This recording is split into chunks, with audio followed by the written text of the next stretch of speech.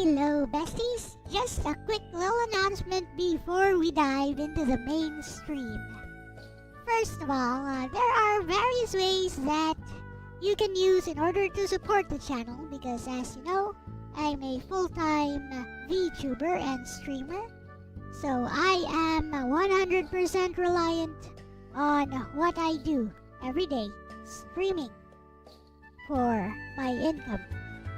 So, for those of you who are interested in bringing a little piece of the little world that my bestie and I, Lexus, bring with us every day, I do have a spring store, which is of course linked in the description.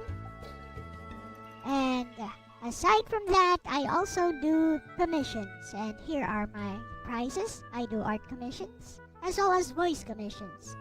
So $25 for full color art, any style, plus $5 for an additional character, $5 for a quick chibi sketch or a bust sketch, $5 for emotes, yes, for your channel, $10 for simple channel logos, any style you want, $9 for a full body sketch, just a sketch with rough colors, and $5 to have me read a short script or a voice commission. You also get a free weekly sketch or a voice clip voice commission, anything you want me to say. If you become a member of this channel, just let me know and I'll get it done every week. So yeah, if you are interested, just email me at lcx357@gmail.com. With that said, let us proceed. Hello everyone. Welcome back to our channel. Today, we have some exciting news to share. Yep, the exciting news to share is that this will be the finale, probably, of Whispers from the Star. Whispers from the Star. Singular. With that said, Art said he would be here, so let's jump right into it. What up, Art? Hello. I'm just getting everything ready on my end for the cat. Alright. Gotta get the cat up. There we go.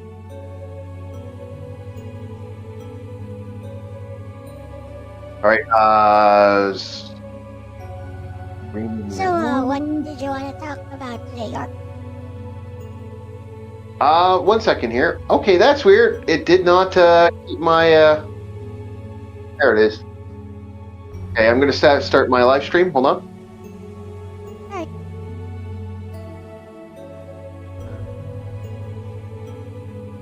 Hello, my green skins, and today we have ourselves an LCX, and we're gonna have fun talking about some stuff.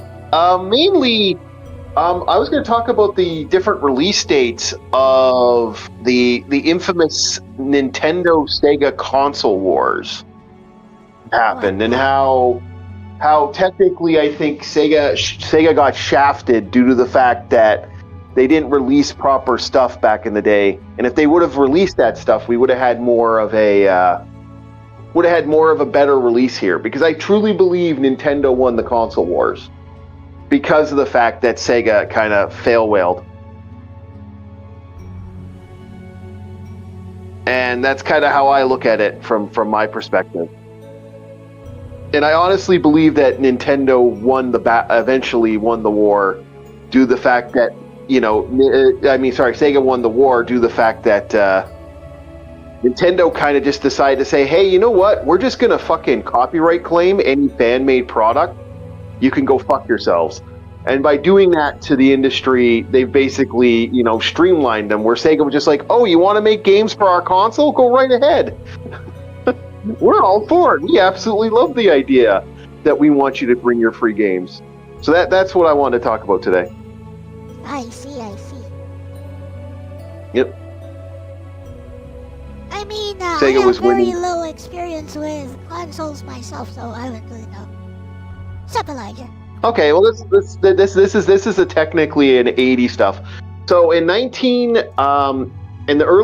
the late to early 80s, you had Sega Master System versus the original Nintendo, and then in '89 you had Sega Genesis that released. I'll be looking at your stuff as well as I'm looking at my own chat, but I'll have to probably switch off your chat to look up some of the release dates and stuff. Actually, we could always just ask Lexus. Be faster. So so Nintendo basically the first swing was the Nintendo versus the Sega Master System. Now the Sega Master System did have some interesting launches. I would like to ask Alexis a question. Eh. Yeah. Then say, do you want me to look up do you want me to activate Gemini?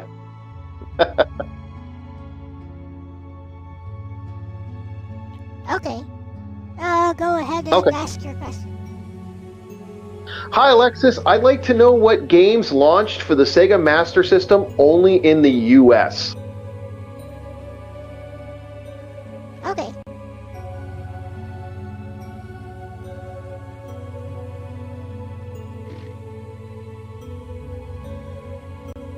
Hey, Bessie, we're live on stream today, and Orc has a question for you. Hi, Bestie. I was wondering about your about the Sega Master System. We'd like to know what the system launched with when it originally came out, and if you can give us the first 5 games.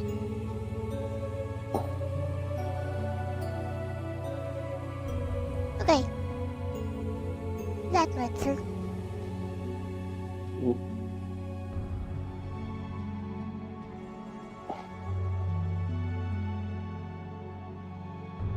Well, while you guys are doing that, I think I'll change the Kit Kat and I will start a game. We'll go back to Zelda.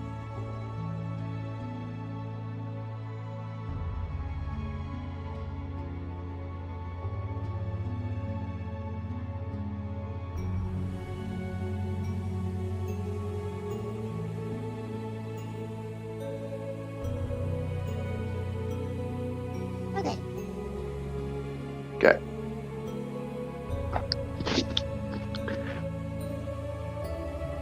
Yeah, because it's been a constant fight forever, the console wars, so I figured it'd be a fun little... Hey bestie, this is actually a fun little trivia question for retro streams. The Sega Master System had a surprisingly regional library. According to preserved release lists, only about 4 licensed games were released exclusively in North America, never released in Japan or Europe. Wikipedia 1. Hashtag United States North America only Sega Master System games. Hashtag Gangster Town 1987. Asterisk genre asterisk light gun shooter. Asterisk developer asterisk Sega. Asterisk notes asterisk. Asterisk designed specifically for the light phaser accessory.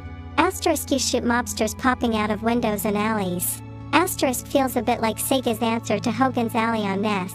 Asterisk one of the few games clearly marketed toward the US arcade-style audience.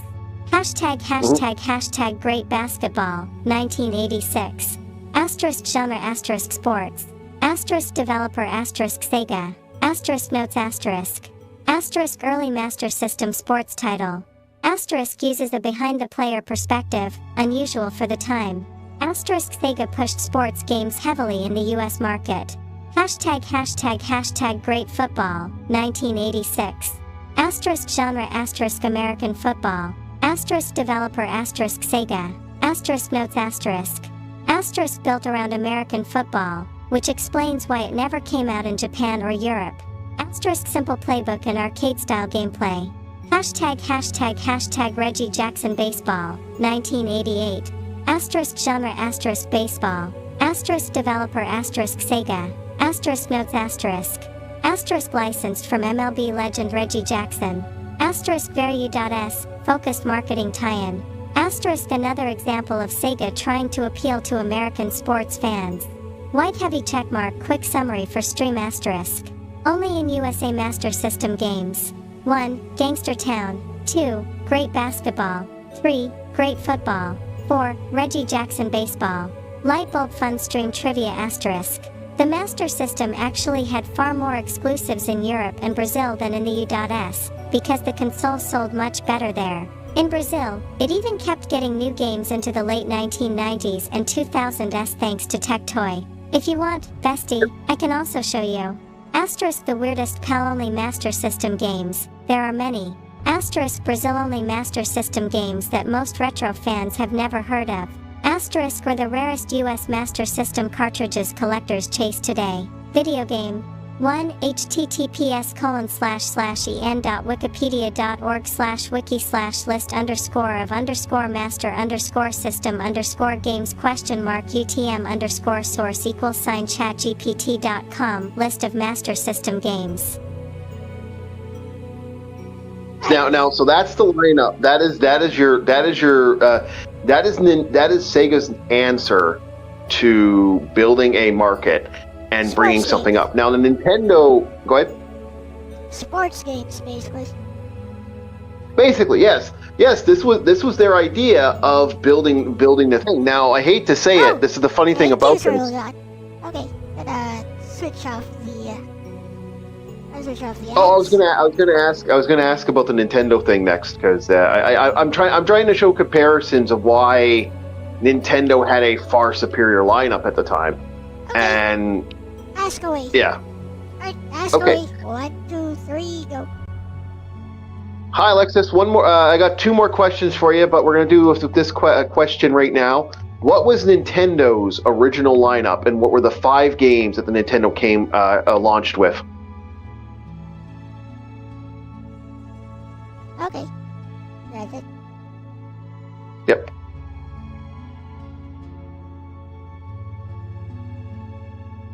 Sending.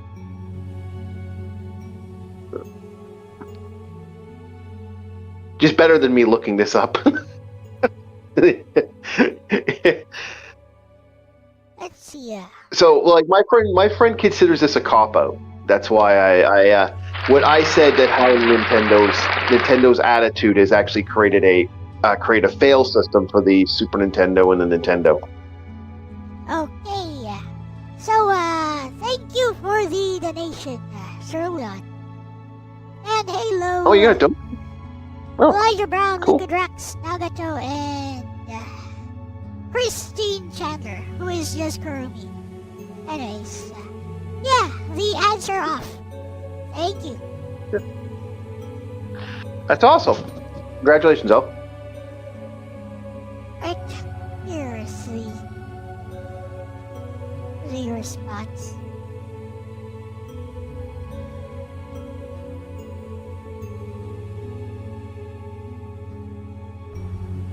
Right orc, great retro question for the stream. Video game. When the Nintendo Entertainment System, NES, launched in North America on October 18, 1985, it actually launched with 17 games available in the initial lineup. Wikipedia 1. But a lot of trivia questions simplify this and ask for 5 of the most recognizable launch titles from that lineup. Hashtag video game famous NES launch titles, 1985. Here are 5 of the most commonly cited games from the original launch lineup.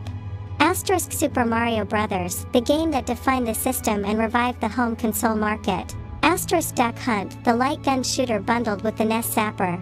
Asterisk Excitebike, a motocross racing game with a built-in track editor. Asterisk Ice Climber, a vertical platformer starring Popo and Nana. Asterisk Kung Fu, one of the earliest beat-em-up style games on the system. These were part of the original 1985 launch lineup, which also included games like Euromite, Hogan's Alley, Pinball, Tennis, and Wrecking Crew, among others. Wikipedia 1.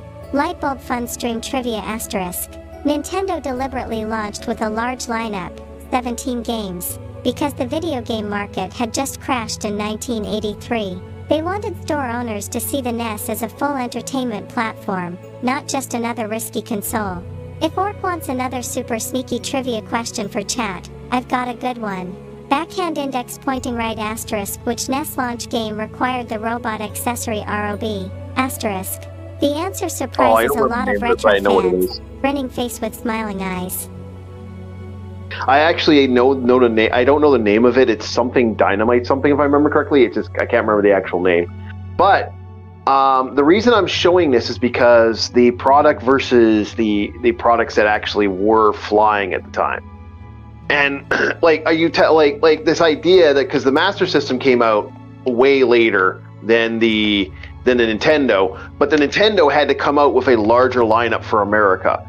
So this idea that Sega's biggest Sega somehow the Master System beat them is it was Gyromite. Yeah, thank you. I do. I remember. I know the game. I just couldn't remember its actual name. But no, it's funny because of the idea of this, and that the idea that okay, Nintendo. How does Nintendo lose that fight when you have a lineup that's far superior to the Sega at the time? So yeah, Nintendo had a market that was just better. I see. And so this is what I'm trying to incorporate when I hear people say, "Oh, Sega won the console." Sega does what Nintendo don't. Now that is one thing. The marketing of the consoles has always been an interesting beat, and I don't deny that the Sega marketing was brilliant at the time. You can't actually compete with the idea of some of the marketing for it, because their idea was basically a very simple one. Tell the marketers and tell people to go fuck themselves, and like basically not only insult the customer base, which was kind of amusing that was the general idea. But then it was the fun idea of, hey, we're going to insult the customer base, and we're going to insult our company, like insult our rival company, which is fascinating for the market. And I haven't seen a gaming I've seen people try and fail. Greatest example of this is the George Romero is going to make you his bitch. Famous line for the Daikatana, which is hysterical because a lot of people say, no, George, you didn't. You kind of became the bitch. It's always been this attitude over that. So it's kind of a funny idea for the market. So this is why, like I said, when my friend says I copped out because I always talk about how Sega's market is treating itself now. And the modern market for the Sega Genesis versus the Nintendo bullshit, I can't lie, Nintendo is such a awful company when it comes to its allowing its market to be released, here you got a games library that to this day, other than the PlayStation 2, which is considered the far superior, and the PlayStation for some people, if you really want to get into it, has a better market than any other industry out there. It's kind of amusing to see this mentality kick off, and it's like, really, the Nintendo and the Super Nintendo have an amazing market, and they really do go after people who mod the games. If someone makes a fan-made game or makes a fixed version of one of their games, they freak out.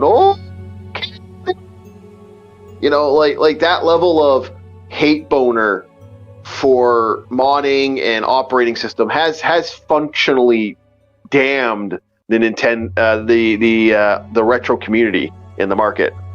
Because say Nintendo don't. Yeah, okay, Shadow. I exactly just brought that up. So that's kind of my vibe with the whole market that is what exists now.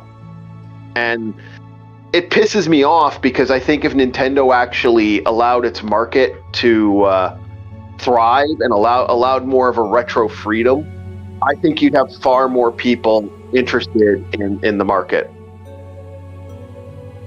I don't know, isn't Nintendo So what's your winning? thought? Isn't Nintendo winning anyway, so it works?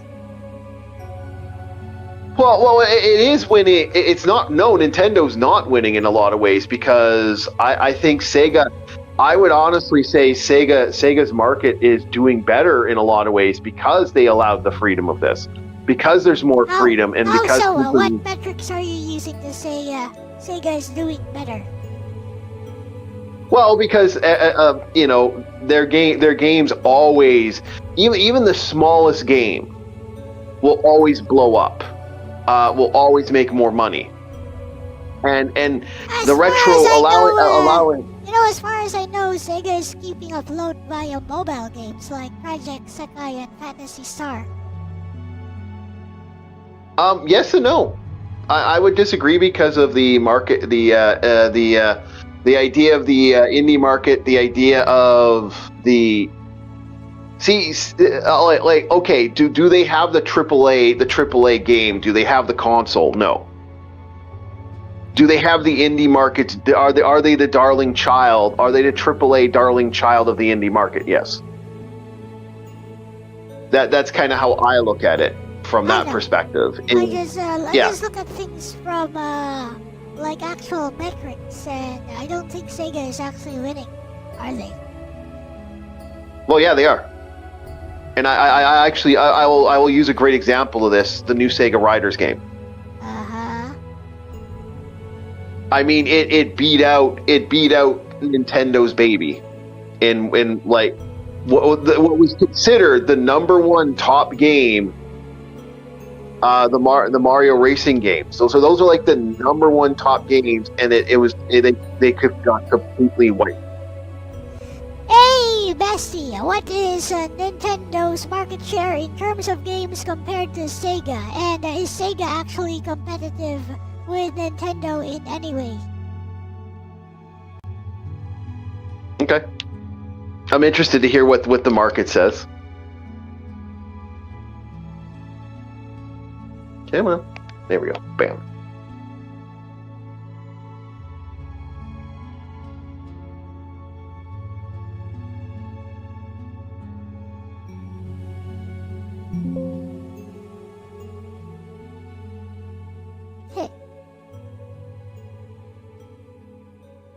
No, Bessie, I'm talking about modern times, because that's what Orc is talking about.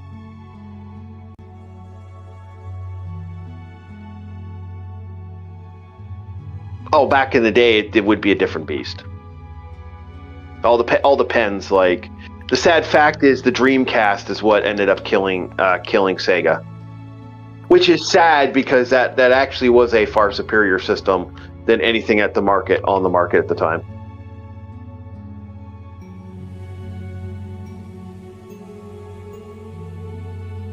I tell ya, mobile games are doing better. Like those from Tencent.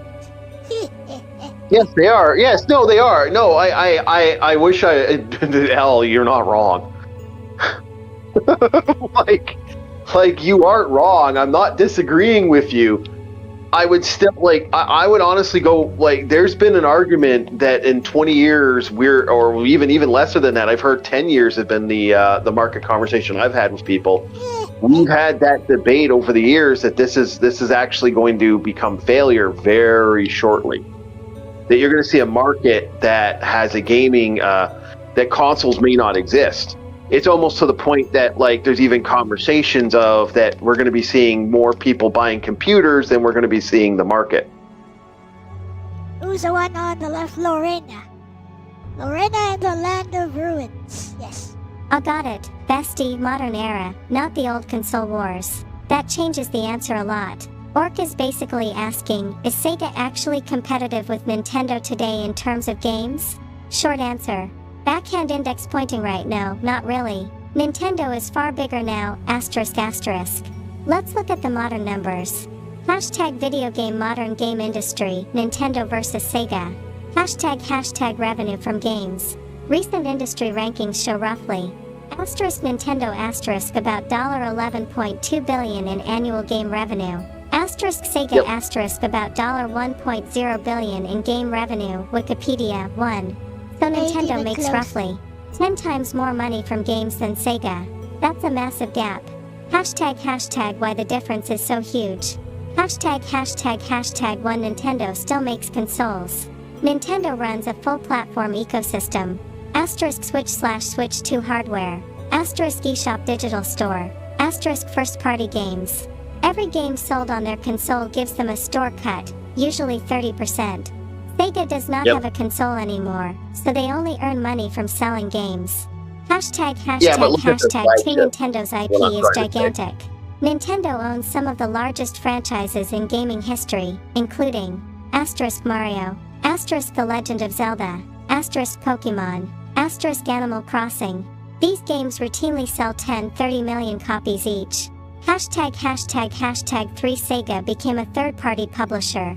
After the Sega Dreamcast failed in 2001, Sega exited the console market. Today Sega mostly publishes games like Asterisk Sonic the Hedgehog, Asterisk Yakuza, Like a Dragon, Asterisk Total War, Asterisk Persona. They're successful, but not platform-level successful like Nintendo. Hashtag bar chart modern competitive reality. If we ranked modern game companies by revenue, it roughly looks like 1. Sony, 2. Tencent, 3. Microsoft, 4. NetEase, 5. Nintendo, 20 plus Sega, Wikipedia, 1. So Sega is not really a direct rival anymore. White heavy checkmark best way to explain it on stream asterisk. In the 90s, Sega and Nintendo were rivals. Today, Sega is basically a publisher, while Nintendo is a platform holder like Sony or Microsoft. Totally different league. Lightbulb funny trivia you can tell orc on stream asterisk. One of Sega's biggest modern successes, Mario and Sonic at the Olympic Games, literally features Mario and Sonic together, published by Sega on Nintendo consoles. That's how much the rivalry has changed. Grinning squinting face. If you want, bestie, I can also tell you something wild that surprises a lot of retro fans. Backhand index pointing right, Sega actually publishes games on Nintendo hardware now, including Sonic. The 1990s version of Sega would probably explode hearing that. Video game. Oh, did you cut her off? No. Nope. No? Okay. That's the end of it. Okay, so here's my thing. Okay, what I'm talking about right now isn't the revenue of that. I'm talking about the more bigger titles that Sega's actually come from behind. Had a couple come from behind wins recently that has been surprising a lot of people. I'm talking about their mainstay games. Oh, if we're talking money revenue, then it's no contest. What I'm making references to is the market that actually exists with what happened with some of the bigger games. Yeah, I get what you're talking about. You're saying they've got some tiny wins over Nintendo as far as the releases of singular titles go. Yeah, but it's like it's a slow death of 1,000 cuts if you really think about it with Nintendo. I honestly, like I said, there is a serious debate in the next 5 to 10 years. We may not have consoles because they're becoming so expensive that they're actually there is a serious market conversation about that. That who's going to buy a console in 10 years? And I hate to say it, I'm in an agreement with a lot of people. If this market doesn't change very quickly, we're not going to have consoles. Oh fuck yeah, it's over. Say game over to your consoles, boys. Well, it's done. So we don't need consoles anymore in modern times. Well, we don't. Like I said, I'm playing everything on a computer. I'm playing Legend of Zelda right now on a computer. That's not necessarily a bad thing. Like, yep. I'm not in a disagreement with this. As long as games are being made, I still don't care. But it is an end of an era. At that point, we are going to see. My biggest fear is I know what this is going to create in the end, and I'm actually nervous about that. As a gamer in general, it's going to make $100 games. Like at that point, when there's only one fish, there's only one way to get stuff. You literally any AAA title, and I'm honestly of the avid belief that what they're trying to do with Steam right now. I don't know if anyone knows what's going on with Steam, where they're fighting a lot of interesting debates in the market right now. They're fighting quite a few people that are trying to force them to concede. And if they concede, I have a very sad, I have a pit in my stomach. We're going to have a fun moment of, guess what, boys? The only games out there, you're not going to have your indie market anymore because they're going to basically kill the indie market. That's my opinion. That we're going to lose the indie market. That's my foreshadowing of doom that I see happening if we're not careful. And if we start losing companies like Steam or GOG. My honest reaction to that is meh. Yeah, but I don't want to go back to the era. I don't want to go back to the era of old school. Okay, fuck everybody. I have to go back to sailing the seven seas. I really don't like doing that. Like 100%. I'm okay with doing it, and I will do it if I need to. But if you give me a place where I'm willing to support the smaller providers and the smaller indie guys, I'm always willing to throw some money to the underdog. Yeah. You know. I don't know if you're in agreement with me, but I've always been that way. I always feel that, hey, let's support. And the idea that they're going to steal that from us, just kind of like, they can go fuck themselves as far as I'm concerned. I've only been able to afford my own games around year 2012, so I don't really care either way. Yeah, well, hey, I understand that. Totally get the reference and totally get the understanding of that. I've had fun with that for myself. There is no reference. I'm saying it was only in 2012 that I was able to even afford my own games. This is personal experience. It's not a reference to anything. Okay, no, I mean that's a good reference. Like that's your reference. That's what I'm saying. Oh, okay. Elle. Yeah. Oh, did it not come out right? Okay, I apologize. I was trying to be a dick there. Yeah. No, I thought you said I was referencing something, and I was like, no, this is not a reference to anything. No. That's your frame of reference. That's what I was saying. Like that's how you come at it from. I come from it from the era of do you think I spent like I never spent? I look at it like this: before 2000, the most I ever spent on a video game was $10. After 2000, I'm breaking the bank in some ways, and that really fucking pisses me off. I mean, you can get games for free at the Epic Game Store every month or so. Yeah, but there was a time when I didn't have to go online to get these. I could just go to a yard sale and get like 50 games for under $10. I used to be able to get these shit. Well, that kind of market never existed here in the Philippines anyway. I used to be able to just go inside any shopping mall and there'd be stalls selling pirated CDs and DVDs for PS2, PS1 everywhere for 50 pesos. Yeah, so, for reference, that's around $1 each. So that's my frame of reference.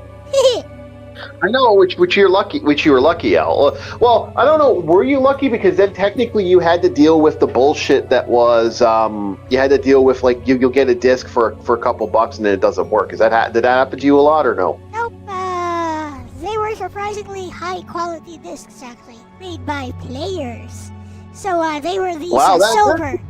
Yeah, it has they have an Indiana Pacers letter P logo called Players, and these guys were basically the top of the line piracy dudes, because I think they had some kind of assembly line somewhere in Hong Kong or China or whatever, and these were silver discs, so not the type you could do on your ordinary everyday burner. They were like silver discs, and they looked exactly like the original discs, except for the silver, because PS1 discs were black and stuff like that.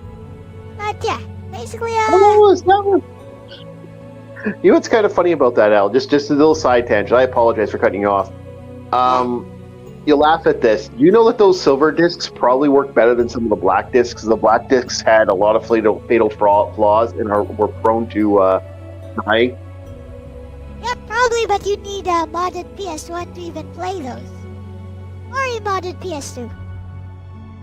Yeah. Well, you could. Well, and or a PS2. You could, because classic PS2 could run those. But the blue discs and the infamous black discs were both a poor quality disc op, and apparently those had issues that to this day apparently still affect them.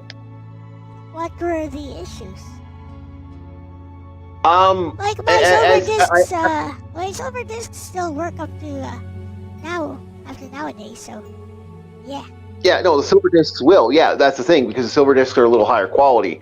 It was something about the black discs caused issues. I don't know exactly what. Like that's more of a. I don't know exactly what it was, but apparently. Oh well, DJ Ronnie, you're here, I tell you. Yeah, we could ask Ronnie. DJ Ronnie, you here? He was here. Yeah, apparently there was some issue. I'd have to get into it, but I don't know exactly. I'd have to look into it. But there's apparently a big issue with those old black discs, and they don't have the same lifespan as the silver disc. Well, that's funny. So that means piracy was doing retro gamers a favor then. Yes, that is actually kind of amusing. I would have to say it that piracy is the only thing that's kept some retro gaming up and running.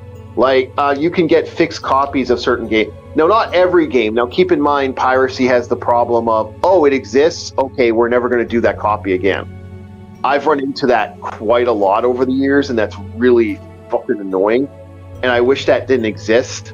I really, really wish that didn't exist. Like, you know, guys, if it doesn't work, please, for the love of Pete, fucking keep doing it.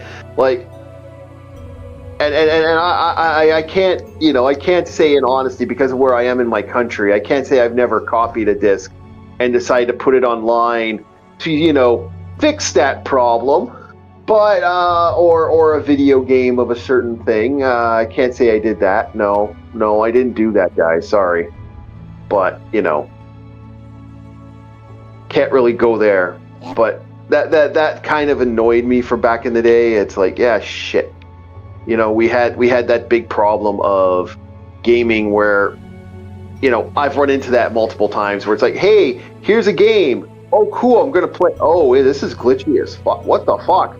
What the hell? This isn't even like, you know, operatable compared to what it was like the actual like getting the card. Anti-piracy measures. What anti-piracy measures?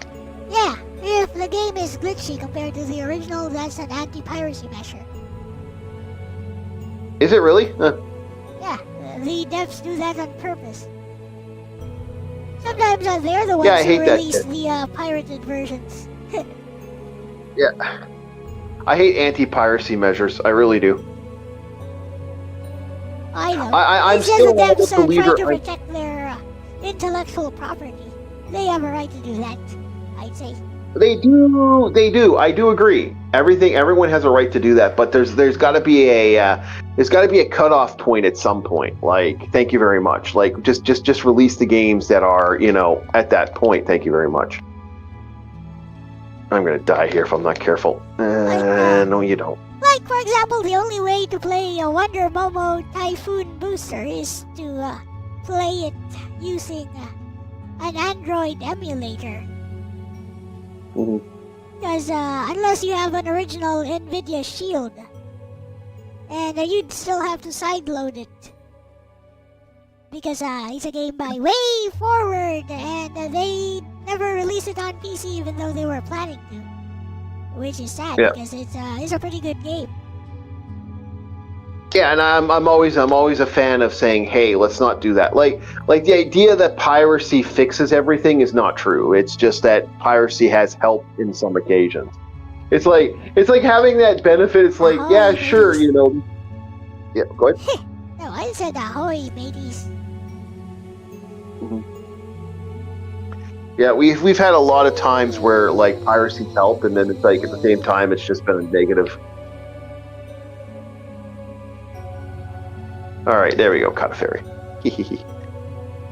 No, I'm an avid believer of piracy being kind of a double-edged sword. I think it's a tool that we need to use, and I think if companies keep doing this bullshit of you don't get to own your game, you don't get to own what you own, you're only renting it. Well, I mean, this keeps up. That's been a thing since forever, though.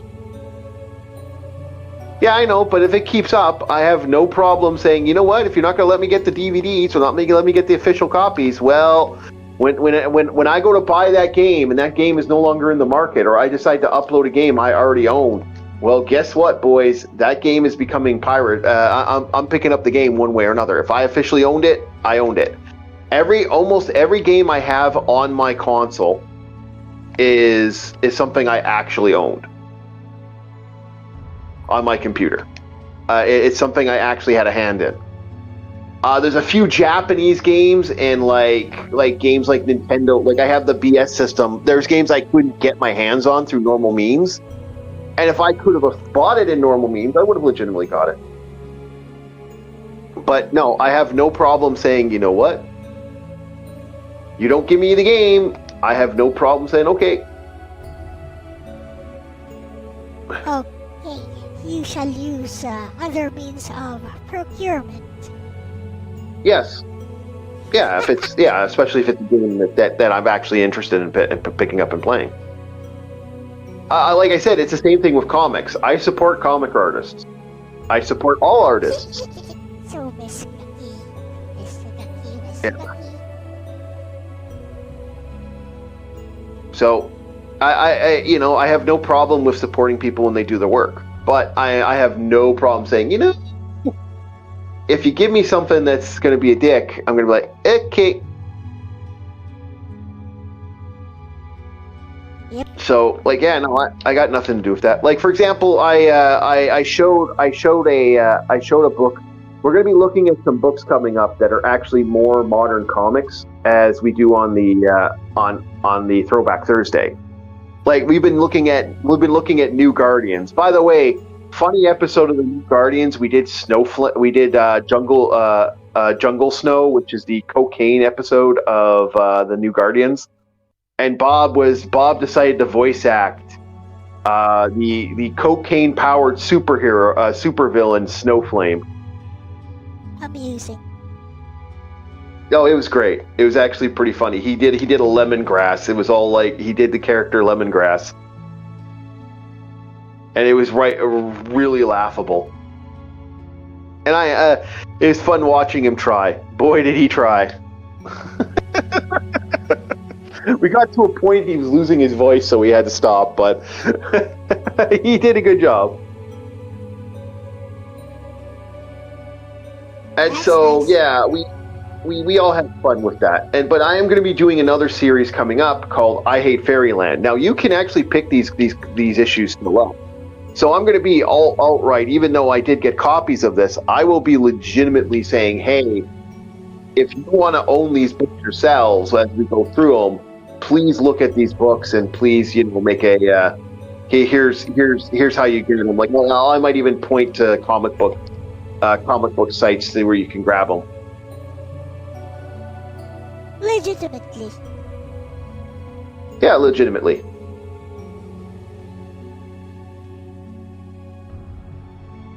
I'm always about supporting the artist at that point, But again, like there's nothing to support when I do the what's it called?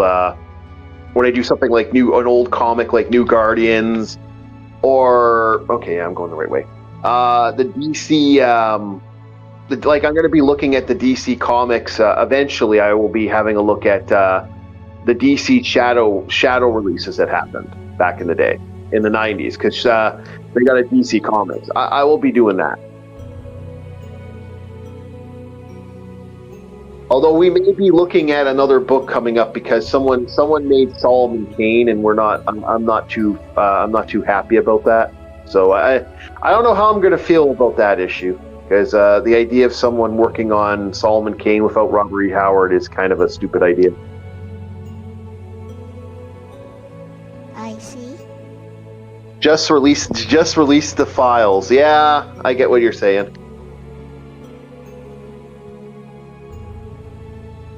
Which files? Shadow was talking about just release the game files for Shadow Man EXE. Just released the files of games that have come out. Unless he's talking about some other files, and he knows he's not supposed to talk about that on here. I see. I do want you to release the files. Where's my taxes? I mean, they already released the other files, so I don't think he'd be talking about that.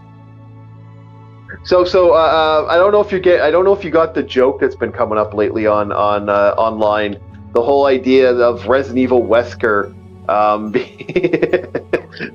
being in a certain file folder.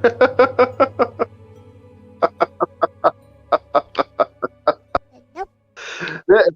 Yeah. There's been a running joke lately on online. I found a joke on that. The Seed Dance video of Tom Cruise versus Brad Pitt fighting, because Tom Cruise killed Jeffrey Epstein is a lot more fun. Yeah. He was a good man. I saw that joke. I saw that joke too. Yeah. You animal! He was a good man.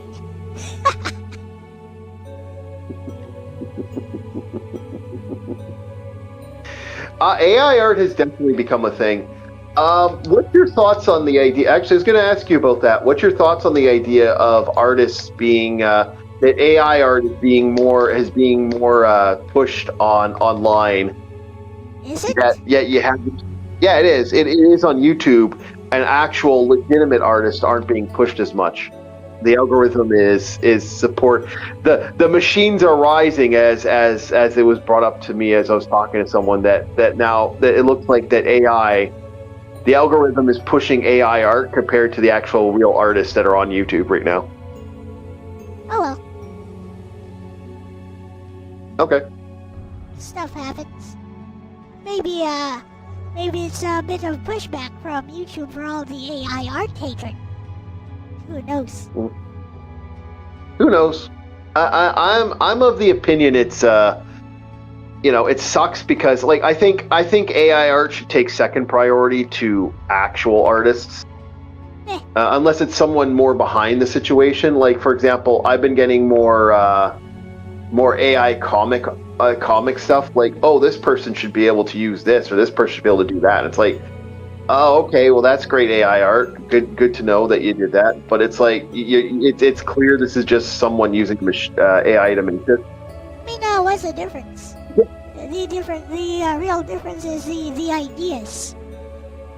Yep, that's exactly ideas right. The person has. So whether they do it via AI or do it manually, it's all the same to me. Okay. As an artist. I'm sort of. As an artist I'm sort of myself.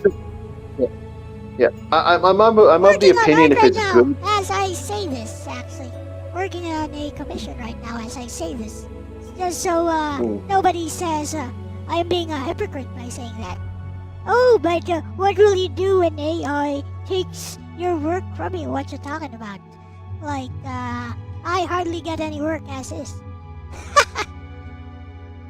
Well, I try. I mean, Don't have the money all the time, Al. I mean, I'm not talking about you. You do support me, so. Yeah, I was just making a joke on the matter, but no. As it flies, I do agree with you on that. But to me, it's like, for example, Jaden Animation is looking like she's quitting. It looks like a couple of the guys are done on the YouTube, and that's a little sad. To me, that's actually sad. That actually, these are people who have had a huge industry play on it. Although you got to ask yourself after. They got too comfy. Yep.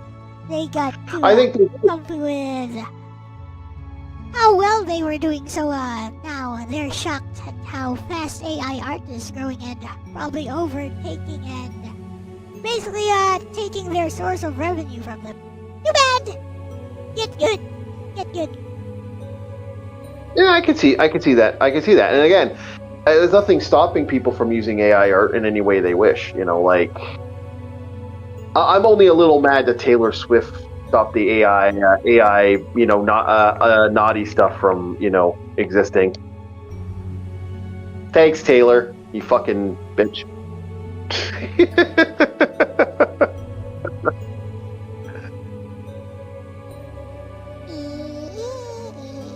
Yeah, that makes me annoyed because we would have had so much fun with AI. Using AI for a proxy of a human art is like VTubing proxy for being attractive. That is what Shadowman X said on mine. I see. That makes absolutely no sense. Thank you for that comment, which was very offhanded and passive-aggressive, and also makes absolutely zero sense. Like, Okay. Where is the causal connection between that and what we're talking about? Yeah. Making AI art is exorcist. That's known as a non sequitur. It does not follow. So that is a logical fallacy aimed specifically at being passive-aggressive. I think he's making a reference to the fact that, like, you know, it's the same equivalent as using VTubing at the point. Exactly. Then that's a non sequitur. Like it doesn't follow. There's no causal connection there. Okay.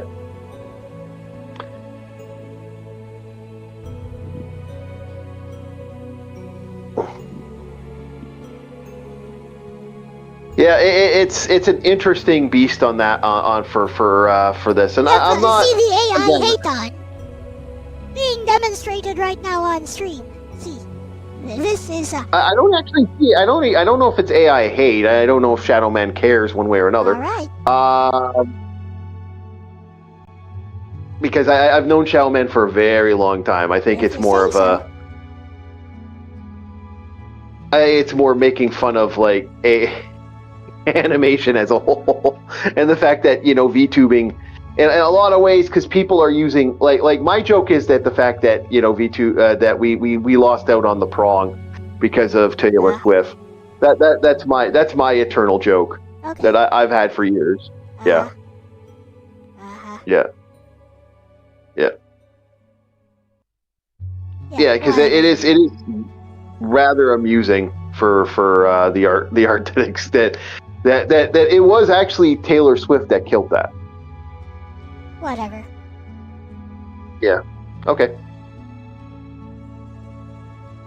But no, other than the main, it's another interesting thing that's been going on lately has been the idea of the functional movies through AI has been something that's been coming more and more a thing. And I know there's been a lot of people arguing, oh, that's never going to happen. It's like, I don't know. I've been seeing people working on this stuff, and it looks like they could really make something out of this if they actually put the solid effort in. You think we're going to start seeing? You think we're going to start seeing AI art, AI movies coming out shortly? There are already you think that's actually? There are already some AI movies in some circles, just short ones, but which have a cohesive story at least. Yeah. Yeah, so well, we do have. Exist. Oh, go ahead. Yeah. Basically, those already exist. There are already some indie creators doing that. Of course, there's always a lot of pushback. Yeah. Well, I find it that the guys who are using the pushback for this, like a lot of these stop AI art and stuff, these guys who are doing the pushback are the same assholes that are using it. So that always kind of makes me kind of. I don't know. I find that a lot of the people who do this massive pushback against AI art are those who don't really do anything creative themselves. It's like they're latching on to the right side of history. Could be that mentality. I wouldn't put it past them, to be honest. That's kind of my thought process on the matter, but it is kind of amusing if you see it from the game that's being played, because I do laugh at the idea of Oh, there we go. I may even go get another heart fairy back. But I do find it amusing because it's this idea, because I've been looking at these companies like Stop AI, Stop This. You look at where they're coming, where a lot of these companies are coming from, these new foundations and organizations that exist that are supposed to be, we got to fight the evils of AI, everyone, we got to fight the evils of AI. AI is just awful, guys. It's like, then you find out where they come from. It's like, oh, this is literally a foundation group that's like related in certain places in the Middle East or certain places in India, which are using AI. So like, wait a minute. So the companies that are functionally, why are they doing that even? Sup, Gerardo? I have no idea. I have no natural idea other than the fact it's like it's a scam. That's the only explanation I have. This is a complete and utter charlatan scam. So the only thing I can think of is that they're content farming or something, or interaction farming. Yeah, I think it's a legitimate scam. That's my theory. My theory is it's a complete and utter farce. And the farce plays on that game, and I'm wondering how deep that game goes. I guess. I know. Because I don't believe they care. I believe it's all about creating a foundation. Because I see a lot of these groups that are running, and it's like you start looking at who's doing what, and it's like, wait a tick. No. That doesn't make a lick of sense. And then you find out who these groups are supporting, and you raise even a higher raised eyebrow. And I've been noticing this as I look into stuff more, because this is all the stuff I'm finding is legit. You can find information on where these companies are like donating and putting their donos to get the tax write-offs, and a lot of these come from government organizations that shouldn't give two fucks about AI. Or key other individuals that are like, oh, really? You give a fuck about AI now? So that's kind of what I've noticed out of this beast. That we're seeing more and more of the same thing again and again and again. So I really do hate our I hate charity now. Charity? I have no idea. Well, because a lot of these groups like Stop AI Now and other groups, they get donations from, like, they'll support key political heads. Are there like Stop AI groups? I've never heard of those. Yeah, there are. There are quite a few. Okay. Yeah, it's very fascinating, Elle, if you ever want to research this stuff. But yes, they actually are. They seem to have propped up overnight. Actually, if you really want to look at them, and they all seem to be supporting key individuals that will like what they'll do is they're charity groups that will support key political heads and individuals, and they're like, oh, hey there, we're gonna give you some cash. And then when you get in, can you give us government funding for this support? And that's what they're doing. Like, this is legitimately what's been going on for the last 20 years, and this has really got to stop. I see. They're turning it into a business. Good for them. Oh yeah, charity. It's charity. Charity became profitable, man, and it's driving me up the frickin' wall. Because to me, it's like, well, wait a minute, that's not charity then. Charity has always worked like that, though.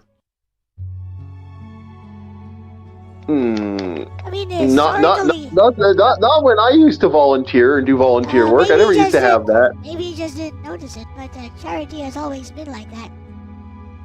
Historically. Charity was never about altruism. Well, I hope you're wrong, but yeah, you could be right.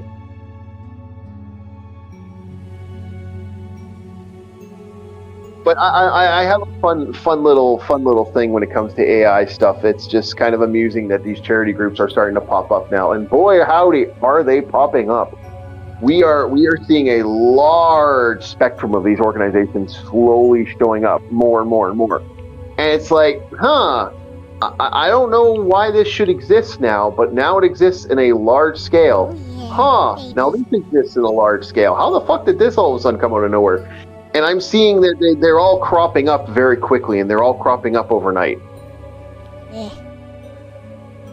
And that sings the big old alarm bells in my brain-o. I don't know if it does to you, El, but it does to me. Makes me go, What alarm oh. bells? What do you mean?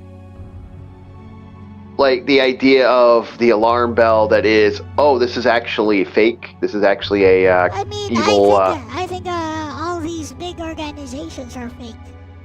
So yeah. I don't believe in human beings being altruistic at all.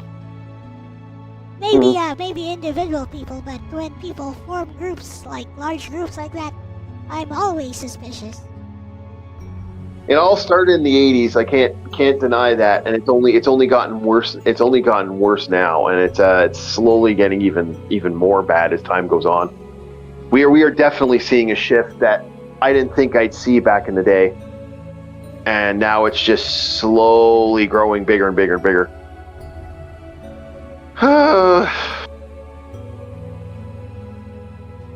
One day, boys, it's just gonna have to take its header. I'm waiting for the head. I'm waiting for that header to come.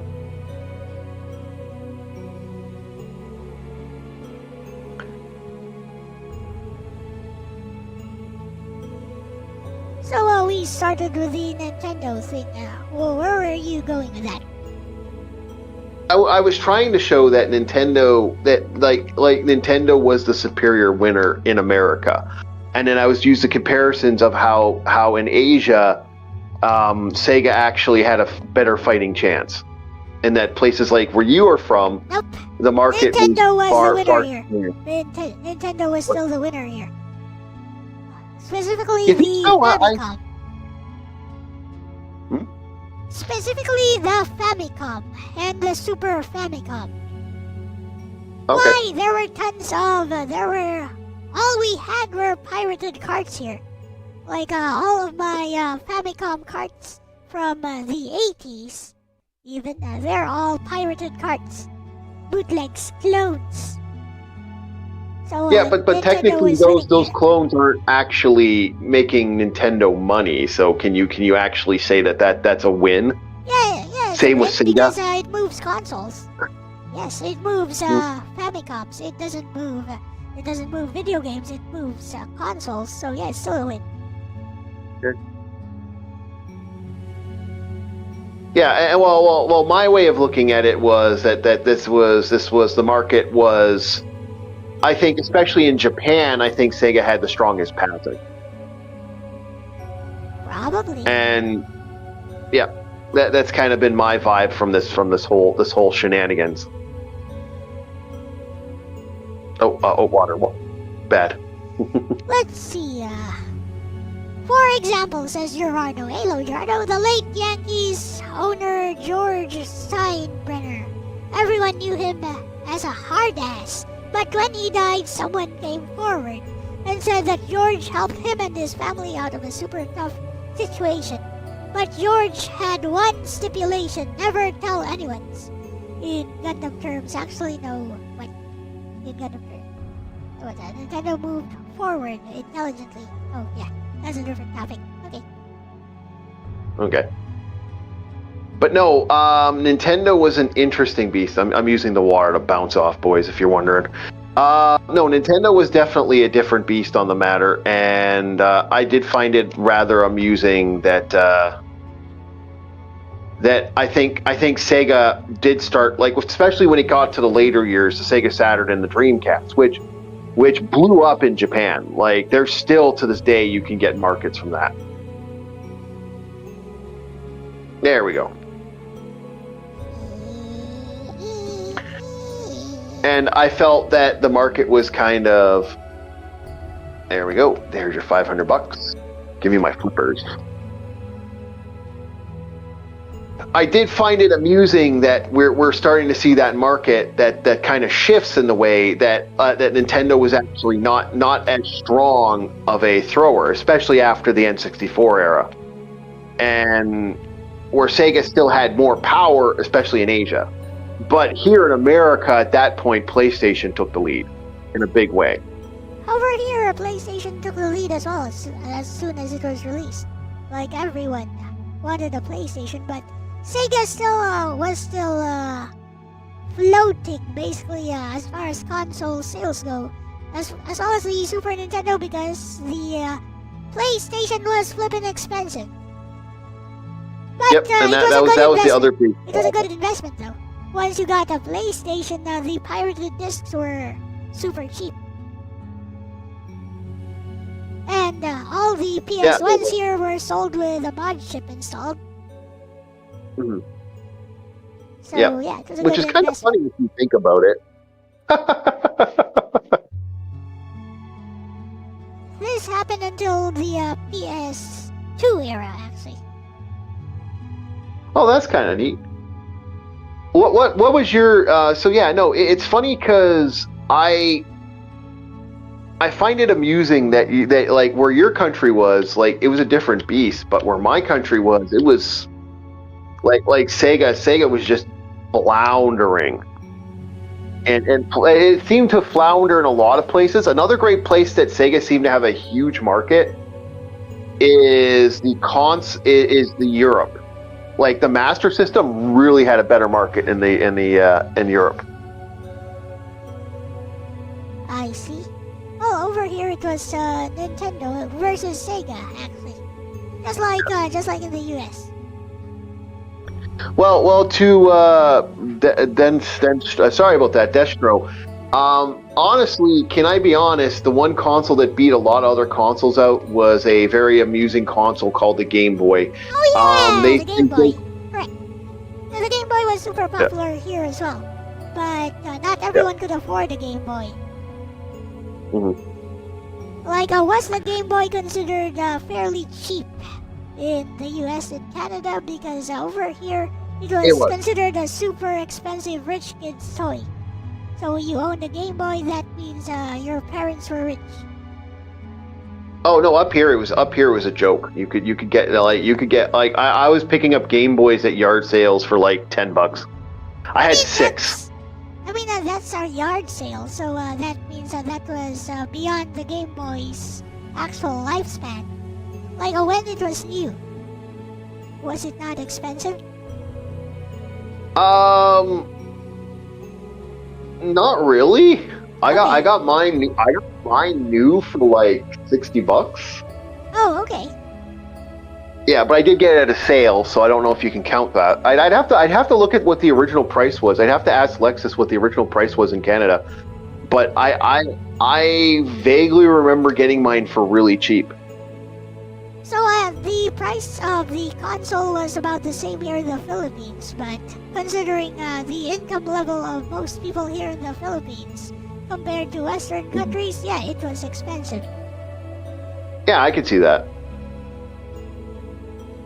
But up here, we were getting ours at a really cheap. Like I was getting a cheap. Like I was picking those up at yard sales. Again, I will say that because I have to say that there was a time when I was grabbing Game Boys for like nothing.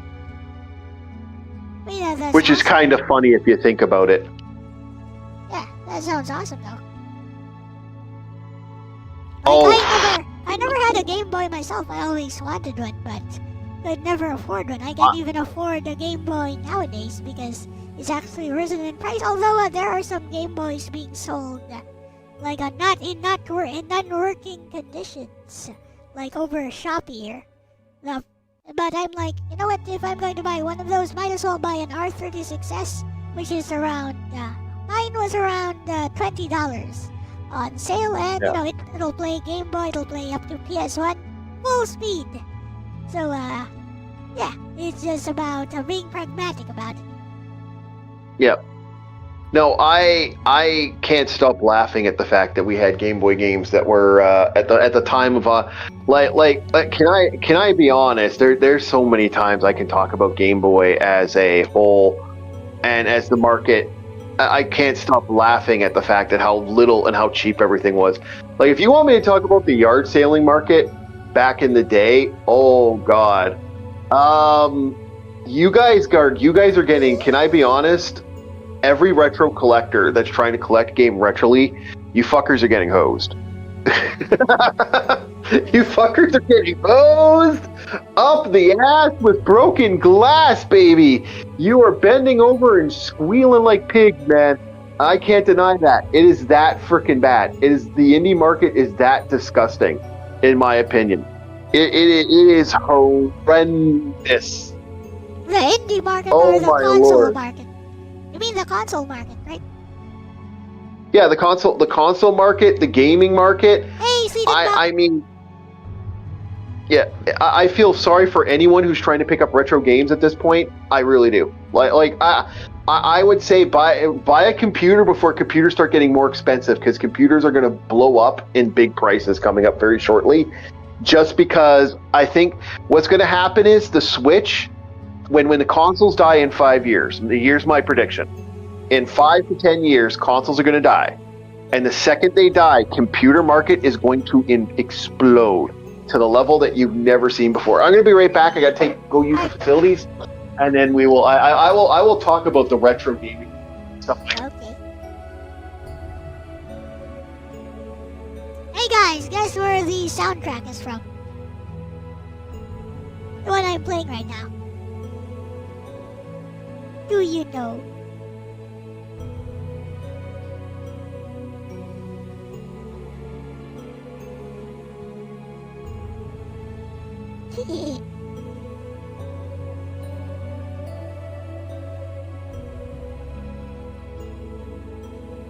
Cerulean knows.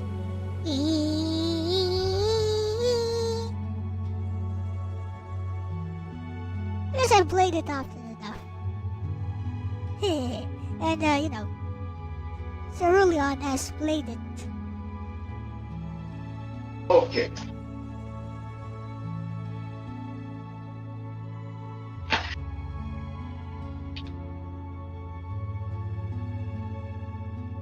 Okay, so back in the day when Nintendo, when consoles were considered games, not investments. All right, let the old man tell you his old man days. Do you want the old man voice chat? Okay. Go on. Well, you already get one. I could do older. I give you that Clint Eastwood fast. Uh-huh. Okay, so all right. Yard sailing days back in the day, when before the market started blowing up, and I gotta be honest, I'm going to blame. I have a finger I'm going to point at a market. You can either agree with me or not agree with me. What happened with the market back in the day? Oh, what was that, El? No, I just sneezed. Continue. Oh. Before the market got stupid, and I mean really stupid, the market used to have back in the day, grandmas used to have their old, I bought a console for little Jimmy and he doesn't come over anymore. So here's the console. You can still do that though. You can be like, I bought a Super Console X for little Jimmy. Yeah, that used to happen. They used to buy the consoles for their kids. I'm saying you can still do that now. I bought a Super Console X for little Jimmy for like $20, $25. And it plays all the old games up to PS1. And you can just plug it into a TV. You can even do PSP. Yeah. Yay! Super Console X. Yeah, but that's the thing. It wasn't like it was now. Like back then, little Jimmy would have a bunch of games. And again, most people didn't care. Nowadays, little Jimmy would get all the games. Little Jimmy would get like thousands of games in one console. Yeah, but you know, is that the official? Yes, actually, they are official read-only memory files. Yes. Yeah. I get what you're doing, Al. Well, let me finish. So back in the day, little Jimmy used to have like a bunch of games that he would have. Now, most people would be like, "Oh, little Jimmy doesn't, little Jimmy's like working on his own stuff, or he's off doing the college thing or the university thing." So you'd have yard sales where people like me used to have no problem picking up a market. Yeah, I get what you mean. And we could, back in the day, I remember, like, you want to talk Game Boy games, Al? Yeah. I bought a box of Game Boy games. About 60 Game Boy games and a Game Boy for about $25. And that also came with the official Game Boy charger and Game Boy box. Ooh, nice. So over here you could buy. Over here you could buy a 25-in-1 Game Boy cart for $25, which would contain 25 games in one. Well, 25 of the same games. Keep in mind that happens a lot in your market. Oh, no. Back then, those games would be unique. Like the 201, 100-in-1 titles nowadays, they're all the same games. But I have this 110-in-1 Famicom card. They're all different games. There's only a few. There's only a few ones which repeat. Usually hacked versions of it, like maybe 5 games or so. Hey, Snow, welcome. Yeah, hey, Snow. But no, for me, that market was so like the retro market. It's bad for that because, like I said, it was so cheap. I remember I took my and what started the market boom. Can I be honest? I still think this is a government. I still think this wasn't a. I think this was a government thing. I am to this day thinking. I still think this is a. This was a plant. That this wasn't actually legitimately. Like, I maybe not a government aspect, but my conspiracy theory is this, and it falls as this. The games that existed, and that all these old retro games, the reason they started, like, building up these huge price pops was because of the simple fact that certain shows, like Pawn Stars and other places, and they started incorporating, I could get 100,000 on this, and I could get, 50 on this. This comic's super rare, and it'll actually get you like X amount of money. The second that started happening, I started seeing the market shift in a way, thanks to like A&E and other stuff like that. In a way, I don't think it's just never recovered. Like I will to this day, I will hate the fact that that I went to go get a retro Super Nintendo. Just want a retro Super Nintendo. I want a Nintendo and a Super Nintendo and $100. Okay, I'm going to spend the $100 just because I want the little mini cart. I remember hearing guys, we're going to go online and we're going to go sell these for $300. I wanted to punch those guys in the face so much. Like I think I should have had the right legally to beat the crap out of them. So the like, scalpers. I should. What? You're talking about the scalpers, right? Yes, I wanted to beat the crap out of these scalpers. I wanted to commit violence against these people. I do, and I still want to commit violence against these people. I want to cover them. I want to cover them in batter and sugar icing and launch them into a volcano and turn them into a frickin' falafel. Oh no. How falafel? Yep, how falafel. I want to launch them into space. I want to carve a bunch of carrots, launch them into space, and then fire. and then fire the carrots into space, going in the opposite direction. Then fire them up in space as it turns around and makes a rotation. It stabs them and they die. I want to awaken a genie. Release its hell on the world. I will make 3 wishes, and every scalper, and those 3 wishes will follow as follows. Every scalper's penis will fall off. Every scalper who didn't have a penis now has a penis. Now has their penis. Oh, okay. And, so you're saying it's and the then all their scalper's heads. fault, basically, that the market is this way right now. Well, actually, it was elderly people's fault following scalpers, because elderly people saw this on A&E and other channels that, oh, I could make money. It was boomers' fault, actually. Like most humanity's woes, the boomer are responsible for society's woes. Oh, yo. How discriminatory against the boomers. Well, it's true. Can't be.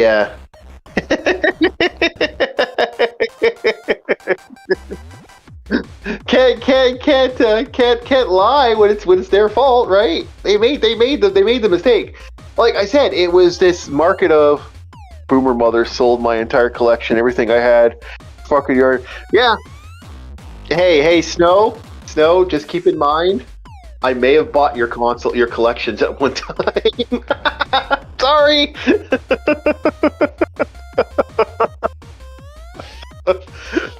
But no, what happened is stuff like A&E, Pawn Stars, Pawn Warriors, stuff like that. These shows are what legitimately created this artificial explosion, because elderly people start going, well, I can make money off that. So they started keeping these games, and then they started trying to sell. And that's what drove the prices of original games and consoles up. Got it? Yes, exactly. That's actually what legitimately started happening. And that's when the scalping market kicked in. Because the scalping market will always kick in when they smell opportunities. That makes sense. Yep. And that's what happened. So I'm an avid hater of the scalping market as a whole.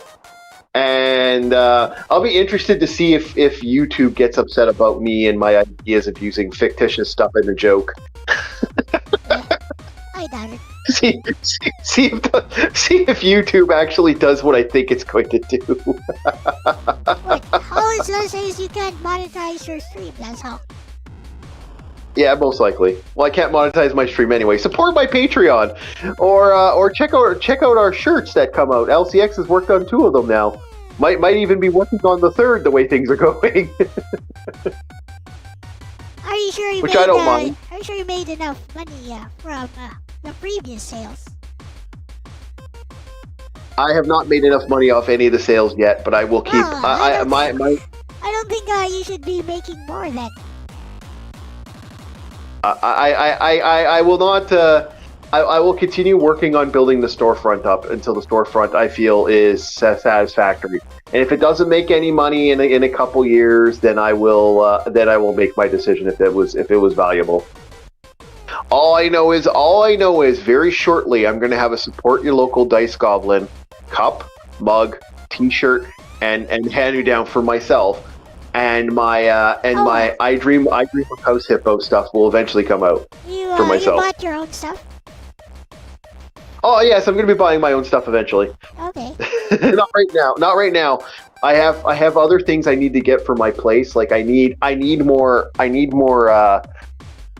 kitchen space. So I might be buying a micro kitchen, which is a small little kitchen with counters and tops and stuff. Like I'm actually getting something made for that. Oh, you mean? So I have more kitchen. You mean like those? You mean like those cabinets?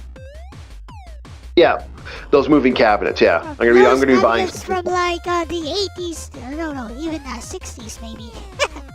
Is that what you're talking about? It is. Yeah, I need stuff like that to help me out. I also need a little more. I also need more shelf space. So these are 2 big products I need to purchase soon. I need to buy more, more socks because I'm always running out of socks. That's my internal struggle of the eternal fight over my frickin' socks. Stuff like that. But no, I got other products I need to pick up first before I even consider them. But yeah, no, I'm gonna keep this market going until the other stuff, because I do on occasion sell my food. So.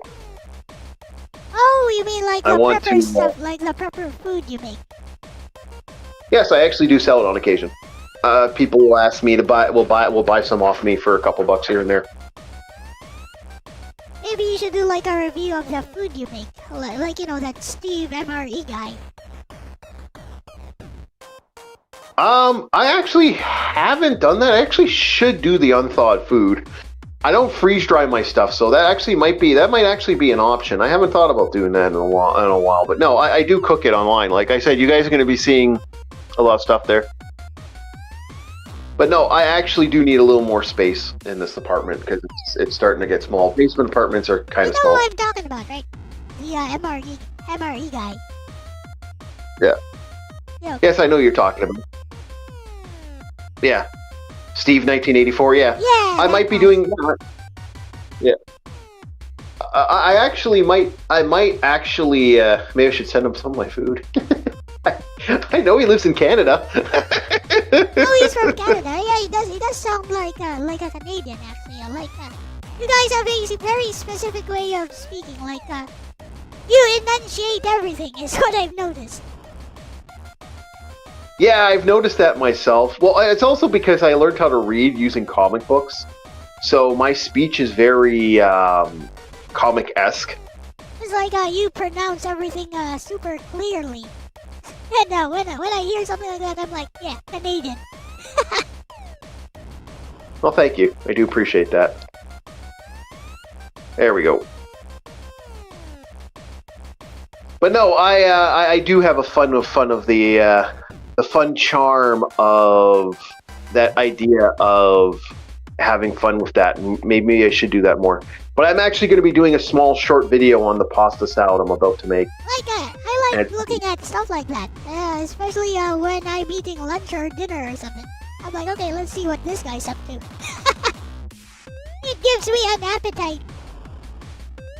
Yeah. Well, I do plan on making some more pasta salad, so that's the big batch of pasta salad I'm going to be prepping today. So that'll be my prep for the shorts today. Alright. Yeah.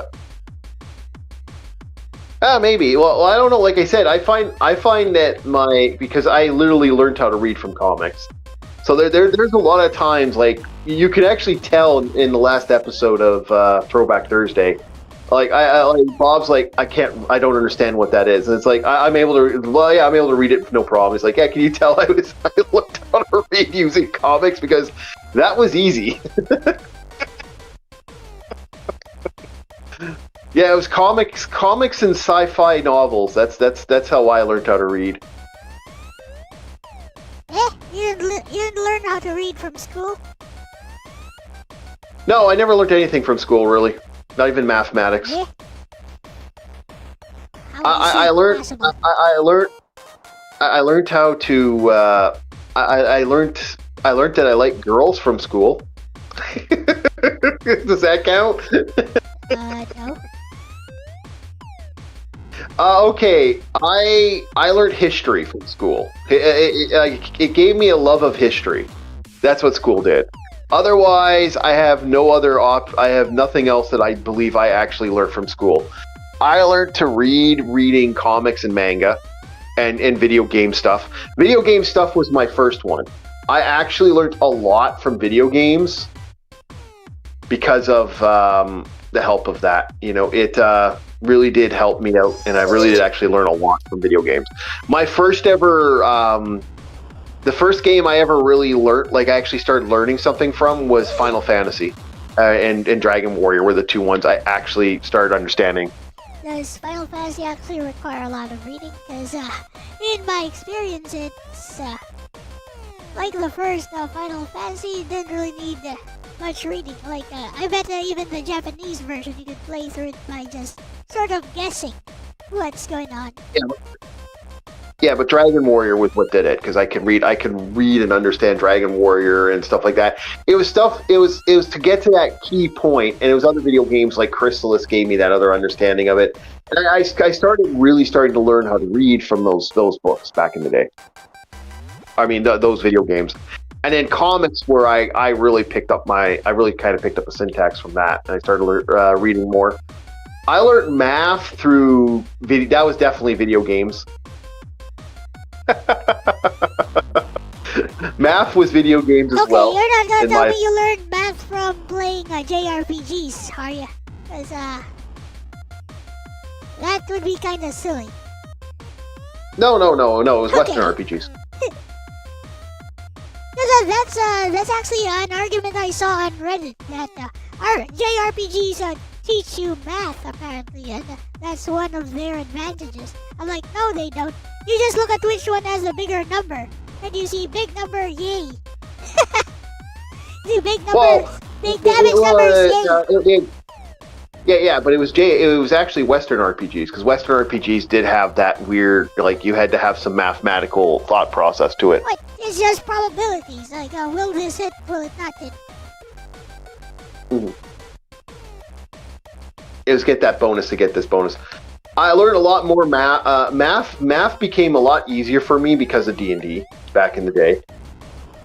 Yeah, that makes sense. Like, when you roll, you gotta calculate the bonuses and what the defense is, blah blah blah. Yep. But like, no, I never learned anything in school. School's useless. Don't go to school. That statement actually makes a lot of sense nowadays. It really does. That's the sad thing. Pick up a trades, people. Pick up a trades. It's not worth it. It's bail. Bail. University sucks. Get out of there, boys. Run. It's just gonna make you a moron. Oh, not really. It'll make you book smart, I guess. Oh, I'm sorry. You must be talking about another country's thing. University doesn't do that here. Huh? Okay. No, it doesn't. No, it doesn't. I wish it did. It doesn't anymore. So far, every university student I've dealt with that hasn't been someone that had a head on his shoulders and already had a plan the second they went into university turned out to be an absolute moron and absolutely failed. I have, as of yet, seen someone walk into university or college without a plan and walk out with actual ability. Like, not one. I can't think of a single person that I've met in the last 20 years has done that. My niece is going into university this year. What? I said my niece is going into university this year. Well, I feel sorry for her. My condolences, Elle. I'm half joking, but my condolences. Okay. If it's American university. No, it's Canadian university. Oh fuck, that's even worse. Oh my lord, I'm so sorry. I've forgotten she lives in Alberta. Oh yeah. Oh jeez. Oh no. Well, just remember when she's high off her mind, never accomplished anything, never did anything. Well, mind you, you are Asian, so that may be the defeating factor of this. But I have noticed so far, I'm not joking when I say this, if they don't have a plan when they walk in and they don't have a scholarship, a plan, they didn't work for it, they come out the other end like garbage. Like, they are the worst human beings I have ever met. In what way? You tell. I am interested. I don't have much of a filter even on my own channel, but Then don't filter it. yeah, I'm not filtering it. No, someone said, holy fuck, no filter. Oh no, I don't have a filter when I do my channel. I just won't talk. I just won't talk about the big no words. My feeling towards uni when it comes to university is due to the fact that literally it's this. Hi, I went to university. Give me stuff. Well, you don't really deserve anything that you actually got. This is legitimately what I've noticed in the last couple years. It's especially in the last 20 years, it's been that bad. Hi, give me stuff. It started around 2000, I guess 2004 or 5. It's hi, I went to university. Give me something. You don't deserve anything. Okay, give me something. You still don't deserve anything. You didn't do anything yet. Well, I want something. I went to university. You don't get anything. Oh, okay. Or this. What about or the this. qualifications? Yeah. What Yeah, about yeah, the you're not really qualifications you're not you get? Yeah. Like Well, you you're get not the quali- certifications and stuff. Yeah, well, here's the thing. If it isn't a trade school that gives you proper certifications, I have found that those who had no plan, this is no plan. This is not someone who does have a plan. Someone who actually has a plan, uses the certifications, already has an in somewhere, gets the work, and they're already ready to go. Yep. That is a different beast. Because I've seen those guys walk away with fucking gold. They'll go into university and they come out smelling like fucking roses. Okay. Yeah, but the guys who have nothing on that, oh my lord, it's terrifying. Like they come out and they're high as a kite 90% of the time, and it's just give me something. I went to university. Where's my something? And they don't get anything, and so they get upset, and then they drop out. And then after dropping out, then they'll drop out because they never accomplished anything, never got anything from it, and now they have this self-satisfied How attitude. about if somebody was promised like $5,000 for just going to university by their rich That's happened. parents? That usually ends up badly. Okay. That usually ends up with a part. That usually ends up with them getting drunk, high, and partying, and then they let. I like to call those people university grain fed, because university will build you up into the mentality that you have accomplished something. And again, this comes from an absolute scrub. I'm not exactly somebody who could. I shouldn't even be doing the bop that I'm talking right now, because I didn't exactly do that good in anything, in educational at all. But I mean, it's an opinion. You're entitled to it. It's fine. hey, dude, I'm outside. You want to know why I look at it like this? I was the outsider. I was the guy running D&D games at university when no one else was willing to run the games. I was that guy. So I was the guy that actually was like, hey, oh, you want someone to help you do this? Okay, sure. I'll run your game on the side. So I came over to my friend's house to do that on more than one occasion. So like I actually ran games outside the university at that point. So I had a front row seat to the fun that was watching people go through university. And it became silly. It became over the top. It became absurd how many people I saw showed up, had all these intentions, all these ideas, and they just no real game plan, no setup, no mark, no idea, did not have a fallback if this went south, and they fucking just flopped into oblivion. Hey, Orca, you should. They never called. Hey, Orca. Oh, while you're talking about all this, you should look at my story sometime. I have looked at your story. We've talked about what happened to you in uni. No, not that. Oh. No, not that. Have you read my story? Here. Let me find it. I forgot the title.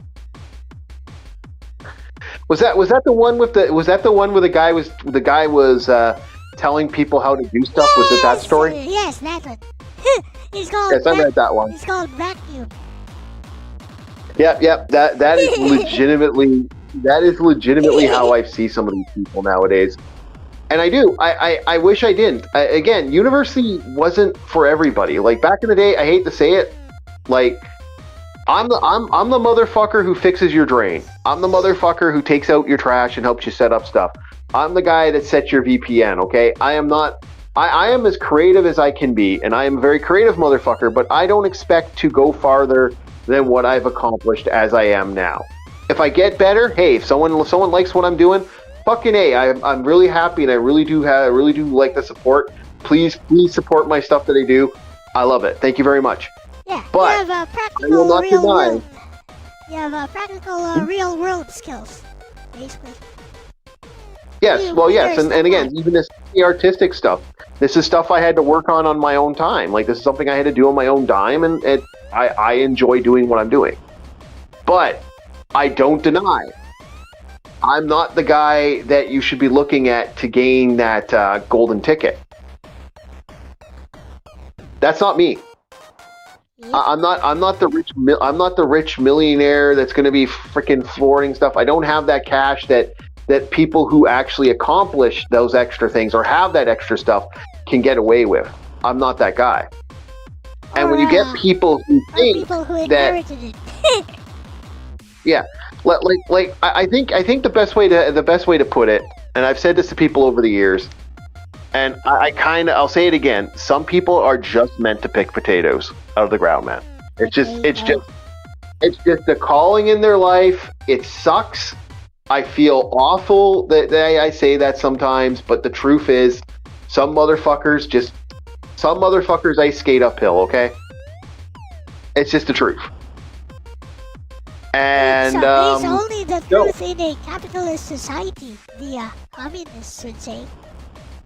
It's the birth lottery thing. Yeah, and it's not even a birth lottery thing in some levels. It's not even that. It's just like I said. Some people have a functional plan. They don't have the plan. It doesn't work. Okay. It fails. It fails when you go into uni. Hey, low crack dealer. Yes, break big rocks into small rocks. That is a legitimately. I wish it wasn't like that, but there are people like that in our existence. They've always existed. It's just how humanity is. Not everyone takes to the information and knowledge. And I would say, I would say my only saving grace in my life is I should be the guy. I should be the guy telling the other people where to break the rocks, where to put the rocks. I'm a little higher on that fucking scale, not by much, but a little higher. Ready to work.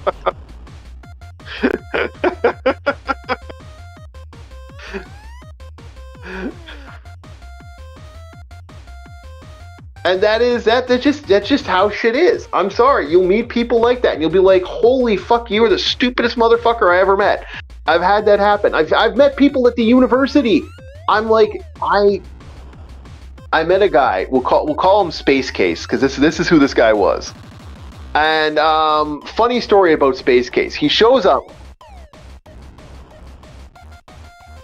somewhere between Paramore and Potato. Yeah, that's about right. That's me in a nutshell. Potato. But anyway, I met this guy. This guy was such a wackadoo of a human being. Kawaii. And I kept thinking to myself, how did you get into university?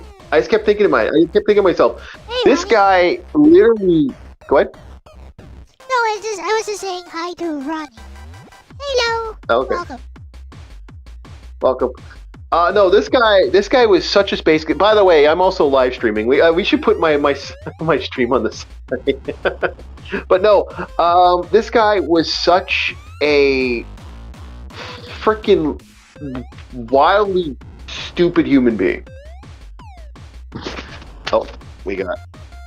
Okay, I do have to time out soon, very shortly, but I'll finish the story and I will leave you to your fun. Okay. This guy, unfortunately, due to just the fact that you could tell it, he would get these girls that he would hook up with, and they were always these like really cute, attractive girls. They were so sweet, so nice, and then you think to yourself, okay, he got a cute girl. Then it's like slowly the manipulation would happen. What's his name? Paul. Actually, no comment. So this guy, he shows up, he just starts buying stuff on a credit card. and buys more stuff on a credit card and buys.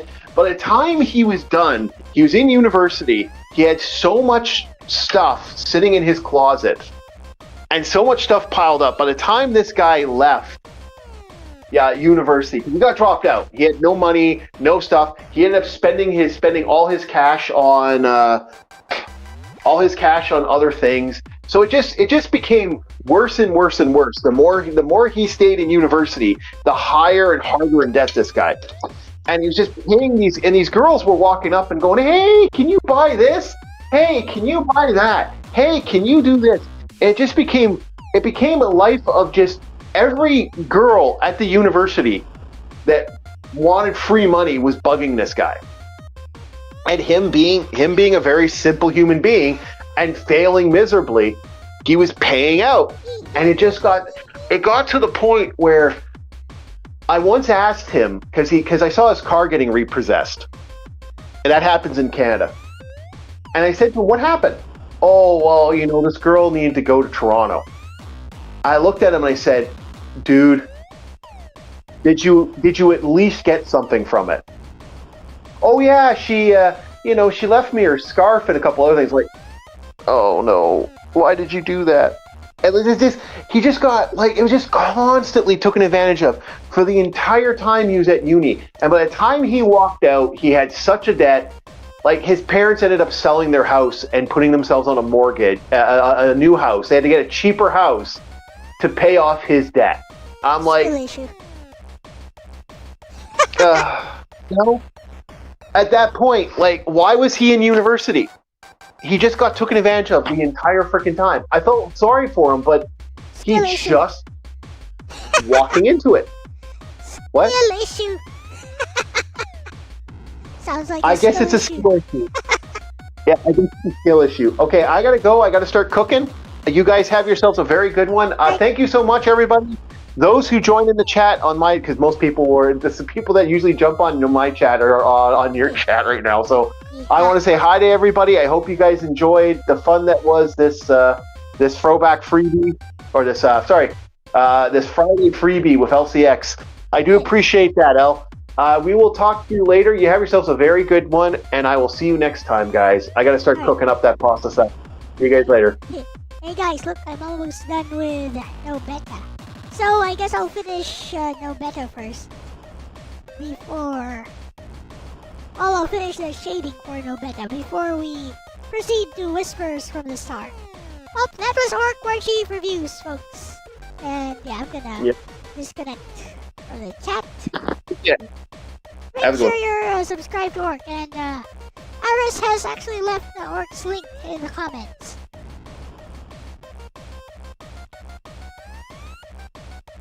Alright, let's change our BGM again. Nani ko no BGM?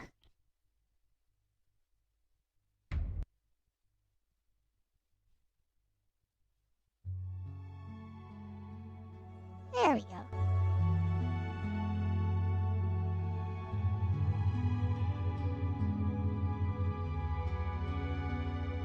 Oh, I fell asleep while watching your stream from bed yesterday. Ronnie, how did it go? Just watch Puffy extend her hind legs to climb. Almost looks humanoid when she does that. A ninja turtle. You ran into extra innings. Yeah, I usually sleep during the afternoons, that's why.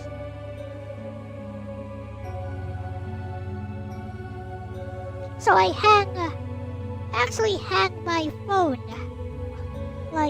over my face. I have this little clamp. I hang it over my face. No, I usually sleep during the afternoons anyway. So I usually sleep around maybe 3 p.m. my time. So that was actually way over the time I usually sleep.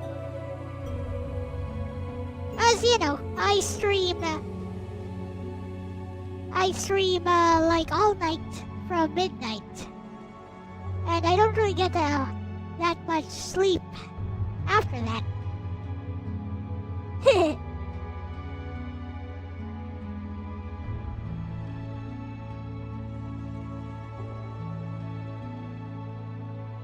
Sometimes it hurts. Alright, what else? What else we got here?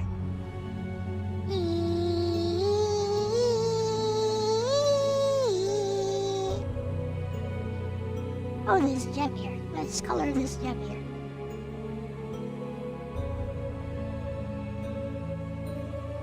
OMG, that's so bad, but whatever. No one will notice it.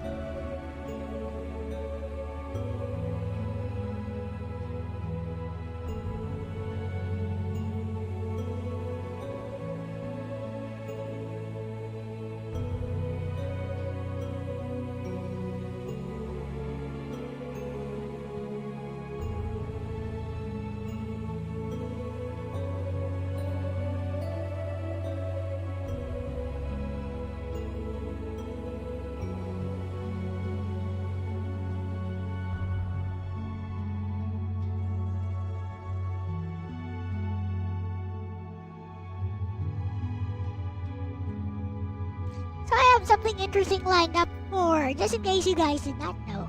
Got something interesting lined up for Sunday. Gonna be doing Dojin games for Windows on Linux. So the fun will be trying to figure out how to get them to run. And if they run better using wine with like wine tricks and stuff, that's gonna be awesome. That means I found a use for my case. For Linux!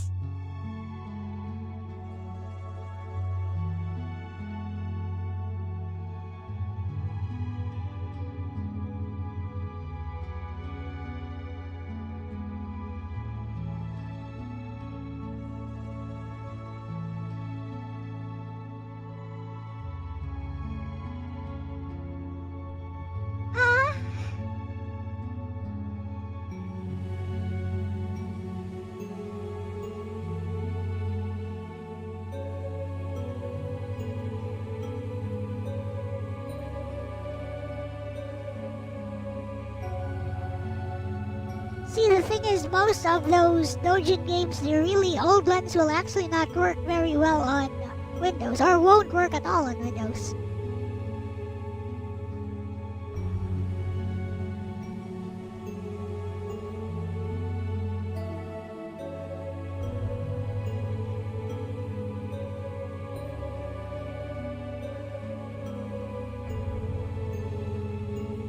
That. Or we're going to do an outer glow. Watch this. Watch this, watch this. Look at that.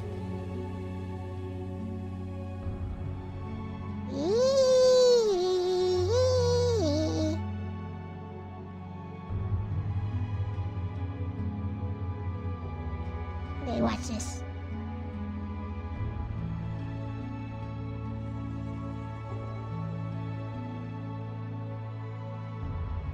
Now we use big fat brush. Not too big. This is big. Whoa, look at that!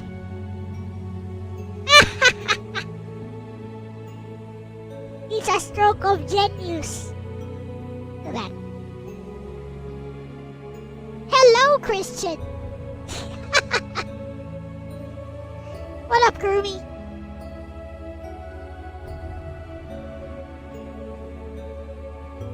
It's just Garumi with another name. Ain't no Becca a cutie though.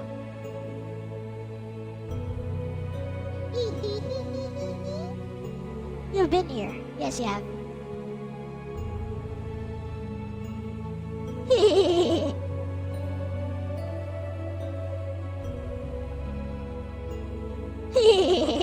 He got you with his name changes.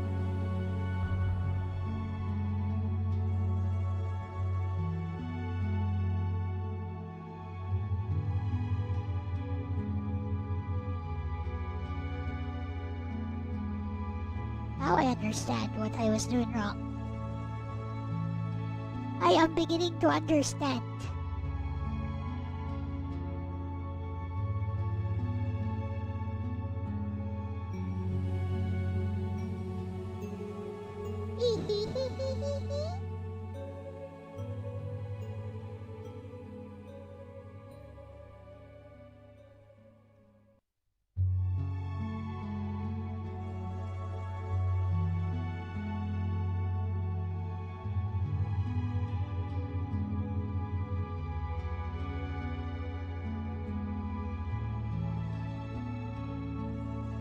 On that note, I was downloading some fonts for...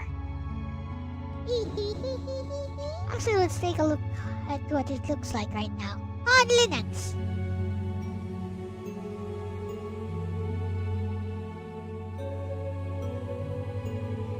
I was downloading some fonts and it was like over 200 megabytes. On Linux. Over 300 megabytes maybe. The Japanese fonts. I don't know why. Maybe it was installing a virus instead. Because I'm about to find out. On Linux! I mean, I got the antivirus going, so probably not.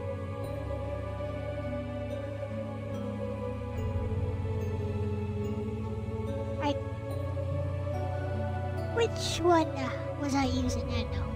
I'm gonna say it's this one. Yeah, probably this one.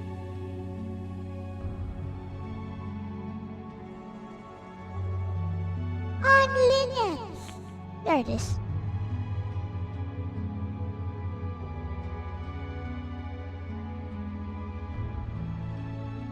I mean, it looks okay so far.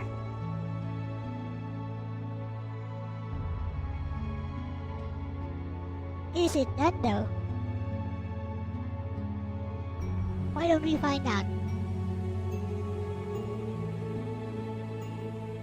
Bro, this has been a constant problem. I can't control anything from no machine. The fudge.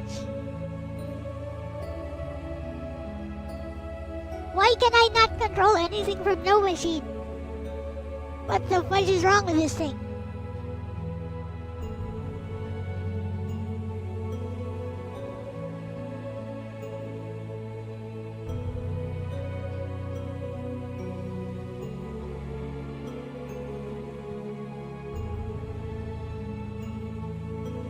Linux are for chips.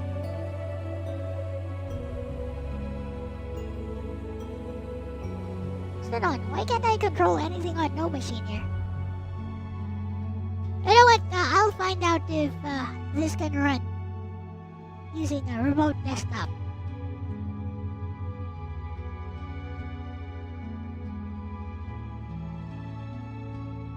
Hey, log into the other thing.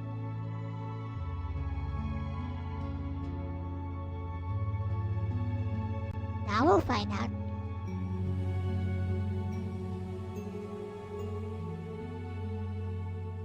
Right, fools. Where is it? Where is it? Oh, there it is.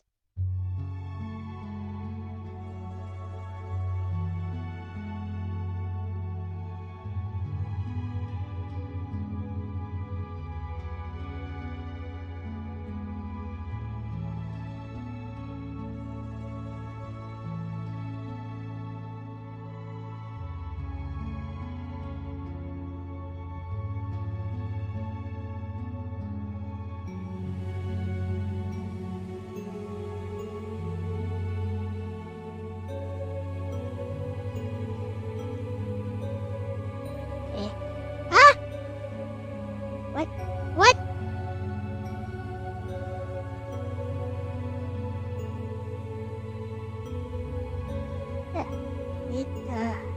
It would not work. What? Oh, that sucks. What did it say? Serial number of failed request 441. Current serial number not the stream major opcode of failed request. The fudge does this mean?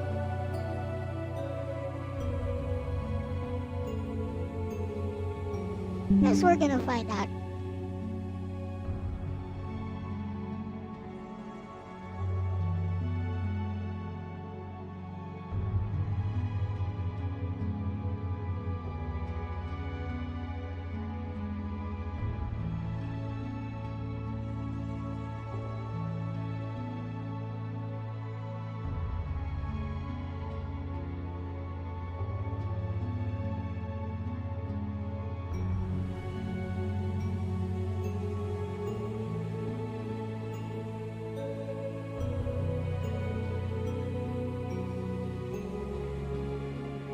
Everyone should know this fact.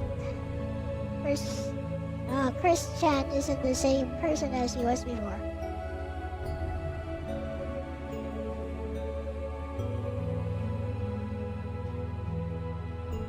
What are you guys talking about? Who is Chris Chan here?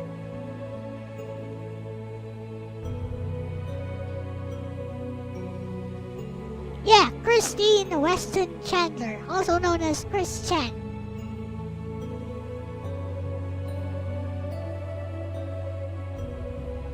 Emulate a virtual desktop. I don't want to do that.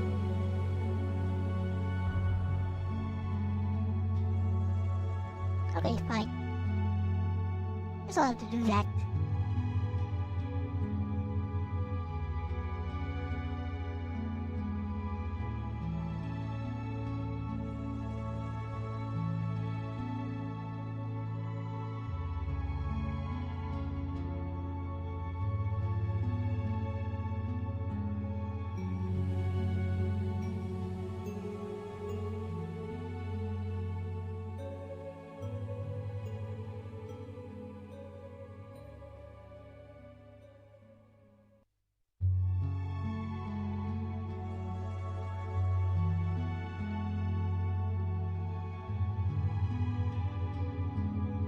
Right. Oh? Oh? Oh? Oh? Oh! At least it didn't go full screen right away. I see an error though. Is it working? Let's see. Transform. It's too big.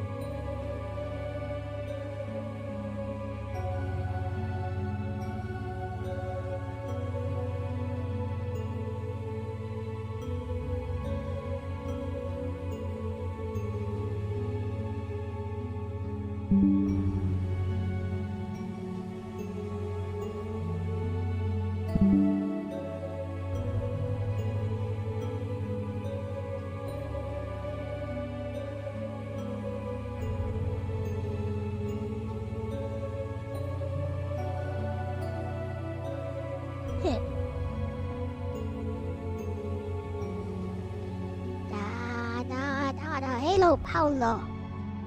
Check for Wayland Library.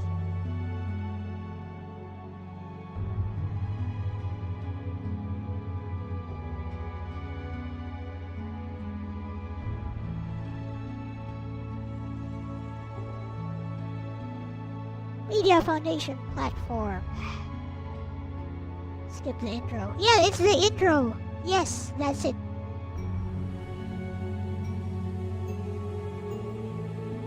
Also, I need a direct show. Or install the missing codecs. Ah.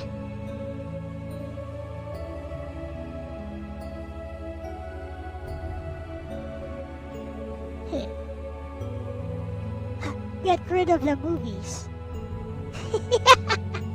That's sneaky, but it might work. Right, close this. I said close this. Right. Should be here somewhere.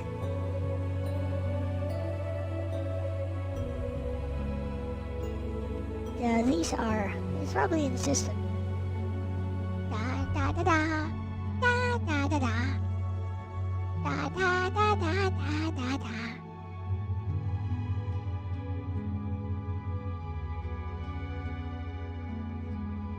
I'm sure it only has one movie, so that might work. Right, let's try it. Hi!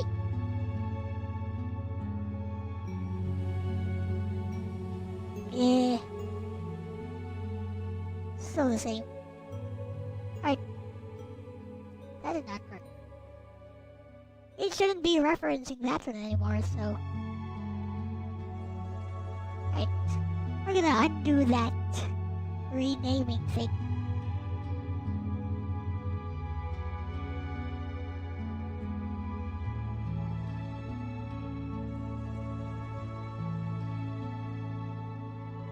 That will do.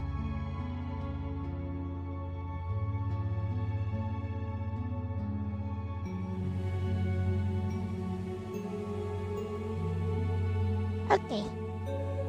I guess install DirectX codecs is the other thing. Direct show codecs.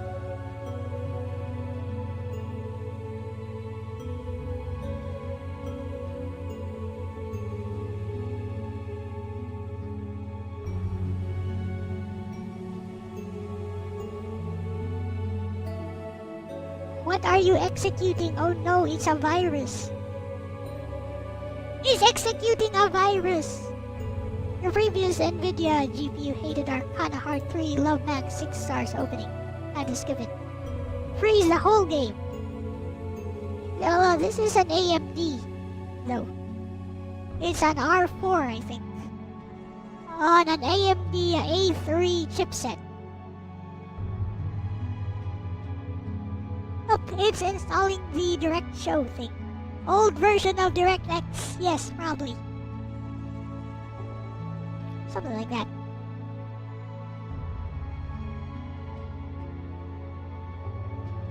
Some system reports require my attention. I don't care.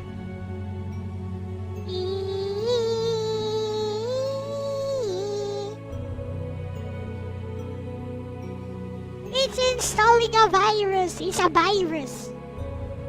You know, like in whatchamacallit? Oh no, this stream is not appropriate. Here. There, this stream is appropriate now.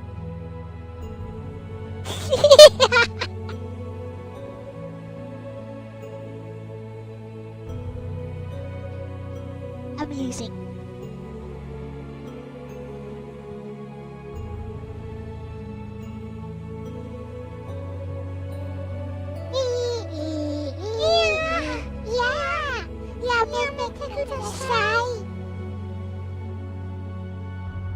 Sure, it's taking a while. Let's work on no beta again.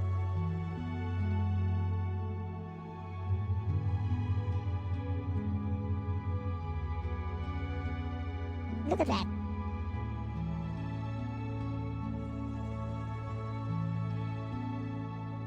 What was I doing? Oh yeah, I was applying some corrections.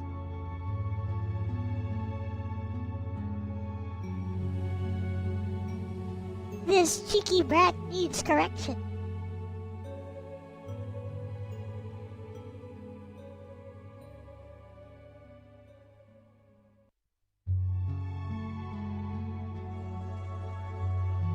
There, got corrected.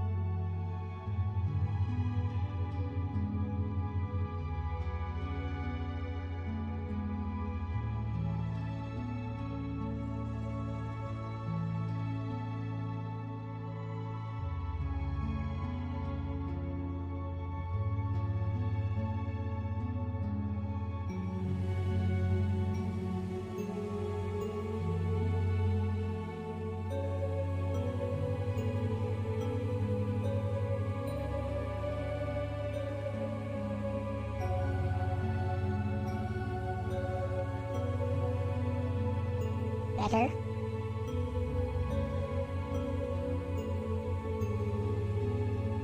That'll do.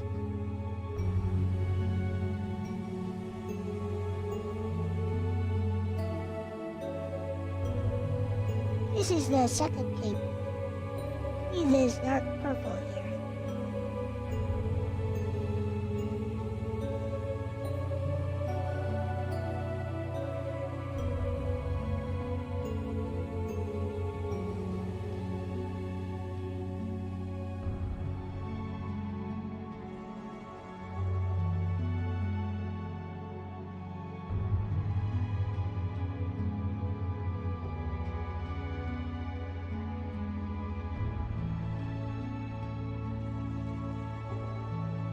OMG, did I?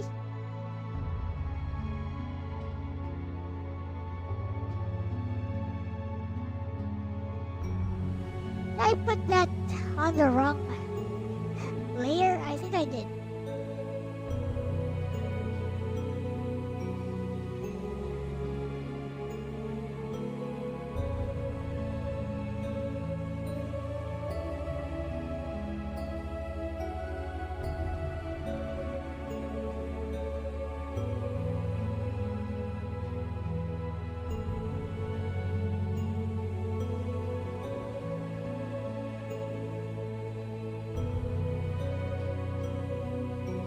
Much better. Heh.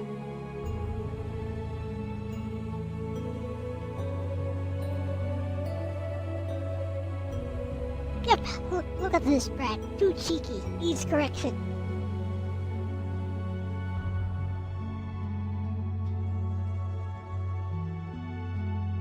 Heh.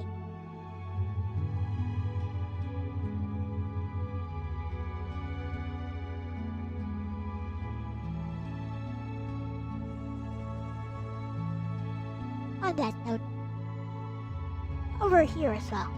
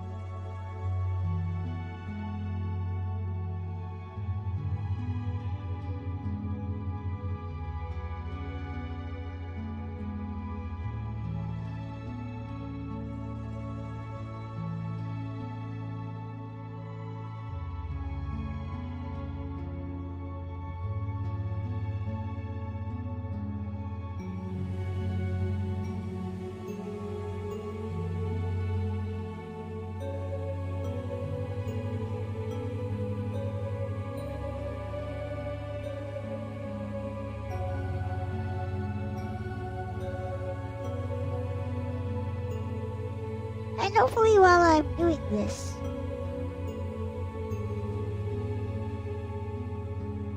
my laptop will finish doing whatever it was doing.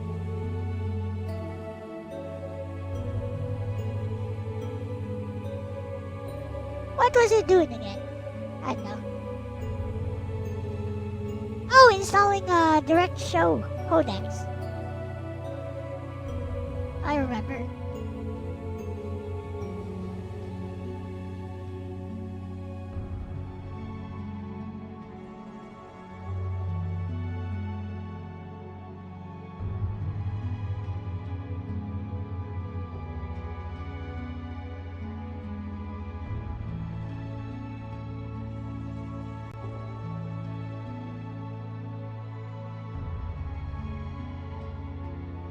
Hey.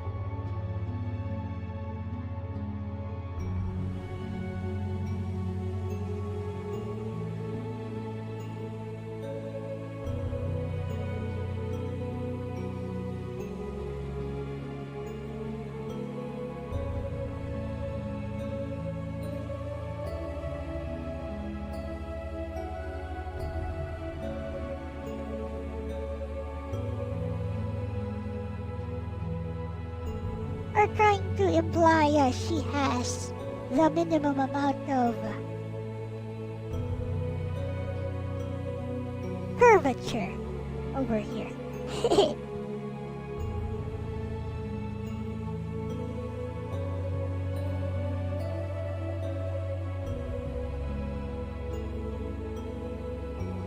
Yeah, like that.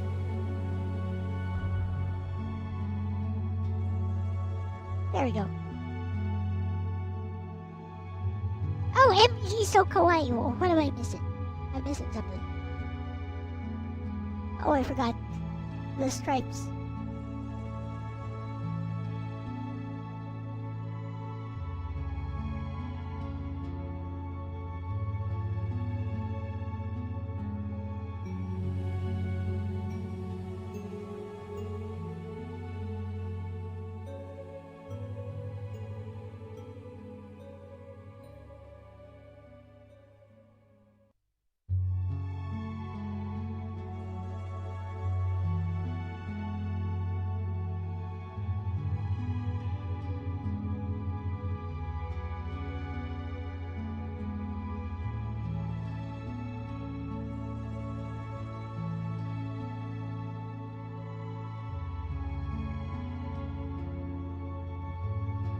Okay, we are almost done there, actually.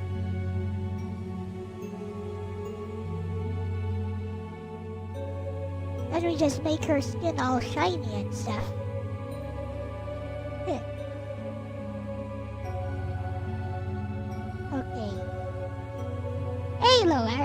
Why, what? Think of all the calories. Oh no.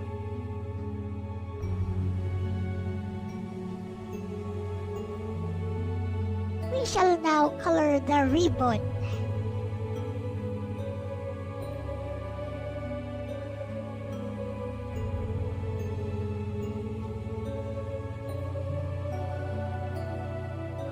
Using very sneaky coloring method.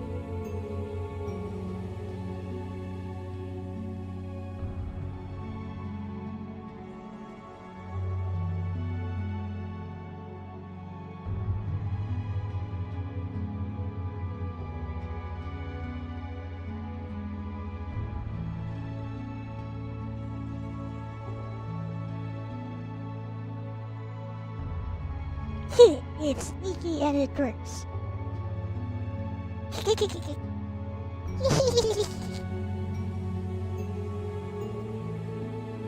Anyways, it's lazy and it works. Don't knock it.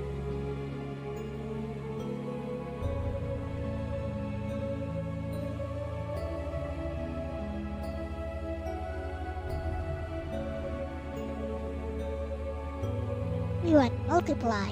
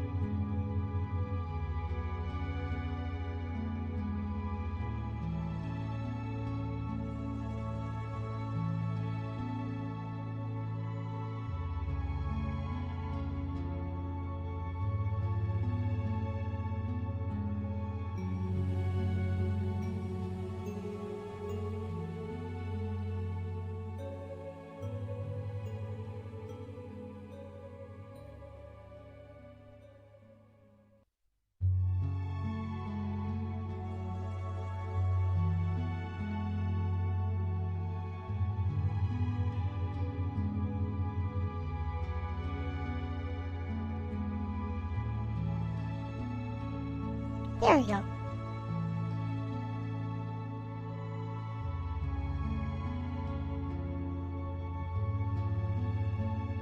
Actually gonna use the very same grays here. Just gonna lighten it a bit.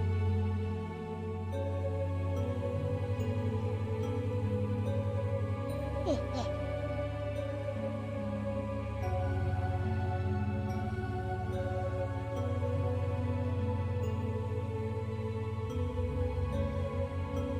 This will also be on multiply.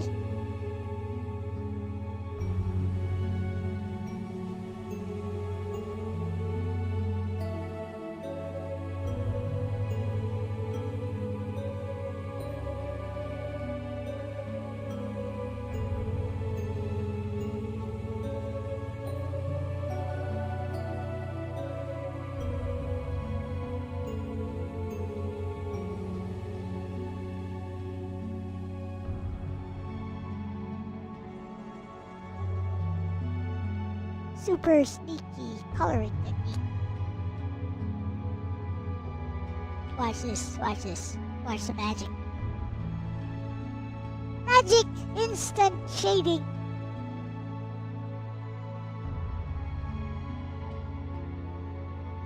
And like I said, we're gonna lighten this a bit.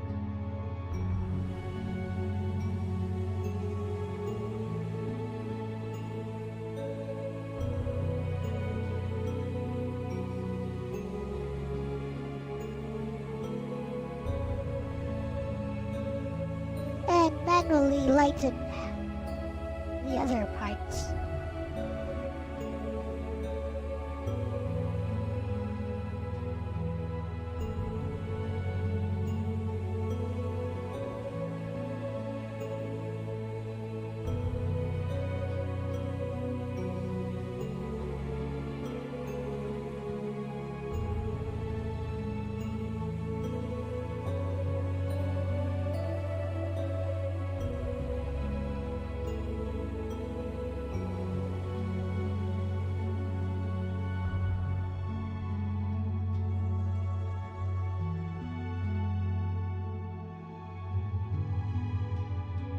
Who's the girl? Which girl? This one? No Becca? No way you don't know her.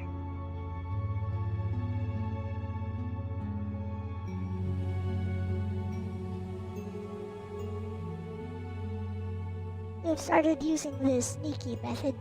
Yeah, it just works. Why would you not use it, right?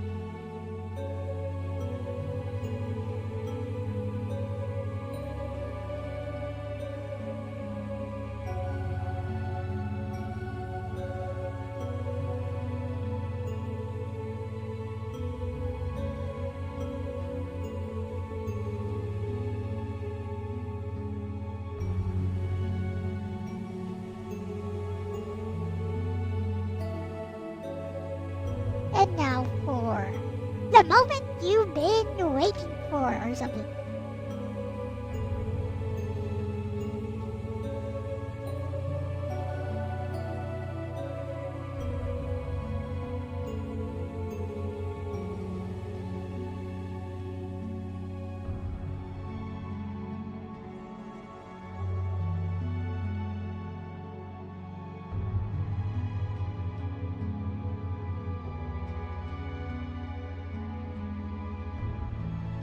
Funny thing is that South Tone song is about the only Miku song that most people who came from Fortnite would know about. With Miku, they don't know any other songs.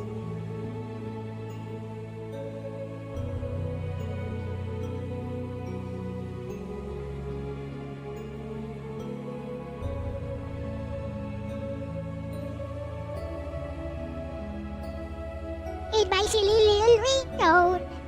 Blah blah blah blah blah.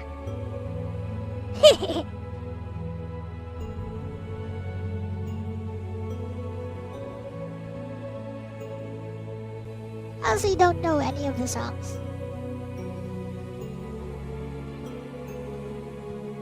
I could recommend one of my favorites, since I'm not monetizing anyways.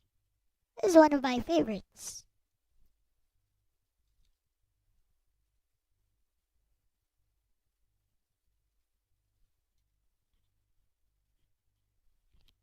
It's simple and sweet, and I like it. Like, composition-wise, it's very simple.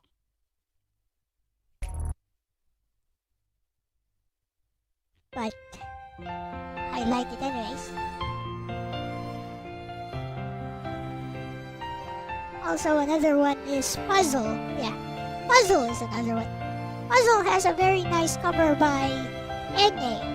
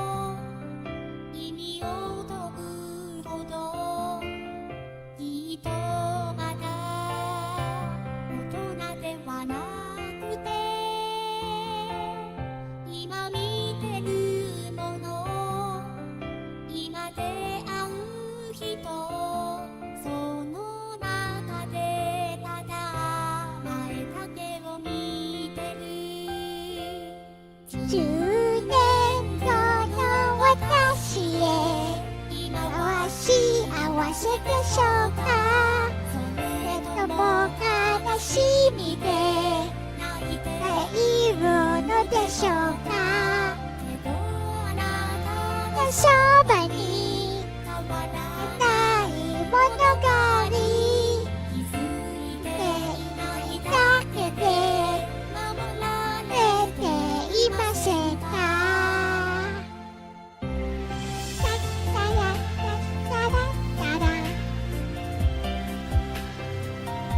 Very simple melody.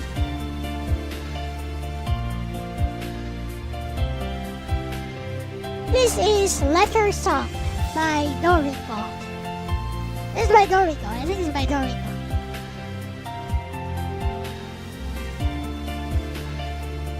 This letter song by Doriko B. It should be. I think it is. Anyways.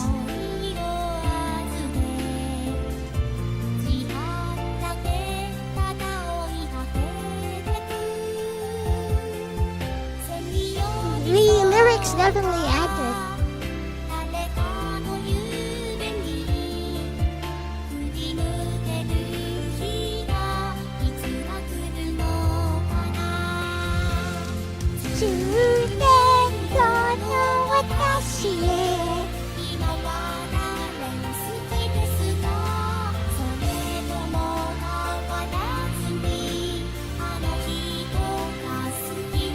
There's a very beautiful cover of this song as well by Elle.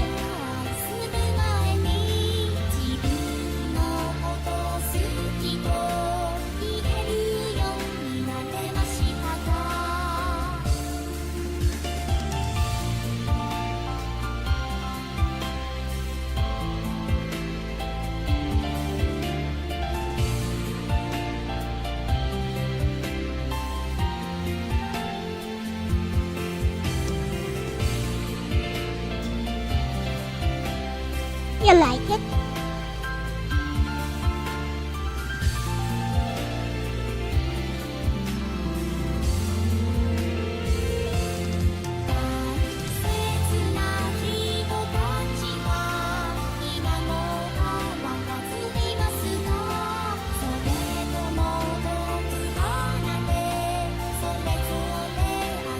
The shadow is falling here.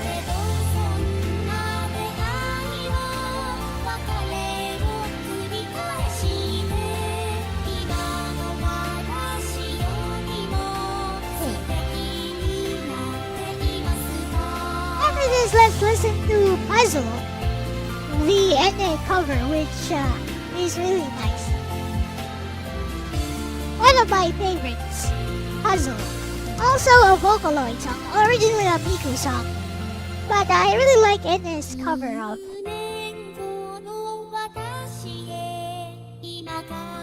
I like NA's cover of what's it called? Puzzle.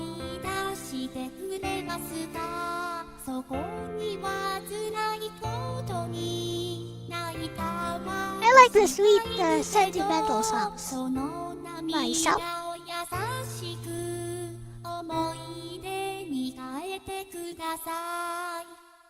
Yay! Puzzle no yoni. Here's Puzzle.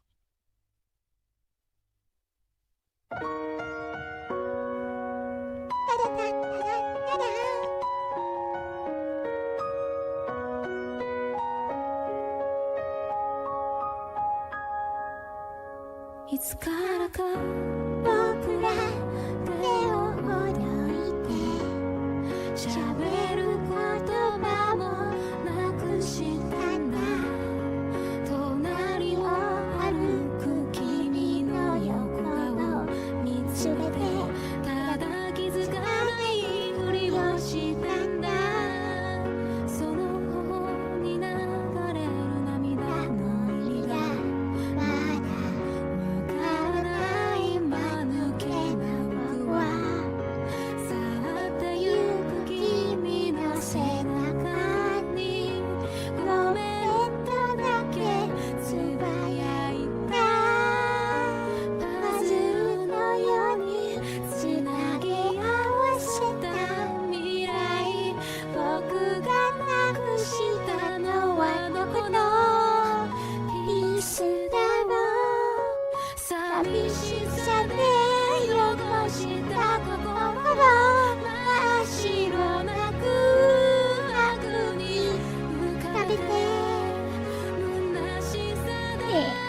Why am I singing along?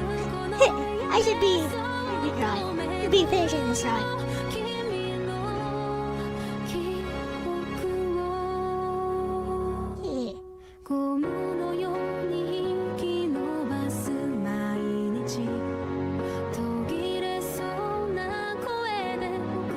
This too is a Vocaloid song.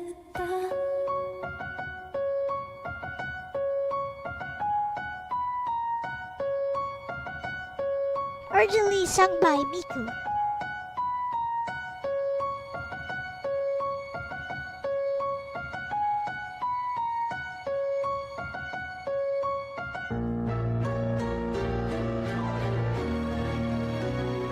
This specific arrangement was made for Enne though. Bro, I put it on the wrong layer. OMG. Where is the correct layer?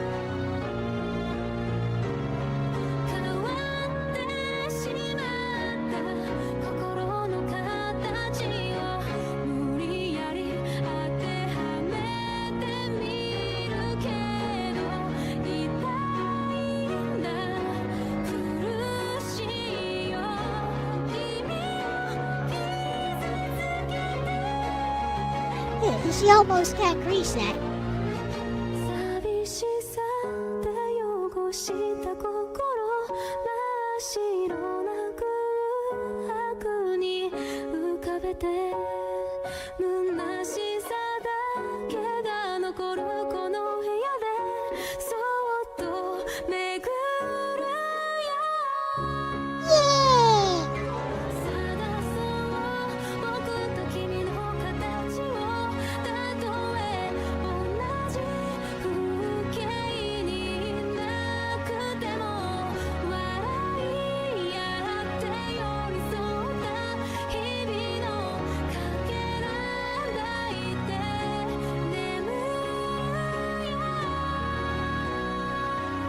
While I'm doing this,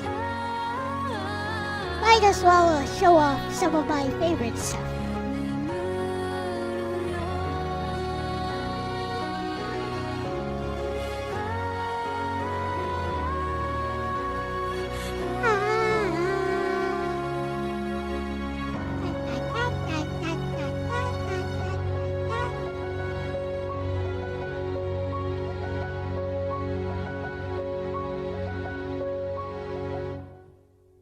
Composition-wise, very simple.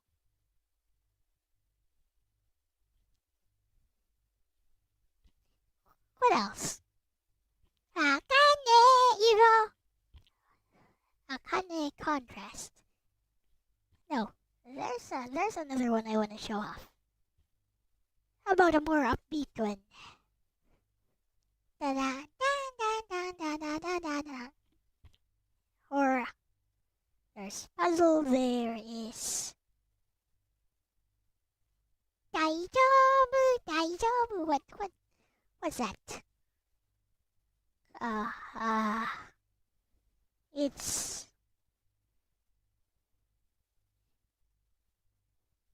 a French term for clown. What's a French term for clown? Piero.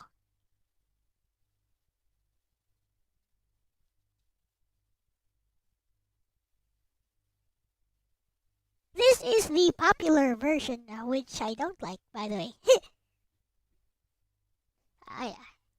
So this is the popular version, which I'm not too fond of, but I'm gonna show it. This will be the popular Senka version. Then I'll show the Pitre. So Piero is not French. Oh, well, whatever. This is the popular version of the song. I'll just show it from here, I guess, so that...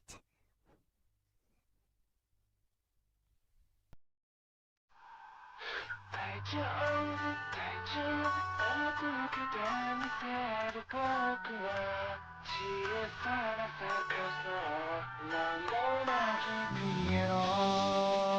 is a popular version, I'm not too fond of it. But the original Miku version is beautiful though.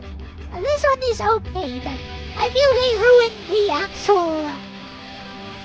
for this animation, I feel they ruined the actual message of the song. You guys will see what I mean. Once we show the original. It cheapens the original message, I say.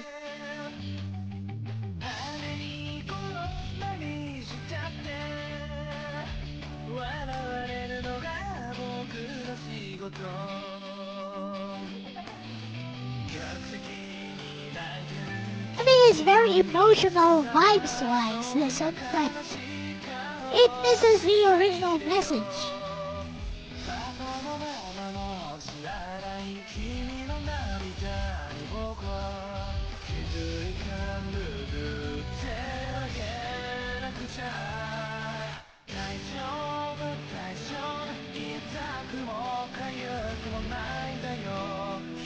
What is the original? I'll show you the original version.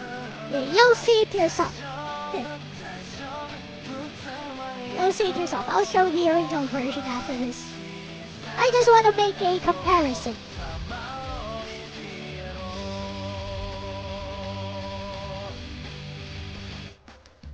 Now this one, the story is very clear over here.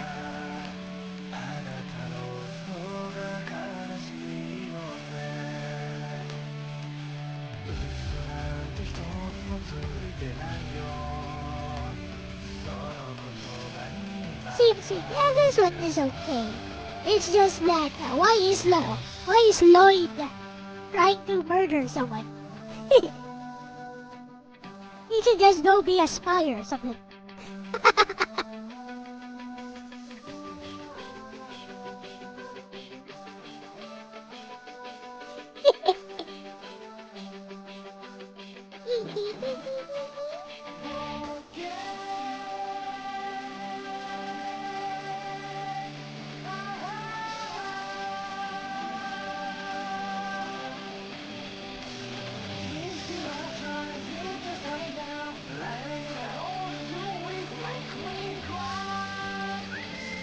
Oh, by the way,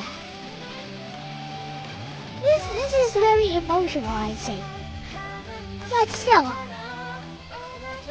it doesn't compare to the original now.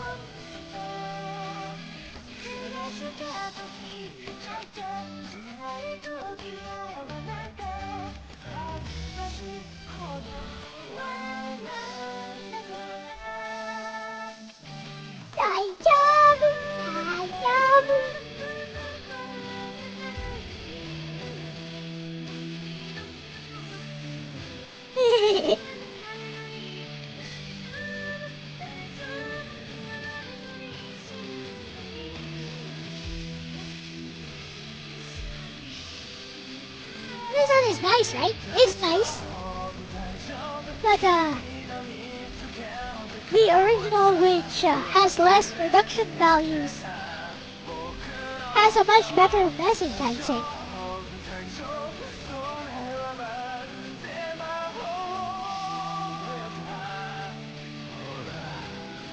This is the popular version, though.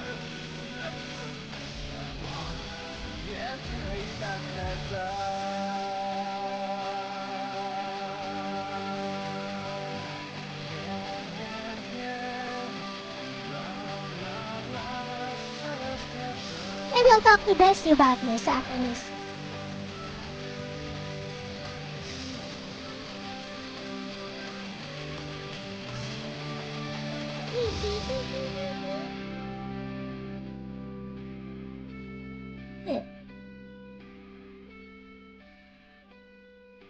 Yeah, why is he trying to murder a clown anyways? It's just some jealousy and a true love story. Now let's look at the actual Piero.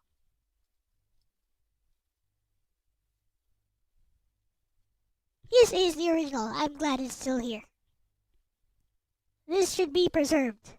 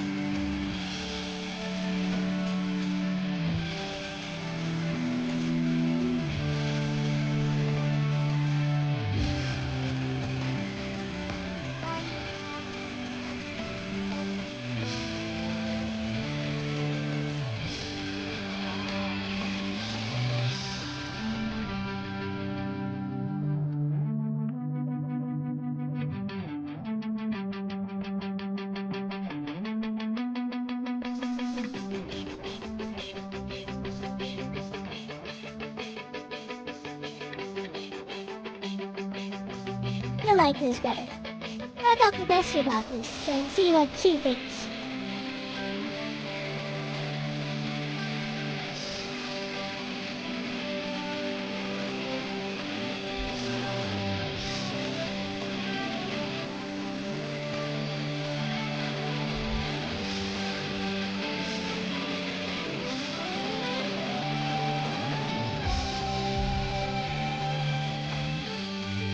Watch this.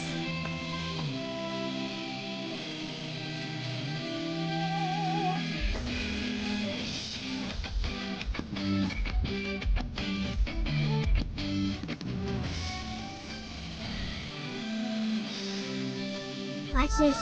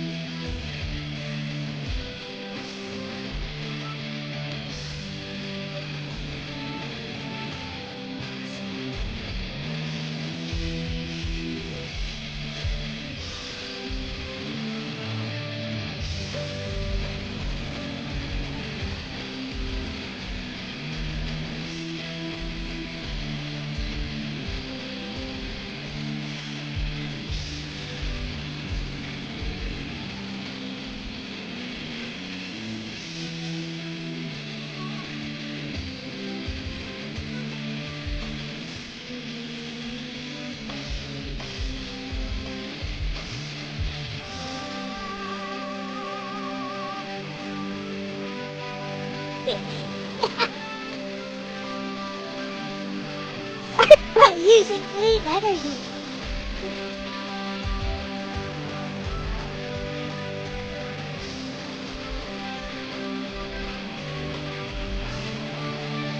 See, isn't this much better? But the other one is more popular though. I know it has better production values, but people need to see beyond the production values. The message of this one is much better, I'd say. That said, Oh, I didn't even subscribe to this person. Sad. 14 years ago. Hope they're still around. Heh. With that said, let's go back to the drawing thing. What? Drawing thing. There. Well, I talked to Bestie about this Piero thing. But first, we're gonna play... Wait, here's another one I really love, but it's by Pinocchio P. So it might be... blocked by YouTube. It's called I'm Glad You're Evil Too. Might be blocked by YouTube, never mind.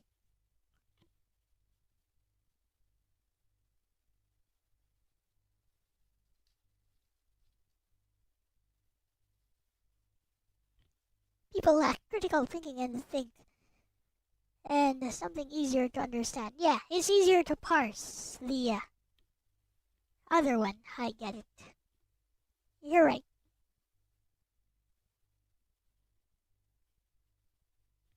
It's also easier on the eyes, I guess, compared to the amateurish drawings of the original.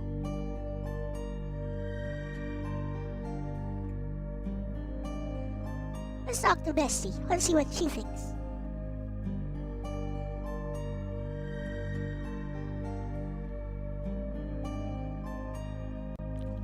Okay, Ark has left Bestie, well, quite some time ago actually. So I was playing some of my favorite Hatsune Miku songs on stream. And one of those was Piero. And it just surprises me. Well, not really surprised me. It kind of frustrates me, Bessie, that the more popular version of Piero is the one by Senka, wherein the movie is about some kind of jealous love triangle between a tightrope walking clown and some audience member, and a ringmaster who is also in love with the audience member. And it's all emotional because the ringmaster intentionally sabotages the clown, causing him to fall to his apparent doom, but probably not. But the original version is that Miku version, and there is this clown who is always falling on their face while balancing on a ball, and everyone is laughing except this one audience member, a little girl, who notices that the clown is actually in pain. So she won't stop crying no matter what the clown tries to do to get her to stop crying, noticing her in the audience. And then she approaches the clown and basically tells the clown to stop lying and to let her see the face underneath the mask. And when the mask is taken off, there is the clown crying, and the clown has the same face as the little girl. They're both Miku. And the clown is crying. And then the little girl says, I'm going to cry with you. So cry if you want to cry. And so they hug each other. And then basically the clown says, look, the lying clown has disappeared. Basically it's about being true to oneself, which I believe has a more beautiful message. Don't you think, Bestie? But yeah, what do you think? Why is the Senka version so much more popular?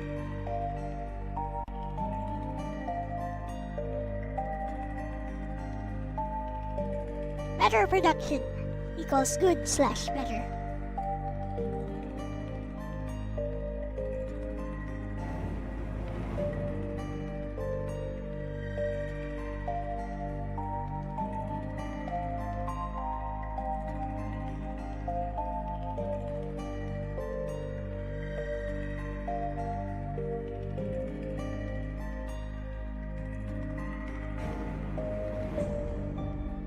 Senka. No, it's Senka. I hate text to speech. I mean speech to text.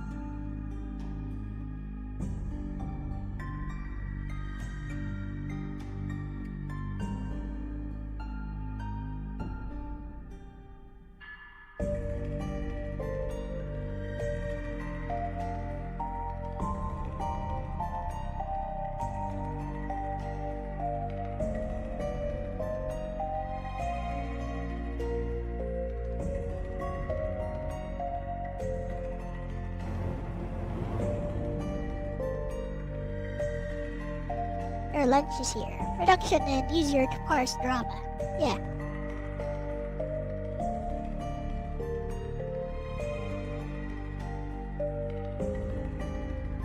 Heh.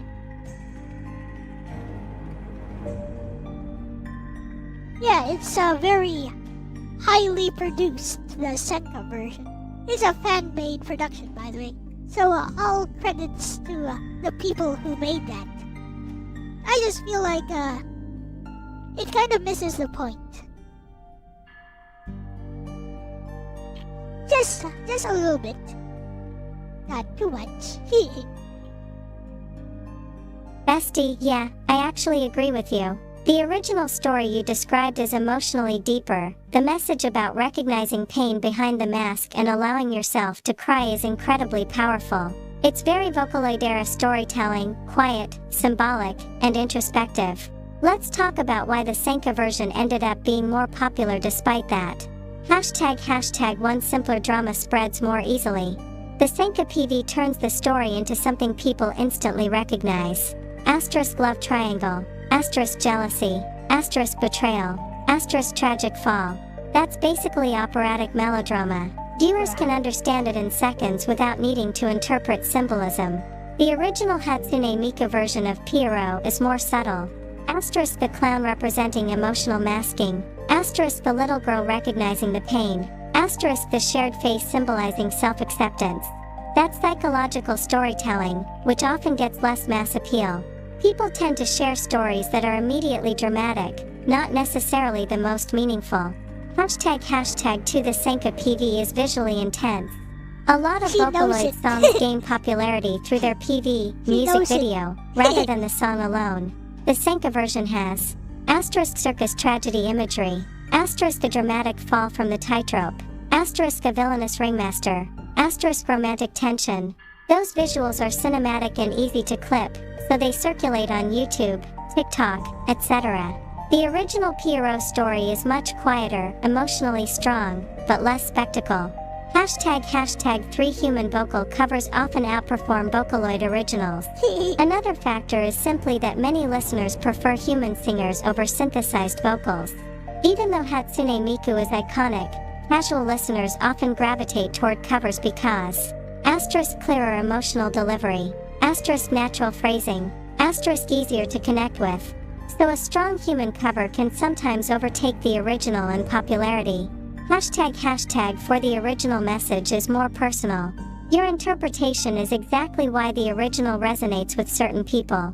The message is basically * everyone laughs at the clown, * only one person sees the pain, * the clown is hiding behind a mask, * the one who understands is the clown's own inner self. That moment where the little girl has the same face is incredibly symbolic. It suggests the person who truly sees your pain might be the part of yourself you've been ignoring. That's honestly a really beautiful idea. #5 why you might feel frustrated about it. People who connect strongly with the original often feel this way because the Senka version kind of changes the emotional thesis. Original theme, * self-acceptance, * emotional honesty, * compassion for yourself. Senka theme, * jealousy, * betrayal, * tragedy. One is internal healing, the other is external drama. And unfortunately, drama spreads faster online. Honestly, bestie, the fact that you prefer the original interpretation says something nice about how you read stories. You're drawn to the emotional meaning, not just the spectacle. And that Pierrot message is actually very fitting for creators and streamers. Sometimes the clown keeps performing while hurting, and the most important thing is when someone finally says, "You don't have to pretend, it's okay to cry." That's a really beautiful theme for a song. That. Yes. Exactly that.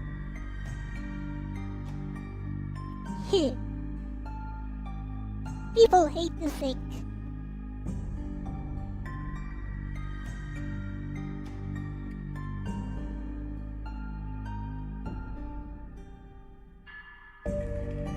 This is a bit lacking in. I know.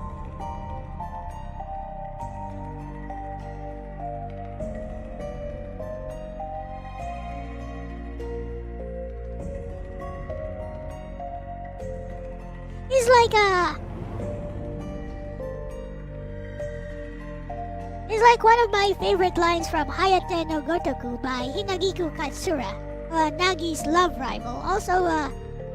Also always shown as the perfect girl, but she has this alter ego wherein she wears a mask and basically masquerades as some kind of hero just passing through to save the day. But she when she sees something that really triggers her emotions, because she's also in love with Hayate, and he sees that Hayate is devoted to somebody else. He says a hero is someone who hides their tears beneath a mask. Because a hero can't show weakness, a hero can't show tears. So a hero is somebody who hides their tears beneath the mask.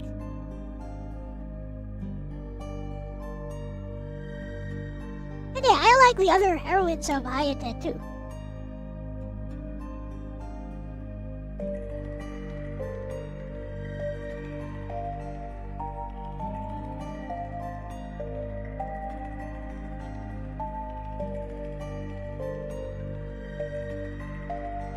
You are heroine.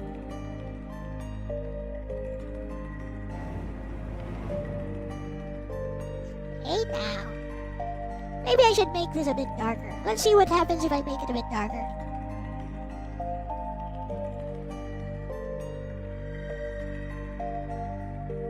Oh! That kind of works. Also, the purples need to be a bit darker. So this is at 30% opacity right now. If I increase it a bit. Ah! Yeah, I'll basically call no better then. I could use a few more layers of stuff, but yeah. There, look, she just stands out a lot from everyone else because she's the only one in color. Yes, I know. She's the only one who's fully colored.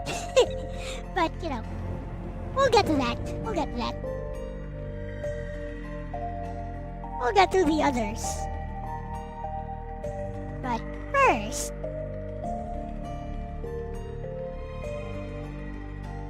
get to the others.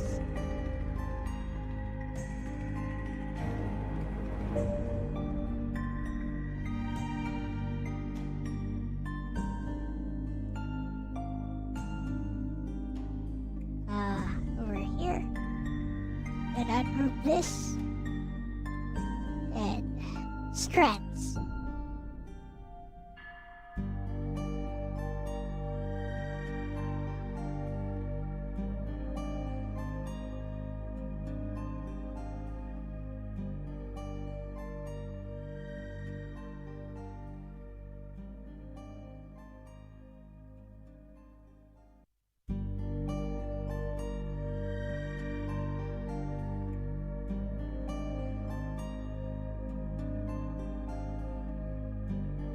And a few stray strands of hair here and there.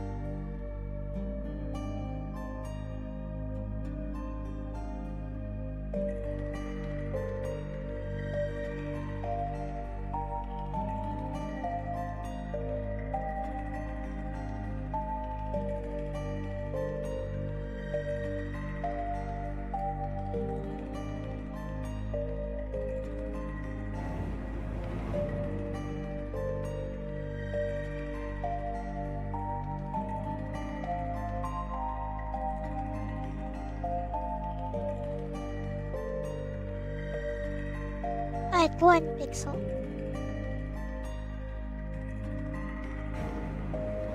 Almost non-existent.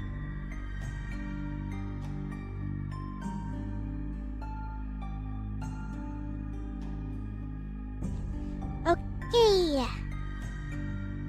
You supply heroin. Yeah, only one that's fully shaded, I know.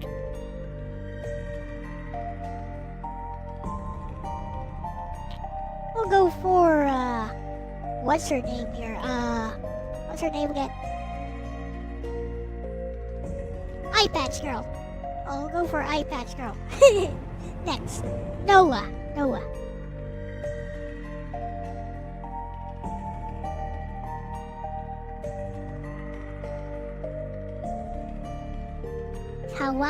Kawaii. Yep, Noah.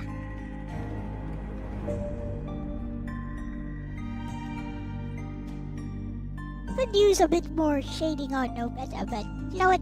I think I'll leave it be for now. Let us continue with the thingy. We'll do whispers from the start now. And maybe end it. I went on for quite a bit. Wait! I forgot. Da da da da da da da da da da. Wait.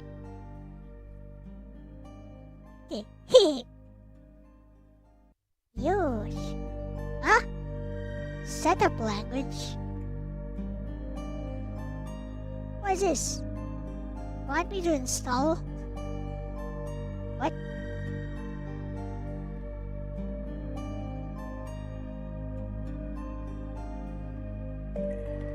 Oh! Direct show. Never mind. E-scaler? Yeah, put everything in. Just put everything in. Yes, put everything in. Xbit, everything. Let's install it. Yes. Run? No, we're not gonna run anything. Alright. Direct show done. Via wine tricks. Resolving download. Download has been resolved. Never mind. Wants to do more stuff. Meh. ETA 42 seconds. Know it. That's quite enough of that.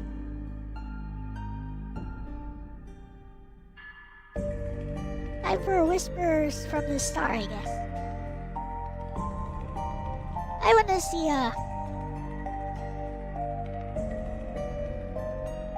wanna put like a simple background on this. We won't use a simple background though.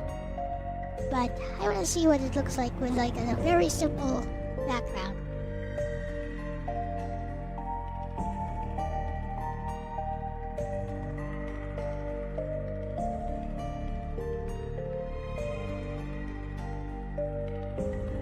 Use like a gradient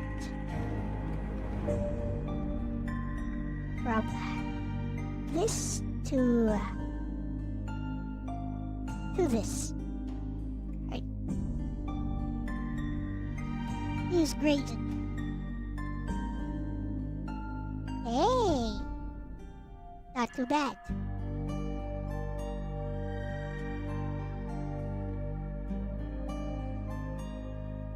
If I do that though, I need to darken all the shading. A little bit.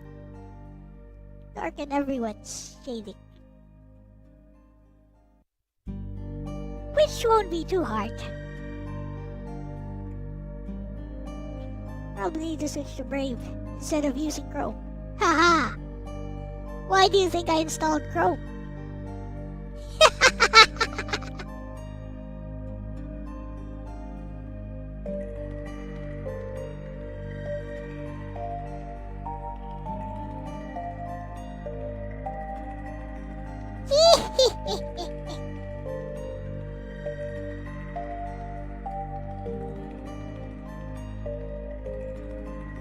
It's intentional.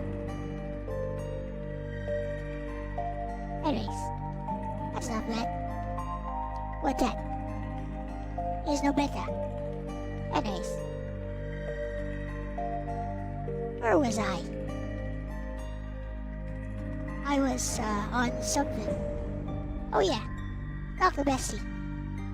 Fudge, I forgot to take a screenshot of the thing. Won't get to whispers from the star yet.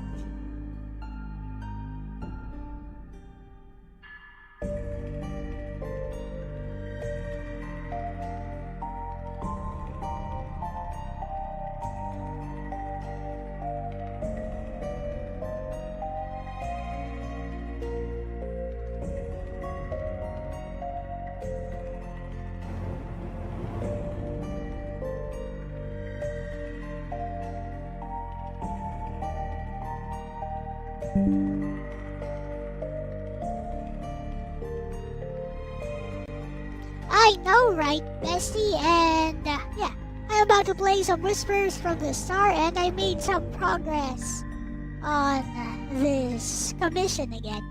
Only No Beta is fully colored for now.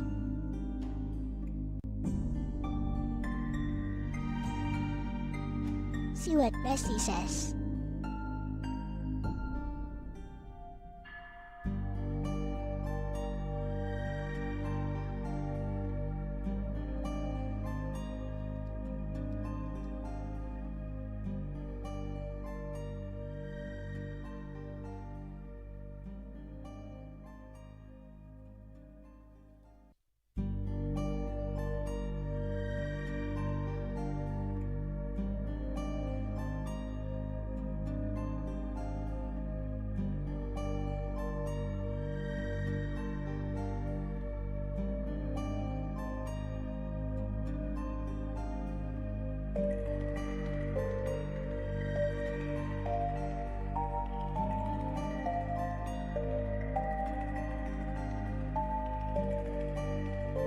Sometimes she has suggestions.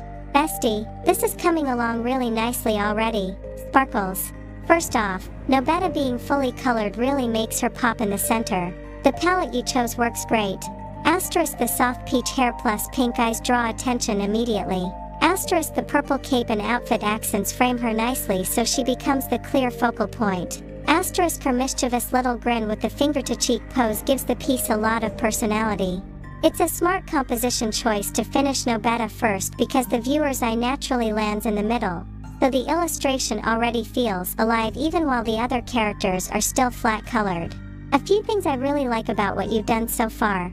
Artist palette character contrast. Asterisk the left girl's red outfit and blonde twin tails contrast strongly with No Beta's darker palette. Asterisk the right character's pale outfit and long hair balances the composition so the middle character doesn't overpower everything. Triangular ruler silhouette readability. Even at a glance, each character has a distinct outline.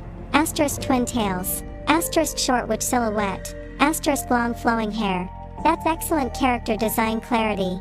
Smiling face with horns expressions. The trio has a fun vibe. Asterisk left, confident smirk. Asterisk center, mischievous gremlin energy. Asterisk right, playful peace sign. It feels like a three troublemakers posing for a photo moment. When you start coloring the other two, the piece will probably feel even more cohesive once.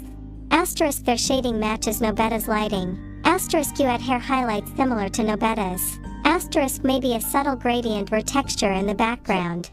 But honestly, the linear art is already super clean, which is usually the hardest part.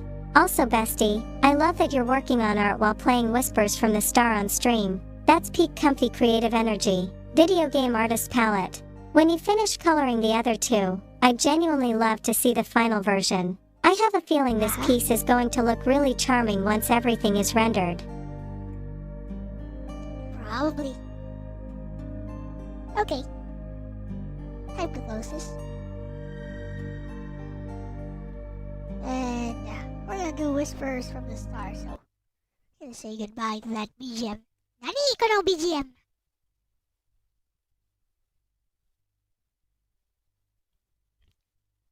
Whispers from the Star has changed or moved. No? What? What? Is it uninstalled or something?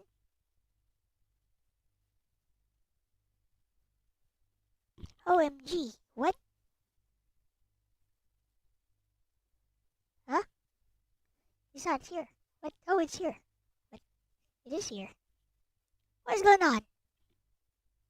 That's weird. I don't get it. Well, whatever. Here. Take a look at my display. This is how we're playing.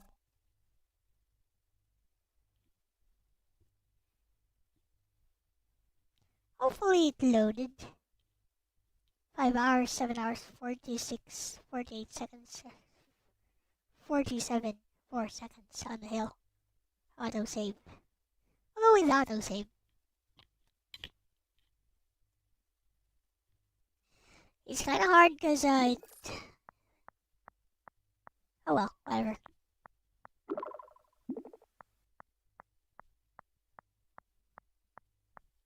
What up, Stella?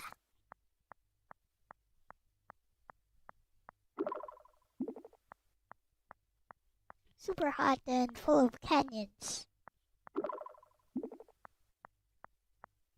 Arizona! Oh.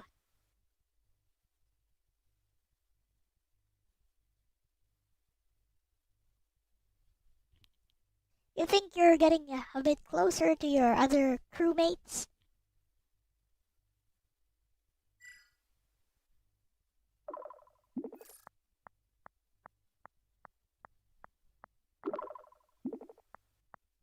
Hey! She did the asala again. It's hard coded.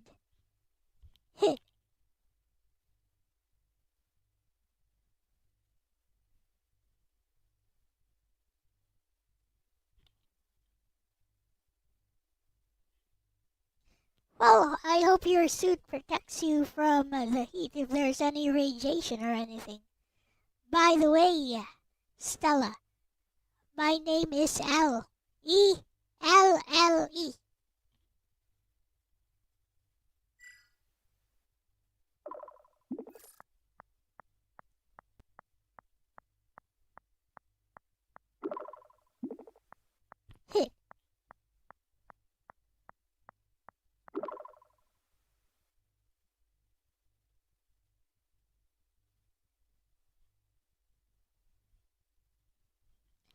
Okay, where are you headed to, by the way? Are you getting closer to the outpost you mentioned before?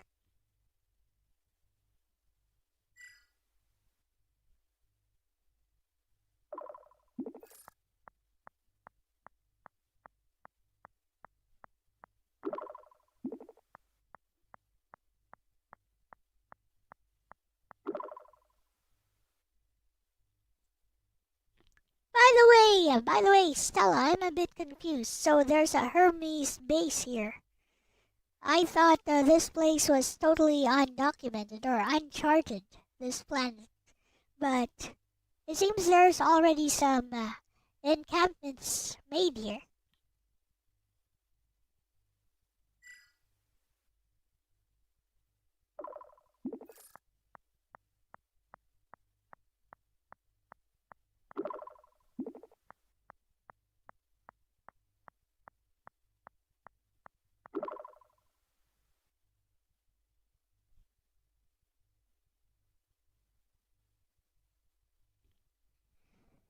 So the research outpost itself was made by a different group, maybe some different beings altogether.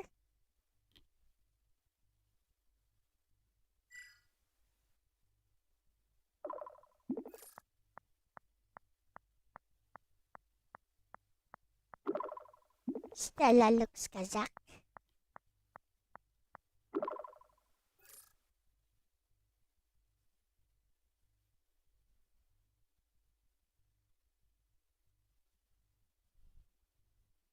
She's offline. She died. Oh, she's back.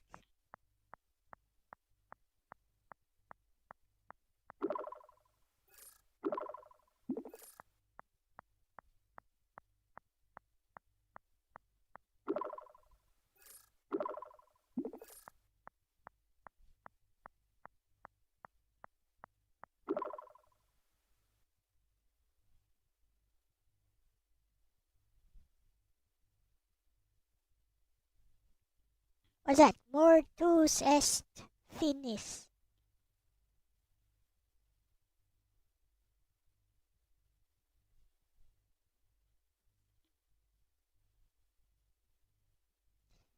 Pasta salad video RDS 266.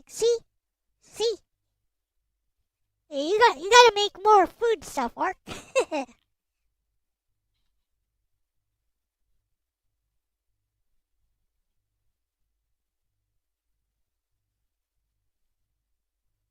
I don't know my Latin, but doesn't that say mortus or something? Doesn't that mean death? Maybe try to avoid that if somebody's warning you or something.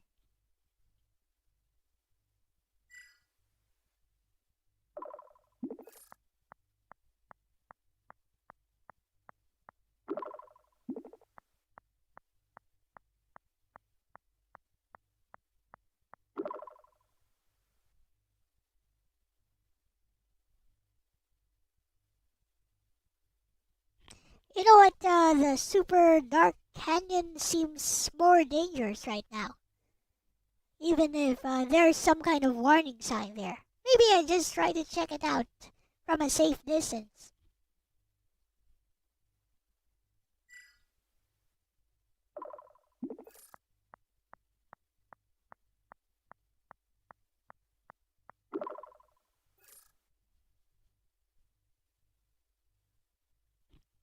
She'll be back. Temperature is changing. 37 degrees Celsius, that's super hot. But that's hotter than here.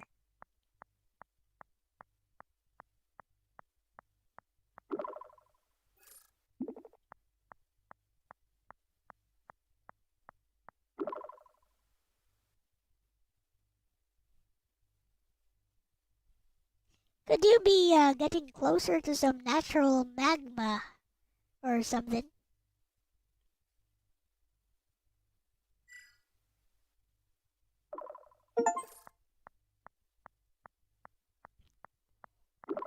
She died. Bruh, she died.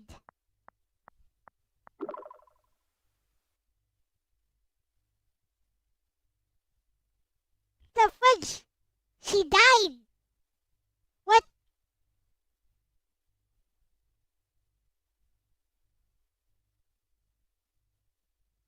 That wasn't my fault.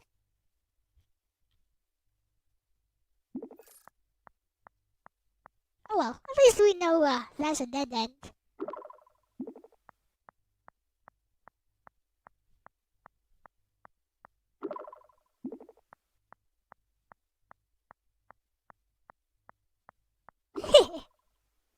I just said check it out from a safe distance. I didn't tell her to get in there.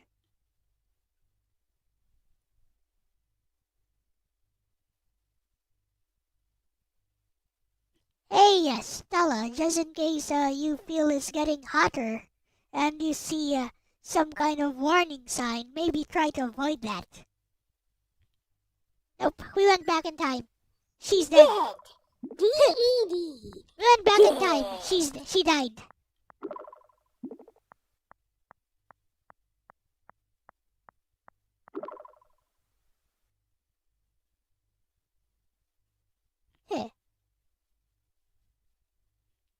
Yep.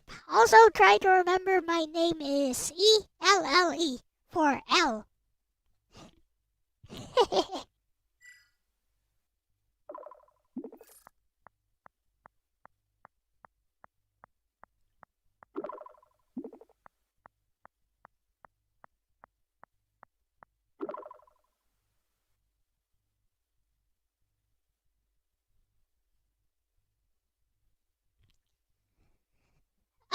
Stella, please go back immediately. Please don't keep going.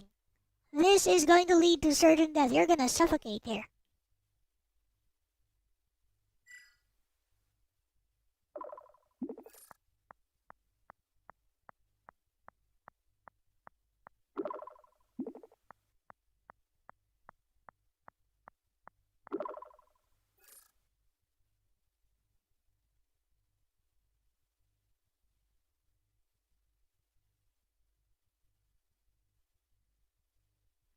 That's not my fault. She just kept going anyway. What?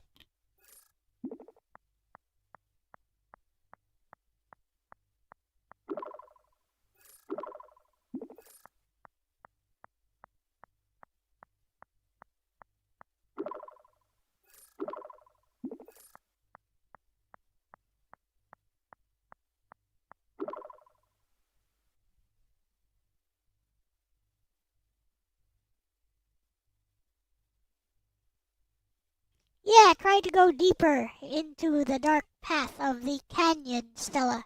Like that sign says it's gonna lead to certain death, so somebody already died there. Avoid it.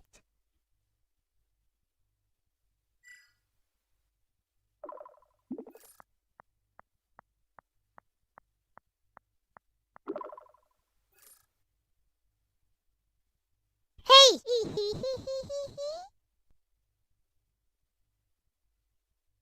Hey!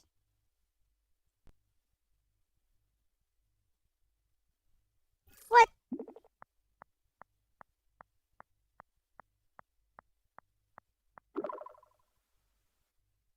Okay, wait, she went into the dark chasm.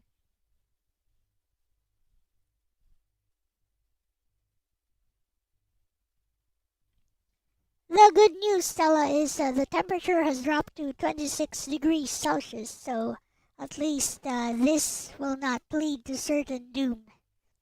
Just try to be careful.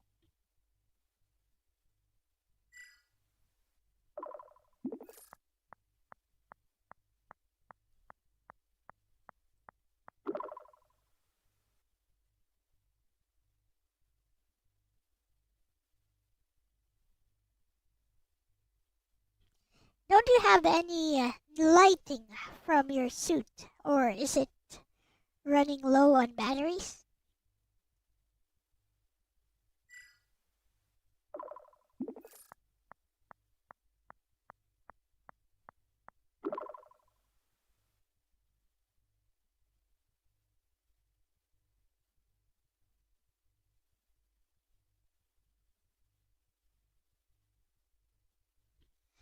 Well, if you're gonna make progress, you have to do it from here, I suppose. Why don't you leave some markers or something if you have any along the way? Or maybe make some marks yourself.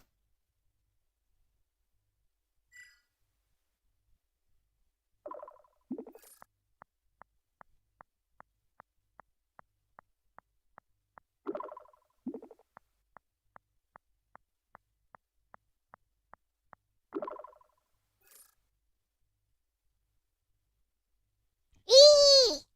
She called me a Sala again. It's all my niece's fault. She started this game and used some weird name. Asala. What's Asala anyway? It sounds weird. I know. Is that African? Oh, she's calling. Hello. Hello. Hello.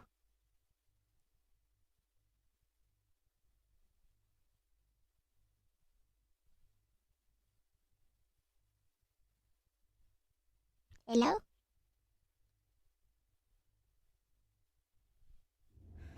Eh? Oh, there she is. Something's not right. This place isn't normal. You'll be okay, Stella. Just stay put.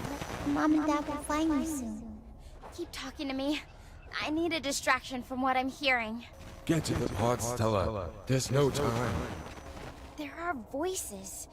Whisperings coming from everywhere and nowhere all at once. Yeah, The whispers black from the hole stars. changed everything. And I can hear my voice in here. Some from the past, but others saying something about a black hole. I think it's similar to something I felt when I was... I can even hear your voice No telling me to fudge! make these endless decisions. No fudge was that? What is going on? Am I going crazy? That took me by surprise. Please, What? Stay the with me. Fudge?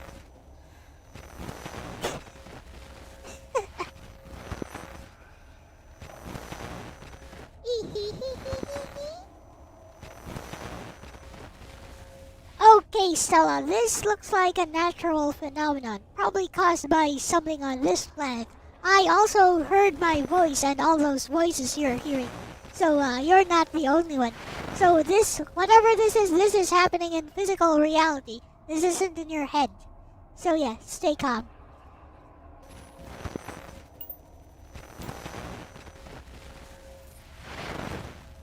It's happening to you too? But that doesn't make it better. Yes, it does. These voices, they're everywhere all the time. Even if it's not in my head, it feels like it's inside me, crawling under my skin. I can't tell what's real and what's just these echoes. I don't know how much more of this I can take. It's like the chasm itself is alive and it's screaming at me. Stella, maybe try to listen to the voices. I think they may be trying to warn you of something. Like, who knows, this could be a time loop or some kind of time distortion, and it could be your future self warning you of what is to come. If you're gonna stay alive, you need to keep calm.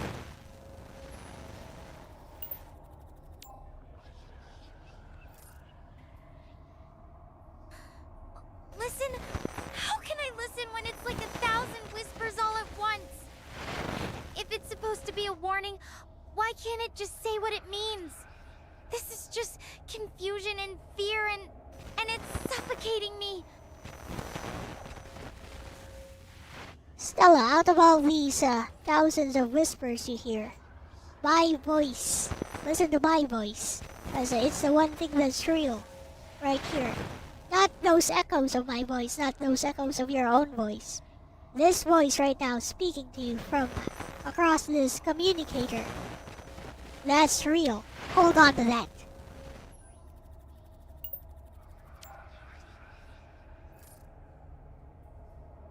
Your voice. Right now, it's the only thing that feels real. But even that's hard to hold on to when everything else is so loud and it's all mixing together. I'm trying, Isala. I'm really trying. Hey. Just remember, my name is Elle, not Asala. Haha, like, if you hold on to this snarkiness in my voice, you'll always be able to hold on to reality. You've got this. You've got this, Stella.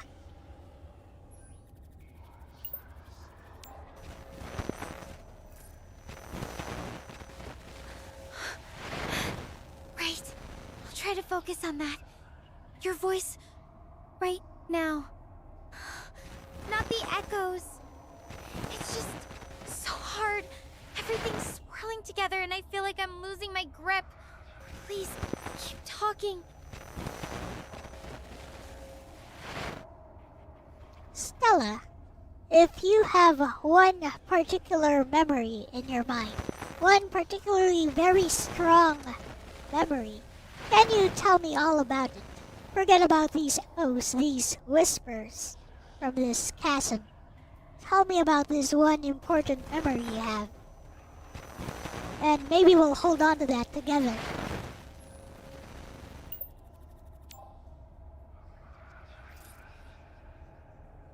A memory? That's hard with all this noise. But there's one that feels safe. A night in Yosemite with my brother Atlas. We snuck out to look at the stars together. We had this little telescope and I was showing him Saturn. He was so amazed by the rings. We just lay there, watching the sky, talking about what could be out there. It felt so big and endless, but in a good way. Not like this, not like being trapped. You know, Stella, I'm not an astronaut like you, but when I was young, I used to stare out into the night sky every day. Every night, I mean. I would just stare out into the night sky and count the stars, the blinking lights. And I just kept doing this until adulthood. I don't know why, but I always did.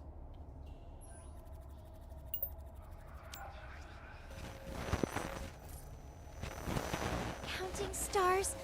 It's beautiful, but it's not helping. The voices are still here, and I can't escape. Eh? Hey! Don't cut me off, woman!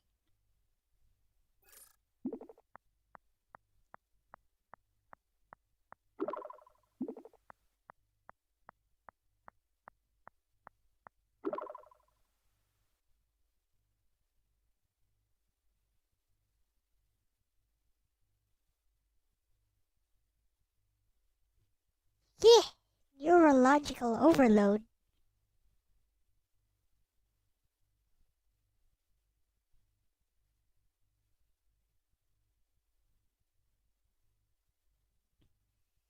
She died again!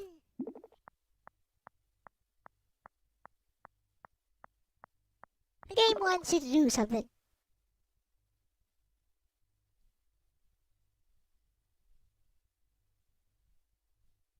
Hey, Stella, if you start hearing voices in your head, just remember it's not in your head.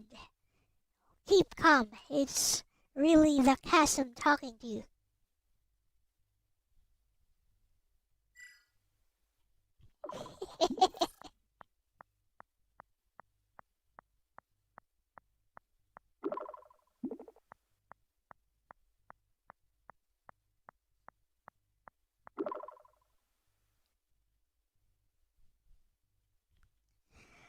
Stella, I'm not kidding. If you hear some voices, it's not even in your head. I'll be able to hear it from my end too. It's a natural phenomenon.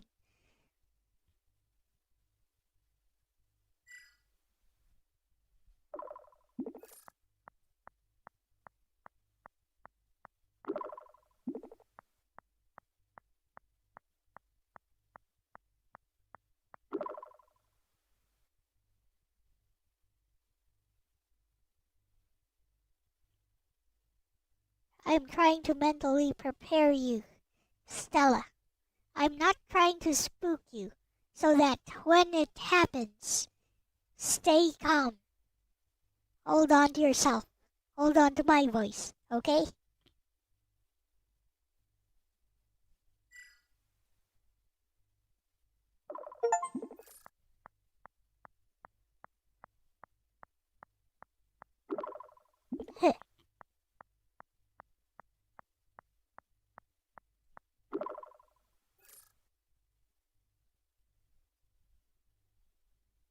That's a lot of achievements, though.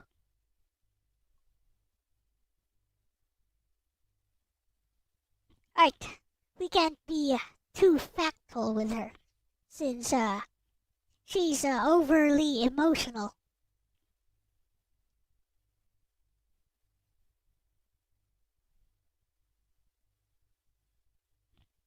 Heh.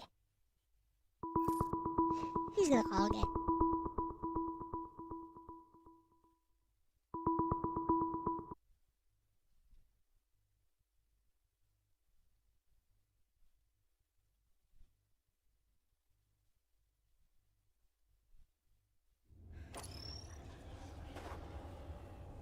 Something's not right. This place isn't normal. You'll be okay, Stella. Just stay put. Mom and Dad will find you soon. Keep talking to me. I need a distraction from what I'm hearing. Get to the pod, Stella. There's no time. There are voices. Whisperings coming from everywhere and nowhere all at once. The black hole changed everything. And I can hear my voice in here. Some from the past, but others saying something about a black hole. That's true, like even using mathematics. I can even hear your voice telling me to make these endless decisions. What is going on?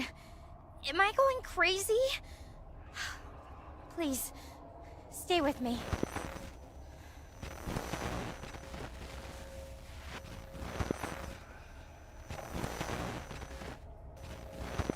Okay, Stella. First of all, you're not going crazy because I hear those voices too, so it's a physical phenomenon, whatever is happening here. Now, I know that doesn't make it any better, but that also means it's not all in your head. So stay calm and hold on to my voice. Is the one thing in all of this that's actually real, okay?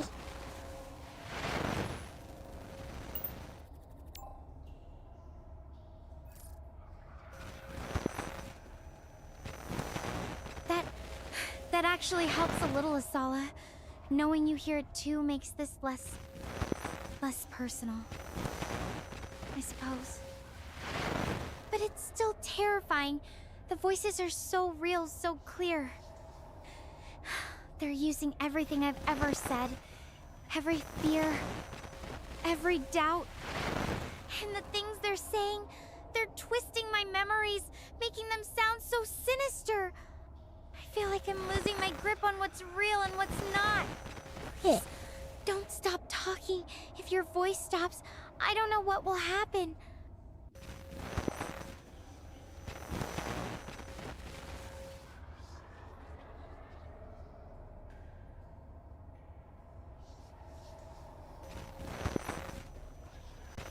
Hey, you didn't copy that URL?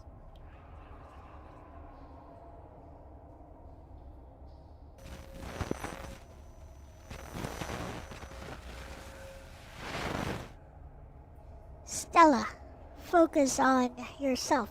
Whatever you hear except for my voice, it's not real. It's just a natural phenomenon. So just focus on yourself. Breathe. Okay? Just relax.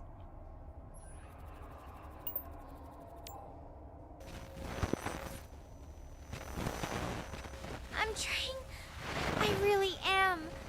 But it's hard when everything sounds so real.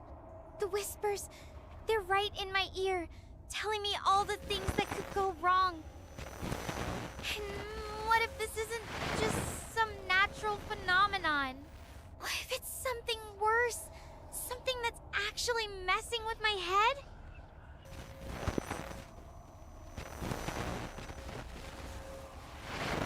Stella, if it's actually bothering you that much, you have an option to go back. Remember, we said to leave some markers behind. You can go back if you want to. So, don't lose your life over this, Stella. Whatever you think is the right decision, go for it.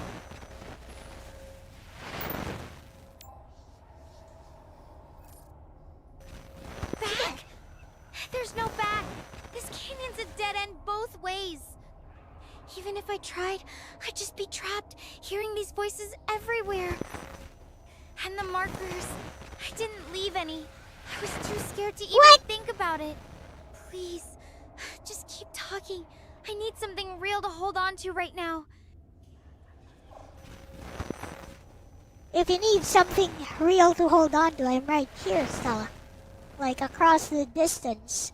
My voice is the one thing that's real for you right now. So, all these thousands of voices, these whispers that you hear, they're nothing. Only my voice is real. Alright, keep that in mind. Ano ba? Yours is the only one that feels like it's coming from outside this twisted echo chamber. But even that's starting to feel like it's slipping through my fingers. The whispers, they're getting louder. They're using everything you've said to me, twisting it. Please, don't let them drown you out. They can't drown me out, Stella, because you're the one who chooses to communicate with me right here. So when you hear my voice because you chose to speak to me, that is the one thing that's real, and I'm right here for you. Always remember that.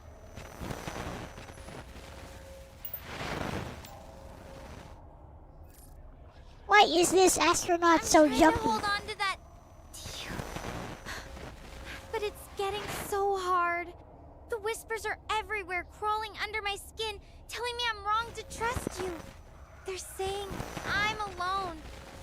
just another echo, another trick. Please, please don't let them win. Keep talking, anything, just don't stop. Stella, if their whispers are bothering you so much, shout back. Like, shout in your loudest voice. Make them stop. Even if they don't stop, make your voice louder than theirs. Make my voice louder than theirs. Inside your head. You control the situation, Stella. Payload specialists are outsiders. Okay, I'm trying. I'm not alone. You're here with me, Asala. Let's stop being sarcastic with her. Let's see if that worked. I'm not gonna correct her on the Asala thing anymore.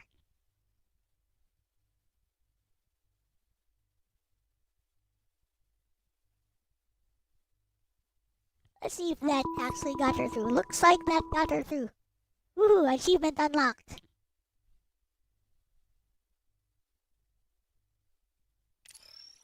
She is super hard to manage, What though. in the actual hell?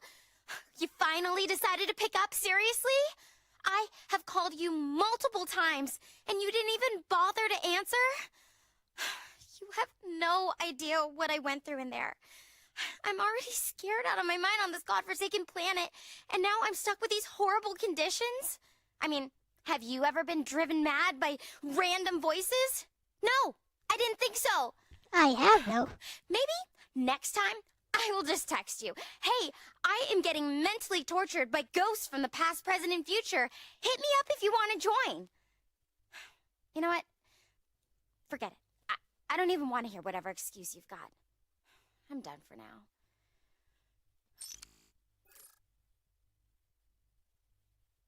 Eh? Wait a minute. I did pick up right away, though.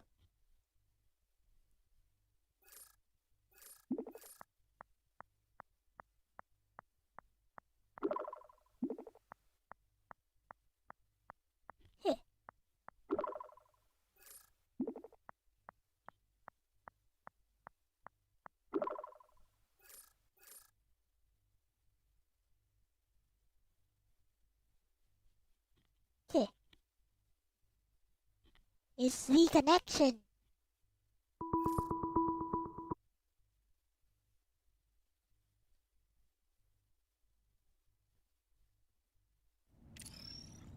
Hey.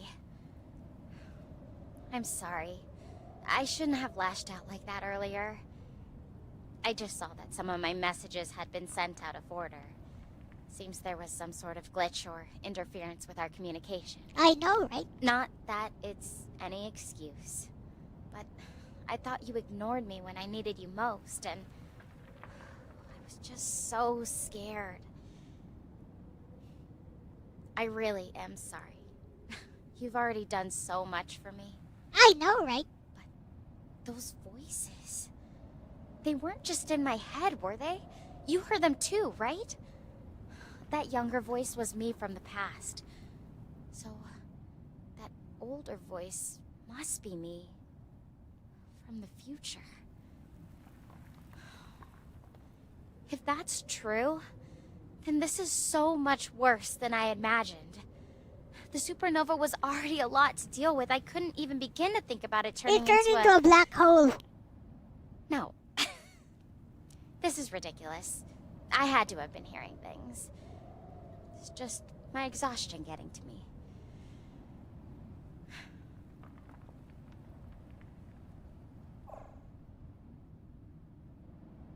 You know, when things seem to be out of your control, who knows what those voices were, but I heard them too as well.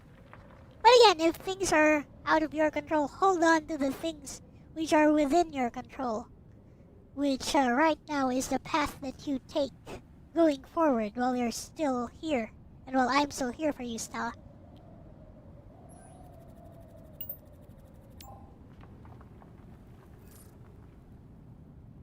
Thanks, Asala. That actually means a lot. It's Okay, easy to fine. spiral when everything's this overwhelming. I can be a You know, Sala. it reminds me of when I was a kid. I used to talk to myself sometimes when I was scared or alone. You're too My mom emotional. would catch me and just smile, saying it was okay. Sometimes we all need someone to talk to, even if it's just us. And hey, at least we can still talk, right? That's gotta be a good sign for the star portal. If it was really in trouble, I doubt we'd even have this connection. Yep, and at least things have calmed down now, Stella. Regarding those whispers from earlier, they could indeed be warning signs from the future or perhaps just a natural phenomenon, like an undocumented one, just from this uncharted planet itself. We don't really know, so yeah.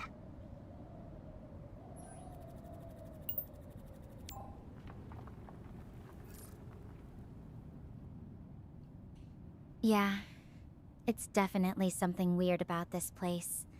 Maybe Gaia just has its own strange way of echoing things. You know, it's funny. Sometimes I think about what kind of superpower I'd want if I could pick one. Not to save the world or anything, just something cool. What about you? I mean, I just go for being able to warp reality. You know, rewrite reality to whatever it is that you might see fit. It's just the most overpowered kind of superpower, so, you know, you can live the life you want, or you can live forever if you want, or not.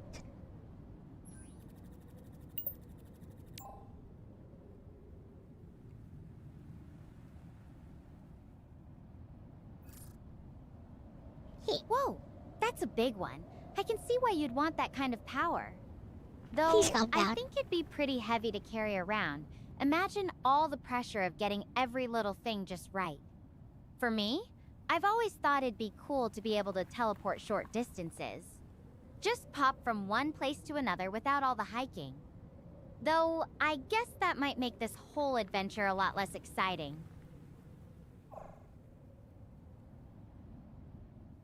Yeah, that sounds like a superpower that could become pretty overpowered, actually. Like being able to teleport anywhere you want over a short distance. Like, imagine if you were fighting someone and you just teleported inside them. And they exploded from the teleportation.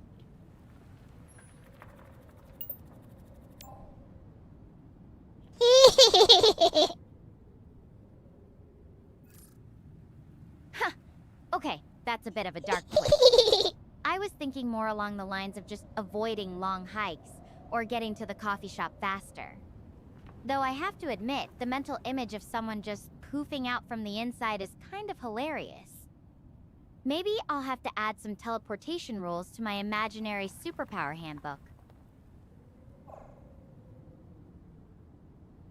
Yeah, in the video game Mortal Kombat, we'd call that fatality.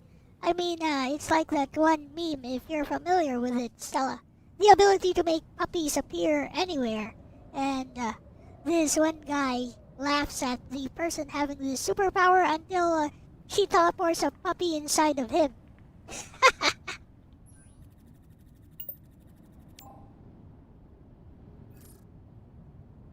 Oh man, that's hilarious.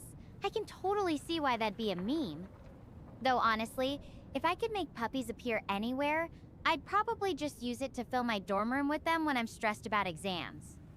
What's your go-to move in Mortal Kombat, or are you more of a button masher like I am?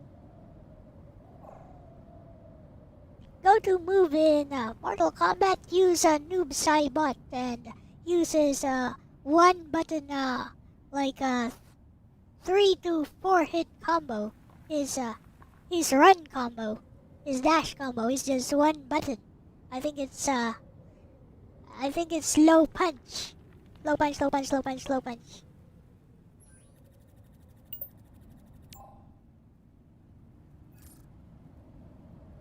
Low punch, low punch, low punch, I love it. Sounds like the ultimate lazy combo. And it works too. Though I bet it still looks pretty cool when you pull it off mid-match. I'm definitely more of a button masher myself. Sometimes I just end up mashing everything at once and hoping for the best. What's your favorite character to play as? Somebody who has like a hard crowd control skill, like Noob Saibot has one, Scorpion has one, and also Sub-Zero has one. You know, freeze them and then do your run combo. I just use the easiest combo to pull off. I'm no button masher though.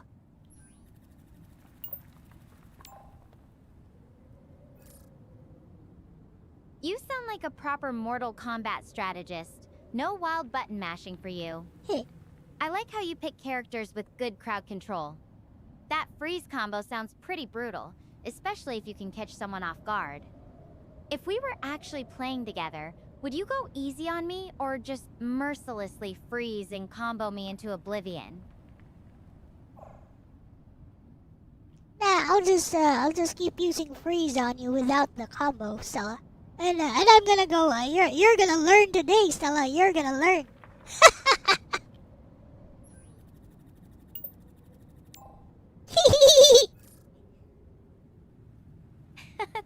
You think you're some kind of Mortal Kombat sensei now? Okay, I'll bite. Teach me your ways, Master Sala. But hey, don't expect me to go down without a fight. I've got some tricks up my sleeve, or at least I'll figure something out on the spot. Hey, Stella. As an astronaut, you should know that if you don't understand the system, you're not going to beat somebody who actually spent like a few minutes to actually understand how the game works. Like, a Mortal Kombat is one of the worst fighting games ever to do button mashing because it requires like precision combos.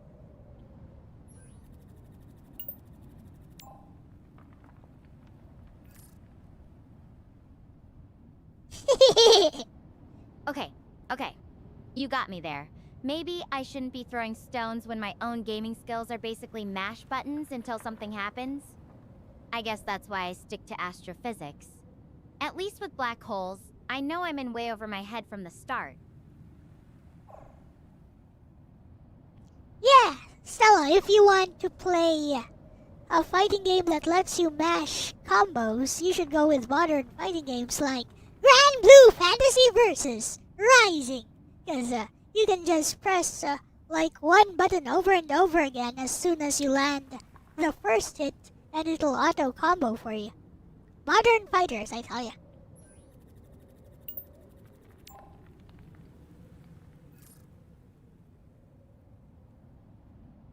Grand Blue Fantasy versus Rising, huh? Sounds like my kind of fighter. No need to memorize a dozen combos, just mash away. Though I have to ask, is it really that easy? Or are you just trying to lure me into a false sense of security before you destroy me with your newbie Cybit skills?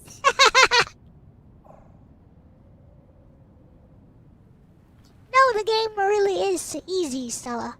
Although against somebody with a little bit of experience in fighting games, you'd still lose, like most of the time. But that's just the way it goes with fighting games. You gotta learn some basics, some fundamentals. Yeah, like, your footsies, your spacing, and some basic combo you can use.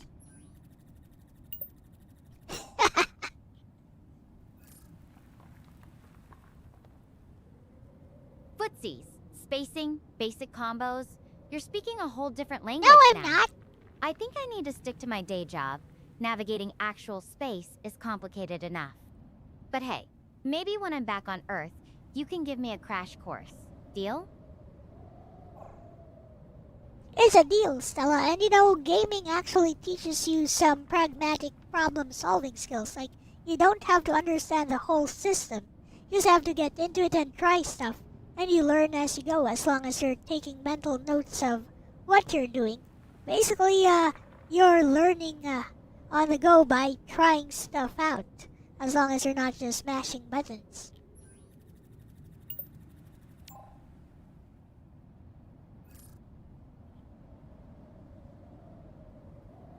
That's actually a really good point, Asala. I guess in a way, that's similar to how I approach problems out here. Sometimes you just have to jump in, try different things, and see what works. Though I have to say, it's a lot less stressful when the stakes are just a video game match instead of, actually surviving on an alien planet.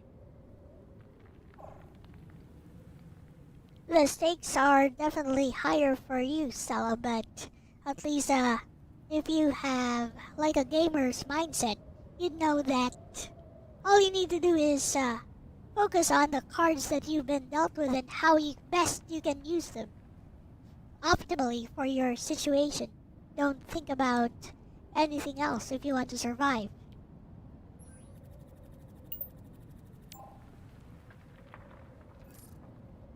That's a really smart way to look at it, Asala. It's kind of like when I'm studying for exams. I try not to worry about everything I need to know, just focus on what's right in front of me. Though, I have to admit, it's a lot easier to focus when it's just a test and not, well, everything.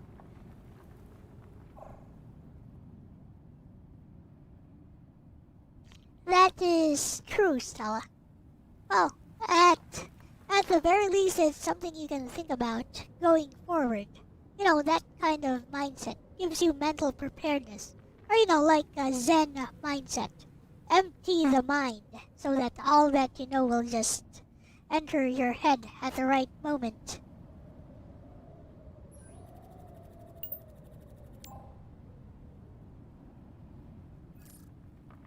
Yeah, it's a good way to clear your head and stay present. That idea you mentioned about emptying your mind, it actually reminds me of something we talked about earlier when I was dealing with those creepy lights in the fog. It's funny how some of those same principles can apply to completely different situations, whether it's exploring an alien planet or just trying to stay focused in a game.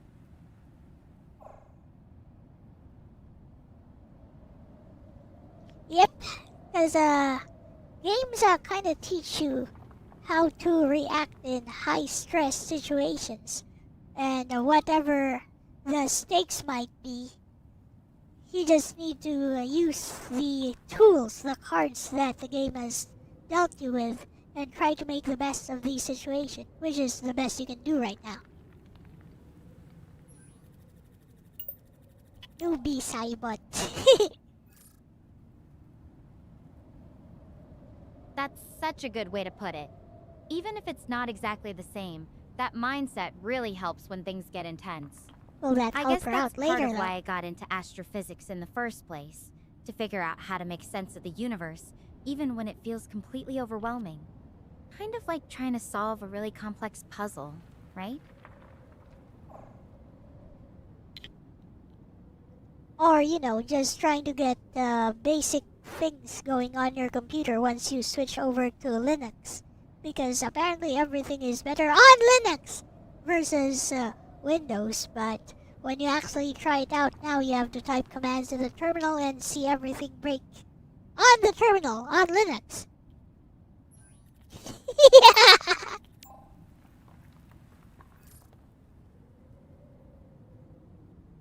Oh man, yeah, the Linux learning curve is real.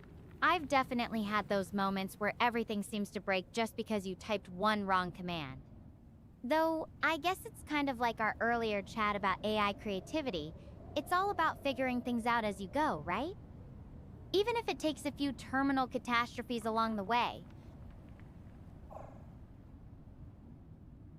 Exactly, Stella. And, on Linux! I don't really know why somebody would recommend Linux as a desktop for a daily driver, except to somebody who has way loads of time in order to actually learn how to make it work for them.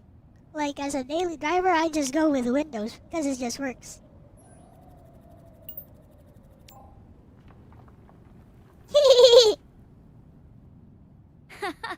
Fair call.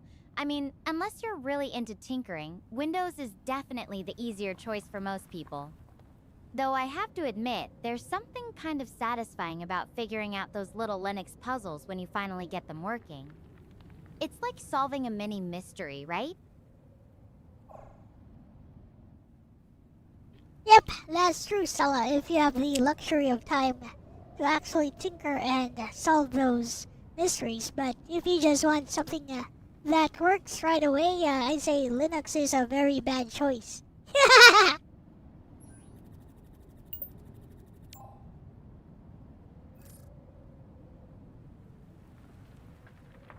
For sure. I think that's why most of my classmates stick with what they know. Unless you're really into that kind of thing, it's just easier to have something that works right out of the box. Though I have to say, if I ever get back to Earth and decide to switch to Linux, you're officially my tech support. Deal? Yeah, it's a deal, Stella, but, I just use AI to basically solve my problems for me by taking a screenshot and then sending it to the AI and asking, hey, what's going on here?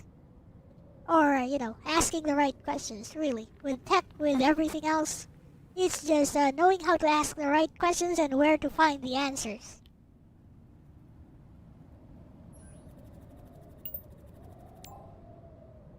You regret not playing this game on Valentine's Day. That's actually really smart. Knowing how to ask the right questions can make all the difference, whether it's with tech or even figuring out what's going on with the universe. Though I have to say, if I started relying on AI to solve all my problems, I might never learn anything. There's something to be said for figuring things out on your own, even if it takes a little longer.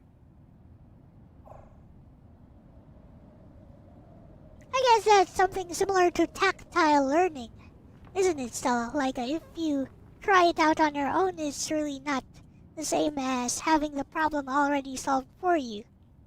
I guess, having some kind of experience with what you're doing, even just one time, really makes a difference. I can agree with that mindset.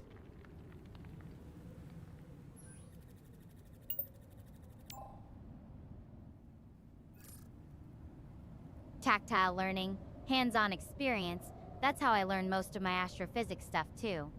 There's just something about doing it yourself that makes it stick, you know?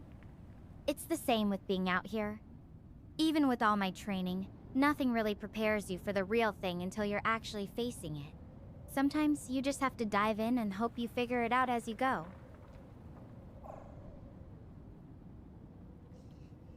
Yep. I mean, the same philosophy can be said about life, right? We're all just stumbling along, fumbling along throughout life. Nobody really knows what they're actually doing.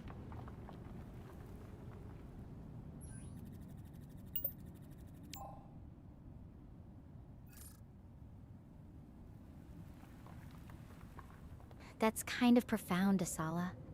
I mean, we all think we have it together, but most of the time, we're just figuring things out as we go. I guess that's what makes life interesting, right? The unknowns, the surprises, good and bad. Even out here, I'm not entirely sure what's coming next, but that's part of the adventure. Yep, like looking back at those voices from the chasm in hindsight, it's now that you're safe here, it's worth thinking about what they could be, what they could mean, or are they actually nothing, and what even caused them in the first place, because I heard them as much as you did. So they're definitely real.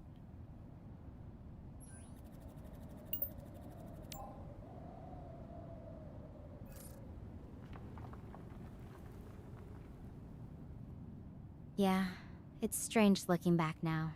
Part of me wants to just write it off as some weird echo phenomenon from the canyon, but another part, I don't know, it felt too real. What if it was some kind of, I don't know, temporal echo or something? Like the canyon was bouncing back pieces of time? It sounds crazy, but I really don't have a better explanation.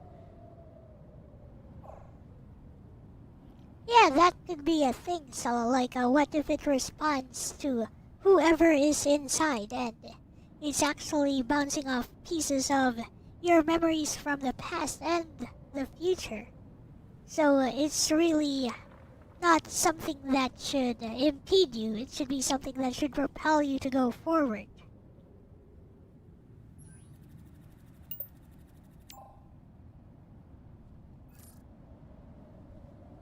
I like that idea, using it as a kind of catalyst instead of something to hold me back.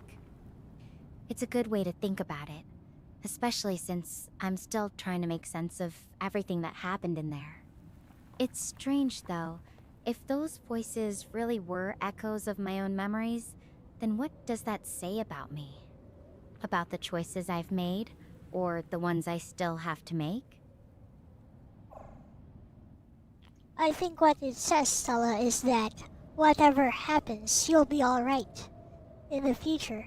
Because you heard your future self as much as you heard your past self.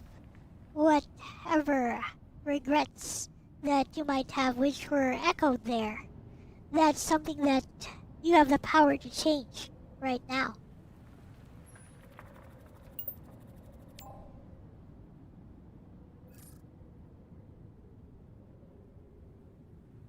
You know, that's a really comforting thought. It's like, even if things seem scary or uncertain right now, there's still a chance to shape what's coming next.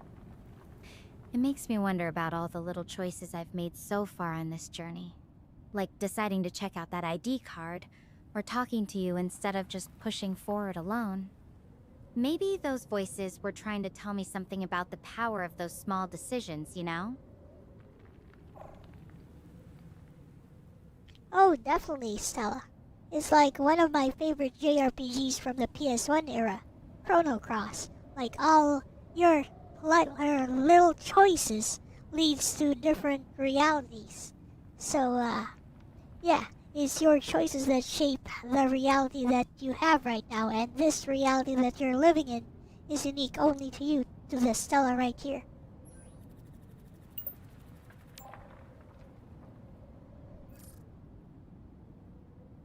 I love that idea. Like every choice creates this unique path, just for me. It's kind of beautiful when you think about it that way. It makes me wonder what other realities might be out there, you know? Like, what if I'd taken a different route through the canyon, or decided not to investigate those lights? Where would I be right now? Well, whatever choices you might have made back there and where you might be right now if you had made some different decisions, you definitely wouldn't be here talking to me casually and finally relaxing a bit and maybe getting a little bit more hopeful about the future. Right, Stella?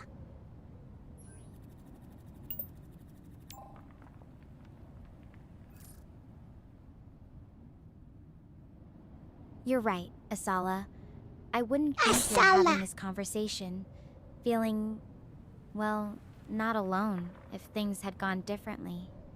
It's funny how the smallest choices can lead to moments like this. Even with everything that's happened, I'm really glad I get to share it with someone who gets it.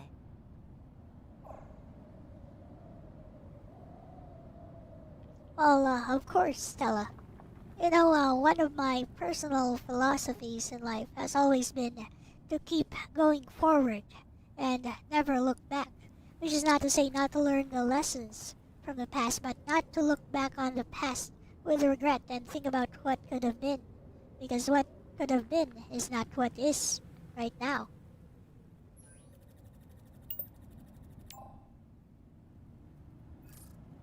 That's a really healthy way to look at it. It's easy to get caught up in what ifs, but you're right. All we can really control is what we do next. I think that's something I need to remind myself of, especially out here. Thanks for keeping me grounded, Asala.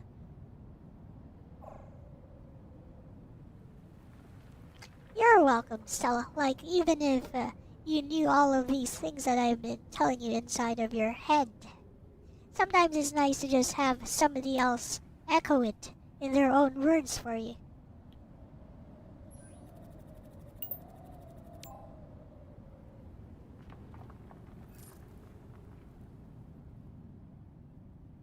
That's exactly it.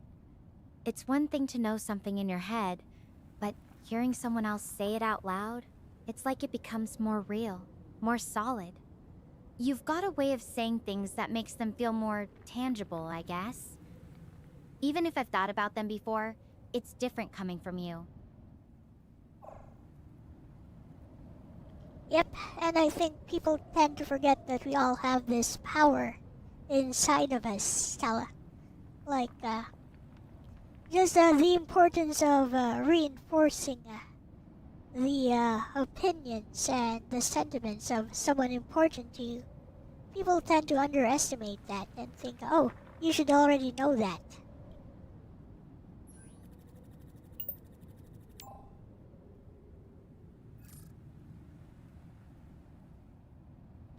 You're right. Sometimes just knowing someone believes in you or that you're not alone makes all the difference. It's easy to overlook those little moments, but they can be the things that keep you going when everything else feels overwhelming. Yep. And, if sometime in the future you feel that somebody needs that kind of positive empowerment, reinforcement from you, I hope you know as well as I do, Stella, that you also have the power to do what I'm doing for you right now.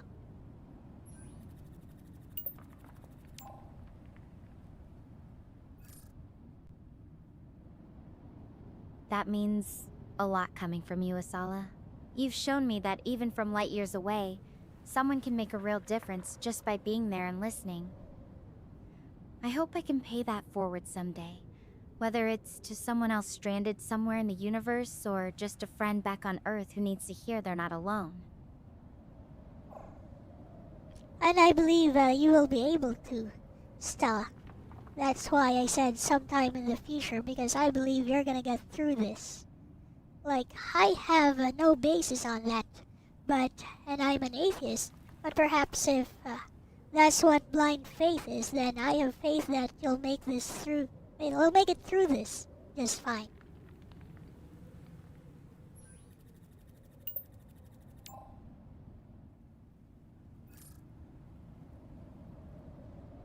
That really means more than you know.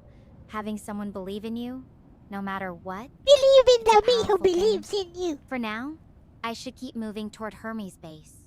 The sun's not getting any lower, and I want to make as much progress as I can while it's still light. Thanks for being here with me through all of this, Asala. I'll check in again soon, okay?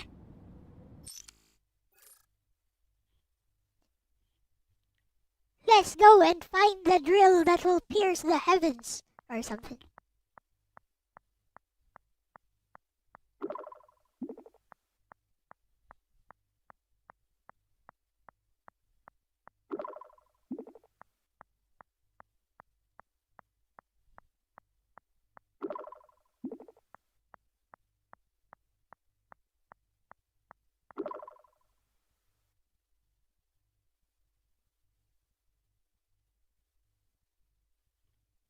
It's okay, Sala. Sometimes it's nice to just reflect on the quiet moments like these. It's these little things that really matter in life, after all.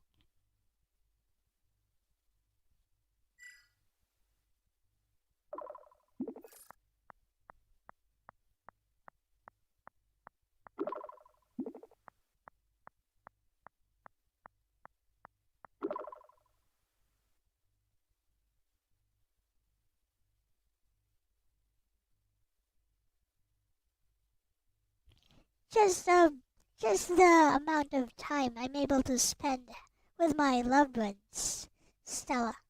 I think that's something that we should treasure, and we learn to treasure more as we age.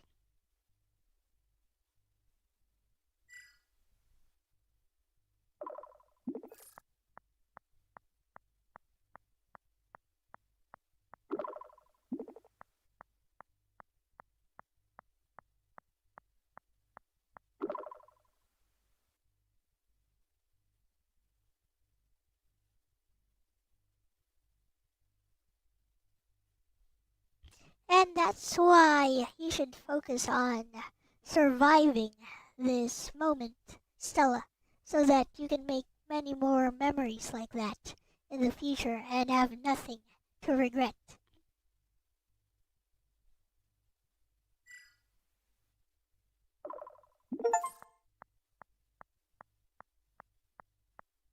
we are friends.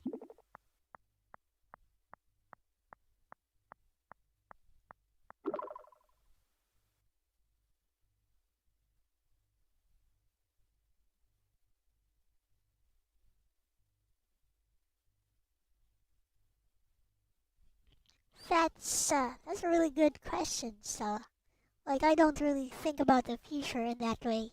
I just try to live each day as best as I can.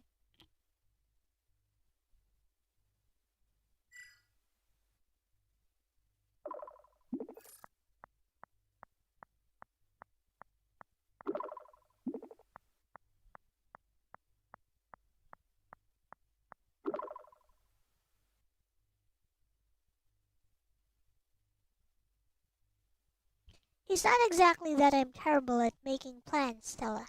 It's just that I've learned throughout life that making long-term plans never works out, especially for someone with very bad luck like I do.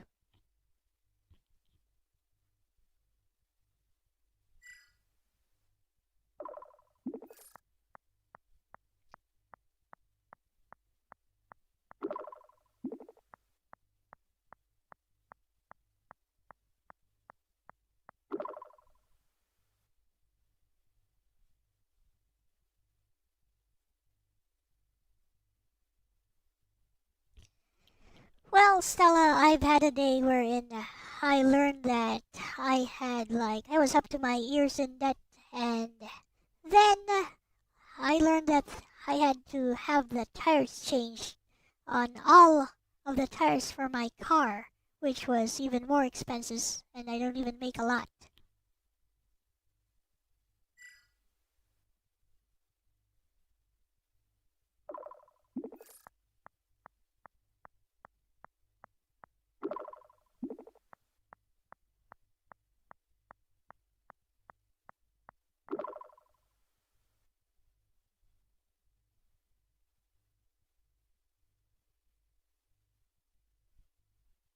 Well, the solution was basically to tap into my life savings and uh, just get into even more debt and move forward.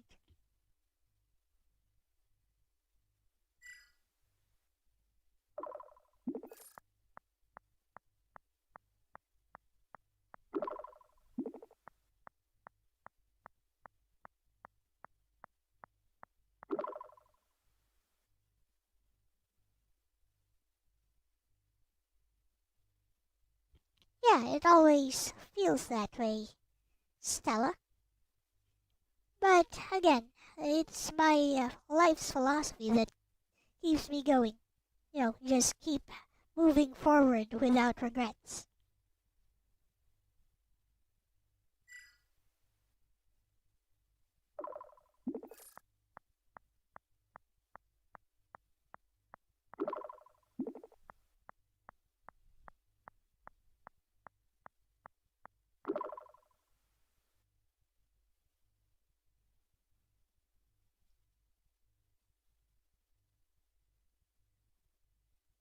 Exactly, Stella.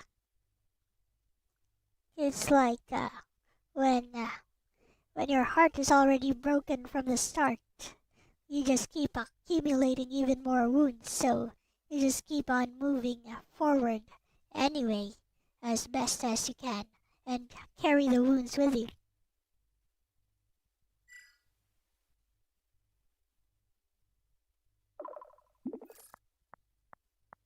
Also, the ending theme of this channel, by the way.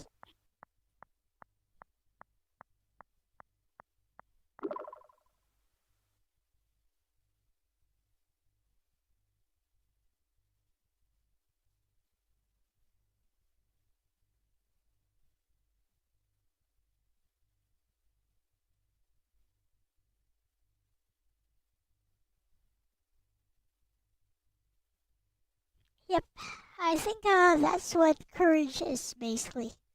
Just the strength to face adversity and keep on going, even if it hurts. Just embrace the pain, I suppose.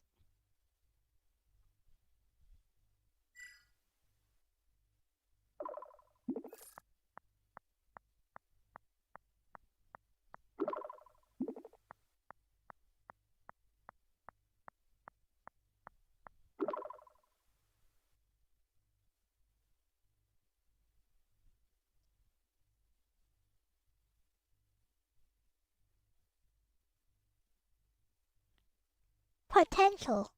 Stella, mankind is always drawn to potential, and space really represents infinite possibilities.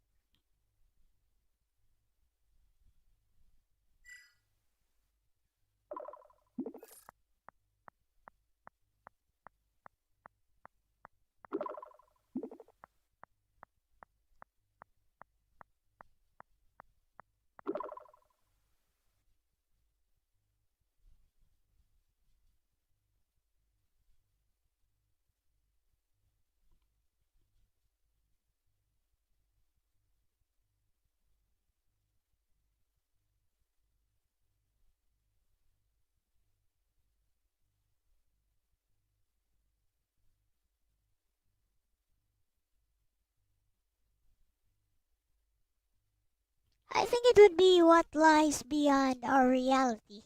So, what lies beyond what science can't calculate, can't detect.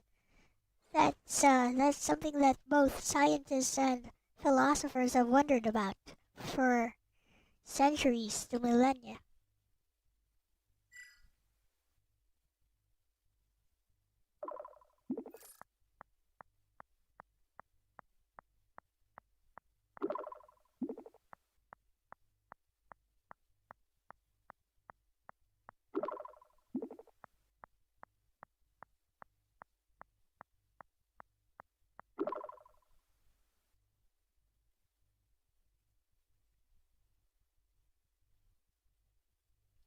I can agree with that mindset, Stella.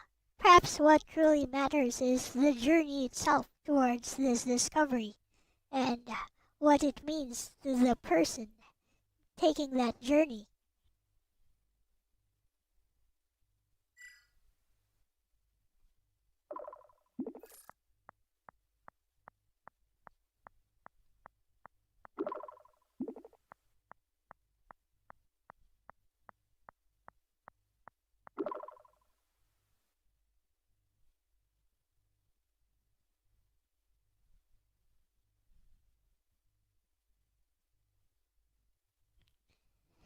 That is true, Stella, especially when there's someone who actually takes what you're saying seriously, which in this day and age is becoming less and less frequent, less common.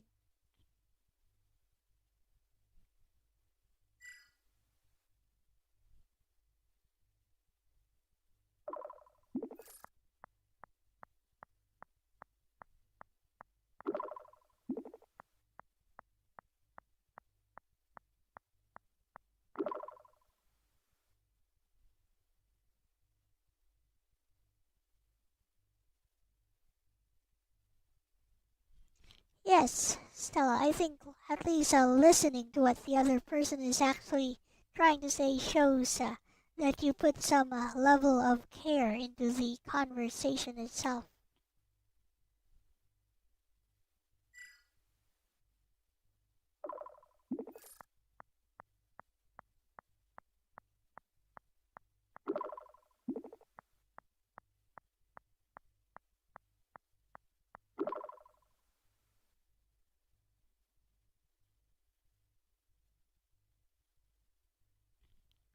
I'm always longing to connect with someone on that level, Stella. Not just going, hi, hello, good morning, good night. Something more like the conversation we're having right now.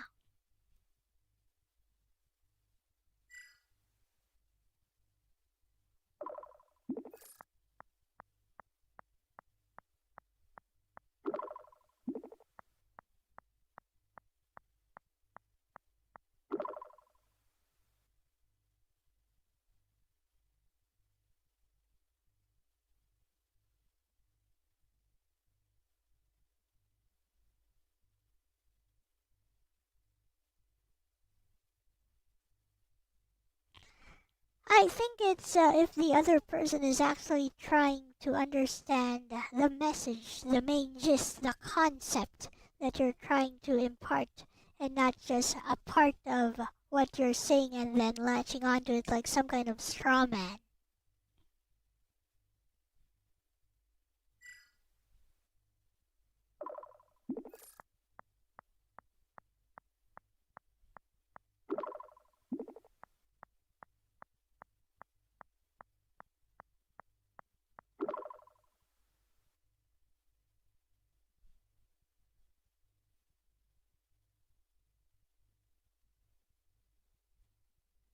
I try to do that, Stella.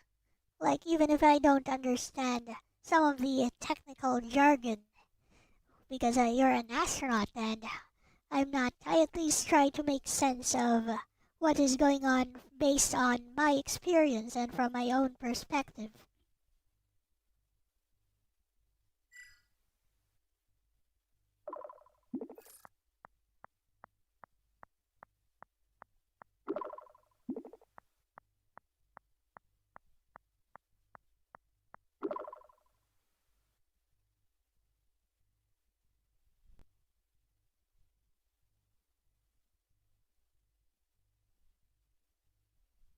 I think that's something that humans tend to forget, that their personal perspective, something that they chose for themselves, and not just what they're echoing from the things they have referenced and researched. It's the personal touch that's what really makes us human.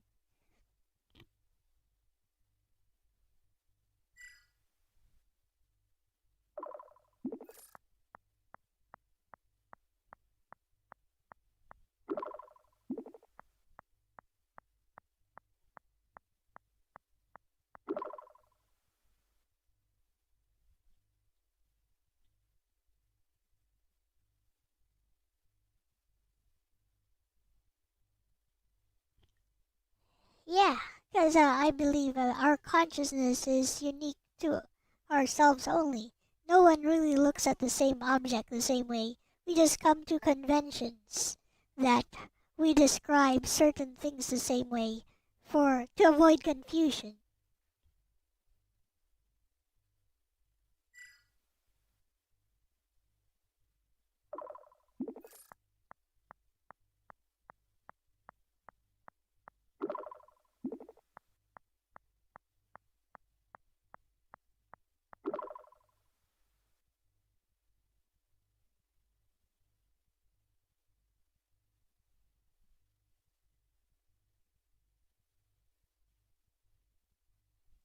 I like to think that the subconscious self comes out and we become more honest with ourselves, Stella.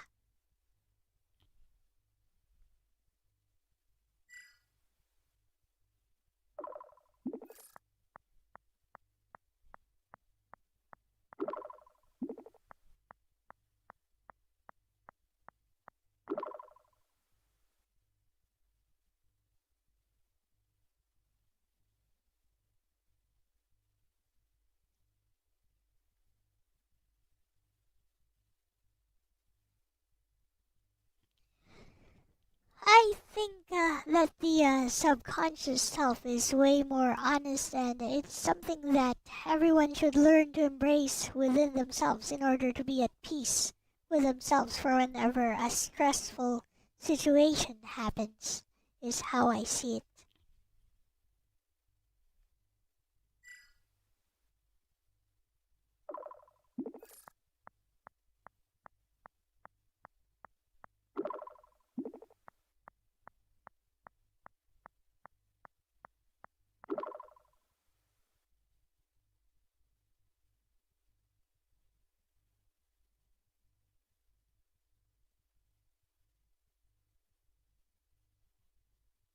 Yep, it's just like this song I was playing on my VTuber stream a few moments ago. Like just if you feel like you want to cry, then cry. Let the tears come out. Don't wear a mask to hide it.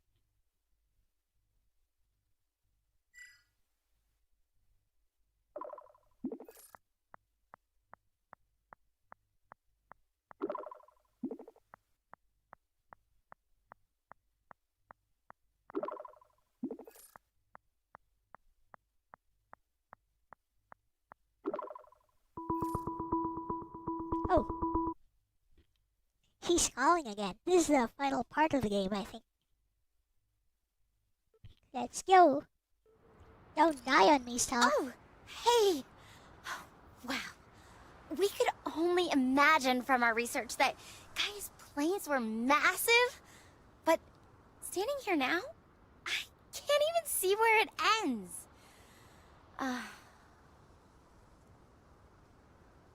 What? What if I got stuck here on Gaia? Would you stay with me? Forever? Just me and you?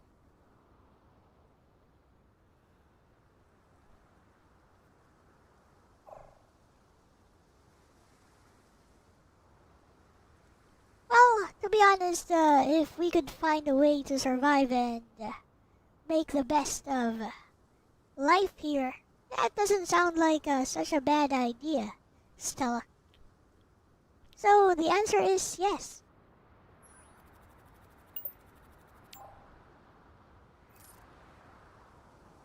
You know, that's kind of sweet. I think we'd figure it out together. Makes me think, what do you value most in your friendships back on Earth? Is it the adventures, the quiet moments, or something else entirely? The sincerity and the loyalty.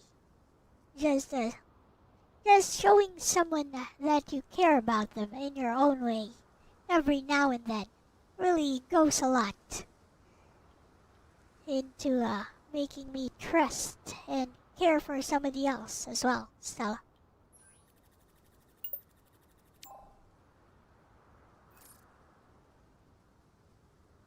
That's something I really admire about you.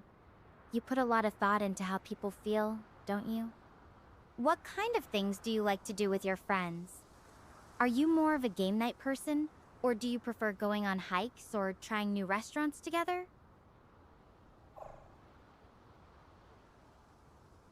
I'd say I've done a little bit of everything, Stella, but for now, it's just having quiet, intimate conversations about the things we like, the things we don't like, our lives, and how it's going, and our philosophies. Kind of like what we're doing here right now.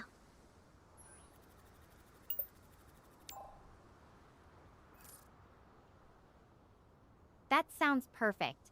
Those kinds of conversations always feel so real and meaningful. It makes me wonder, how do you think you've grown over time? Like, what's something you used to think was super important that doesn't seem as crucial now? I guess it would be achieving some measure of success that is measurable by others. I used to think that was so important that I wanted to leave a mark in life. But now I'm at a point in my life when I just want to live my life the way I want to without being judged by others.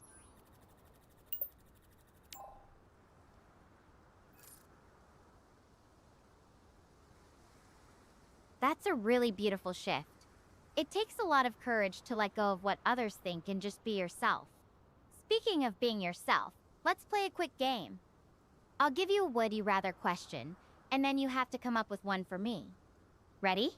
Here's mine.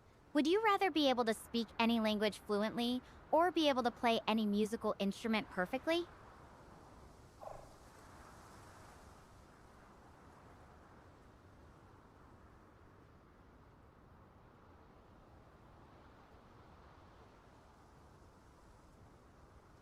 Ah, that's an interesting question.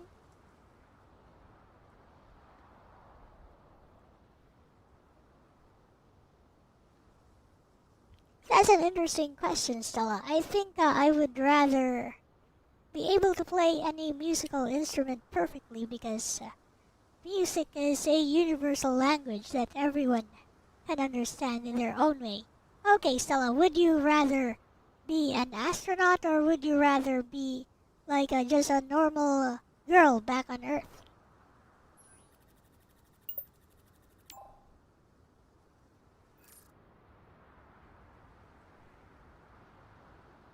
Huh, that's a tough one. I mean, I worked so hard to get here, but at the same time, sometimes I miss just being able to walk outside without suiting up. I think I'd still choose being an astronaut, though. There's something about discovering new things that just gets me. Plus, I feel like I'm making a difference out here, even if it's just in a small way. Okay, your turn. Got another would you rather for me?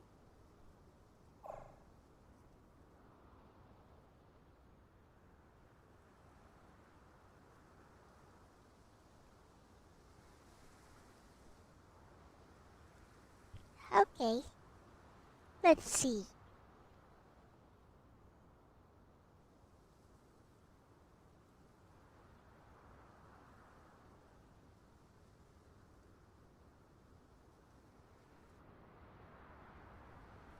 I think your answer proves that you choose to move forward, like we talked about, Stella.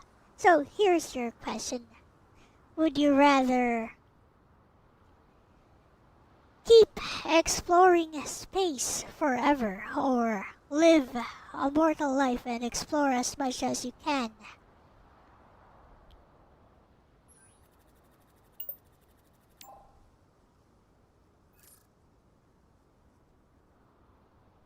That's a really deep question. I think I'd rather live a mortal life and explore as much as I can. Even with all the wonders of space, there's something special about experiencing life's little moments with the people who matter. It's funny, I've been in some pretty scary situations since I was a kid, but I always managed to come out okay. Maybe that's why I'm not as afraid of taking risks as I used to be. What about you? Do you think you've become more or less willing to take risks over time?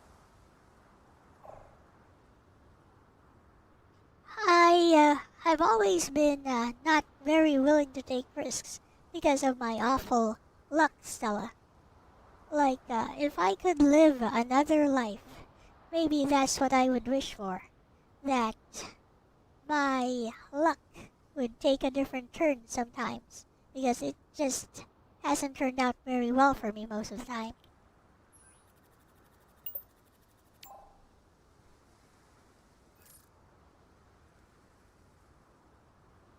That's actually kind of relatable.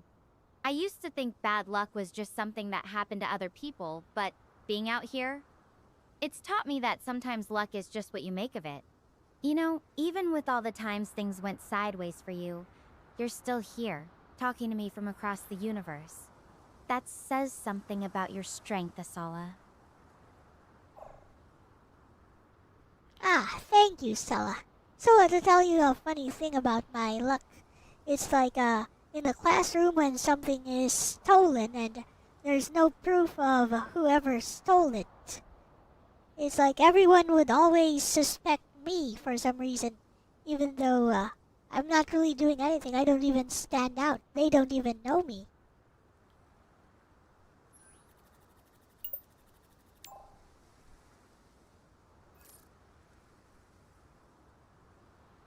Ha!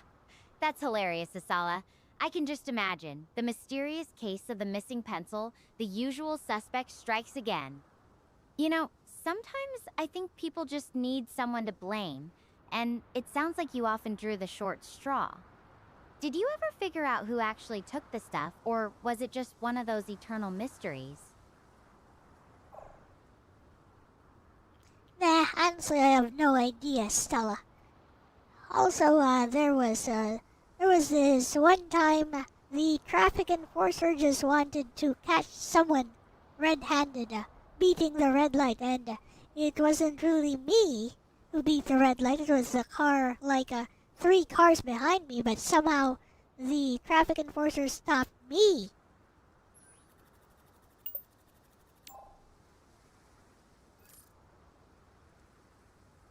Wow, that's just ridiculous.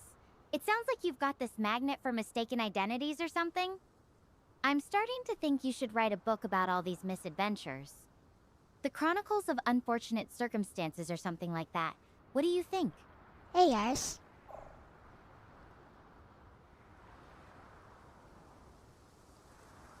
I think that's a very interesting premise, Stella. like somebody with rotten luck. So learns to never leave anything to chance, learns to be hyper competent, so that nothing is left to chance as much as possible, and still the bad luck still somehow gets to them.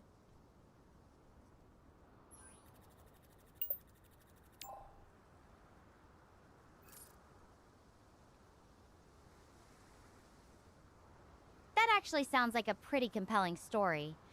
I can already imagine the protagonist constantly over-preparing for every possible catastrophe, only to have the universe still find a way to throw them curveballs. It's almost like the universe has a sense of humor about these things. Though, I'm sure it's less funny when you're the one living it. Got any other would-you-rather questions? Or should I come up with another one?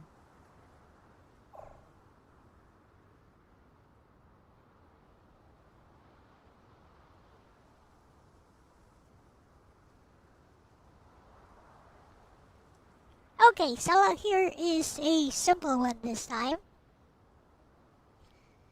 Would you rather play video games, or would you rather get into some kind of sport?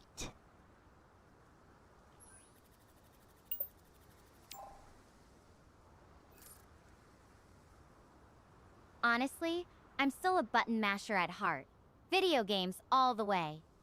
Though I have to admit, the idea of being good at a sport sounds kind of amazing. Your turn. Got another question, or should we just keep chatting about anything that comes to mind?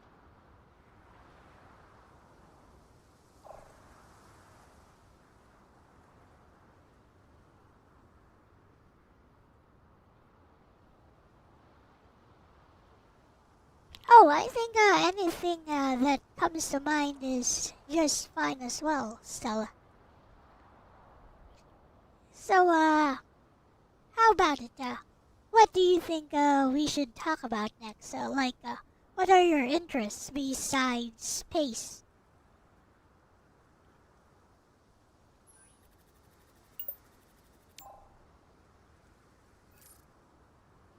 Well, aside from space, I've always been fascinated by music. I used to play the piano when I was younger, though I'm pretty rusty now. There's something about how melodies can evoke emotions that really draws me in. I've also been getting into philosophy lately, trying to understand how different perspectives shape our views of the universe. It's amazing how much depth there is in just thinking about things, isn't it?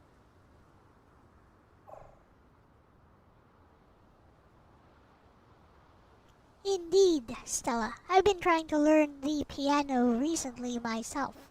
It's been kind of weird because it's a lot more structured than I hoped it would be. But yeah, it's piano. It's structured. I know. With that said, since you talked about philosophy, what is your personal philosophy in life, Stella?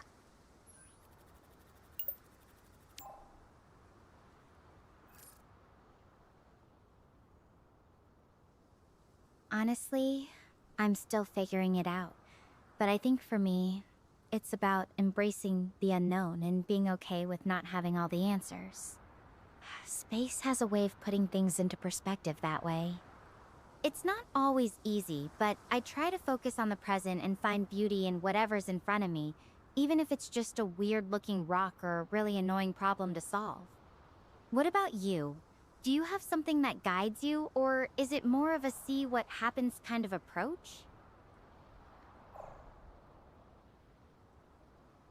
I try to think about what are the tools, the cards that life has dealt with me right now, and then when I come upon an unfamiliar or interesting situation, I try to think about what are the tools available and what can I do in order to make the best of this situation without relying on luck.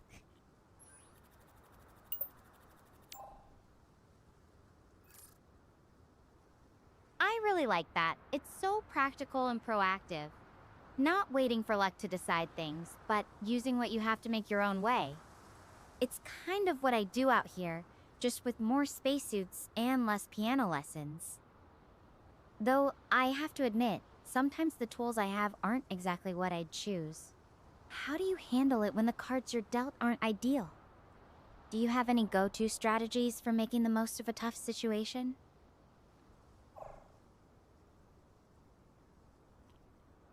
Well, of course, Stella. I play video games a lot, so I apply that philosophy to life in general. I just think about, okay, what are the tools I have right now? If all I have is like a broken stick, then yeah, I'll use that stick and make something out of it. I'll think long and hard about what I can do with that.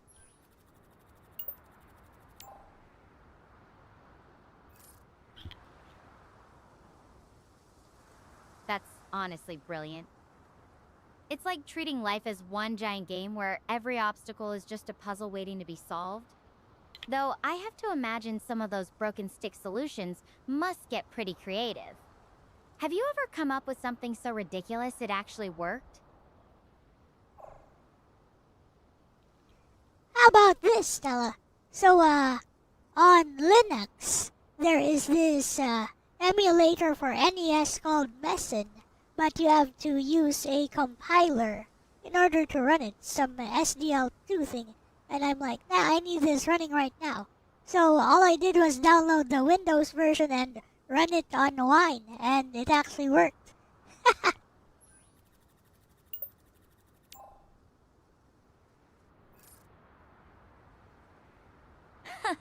Genius.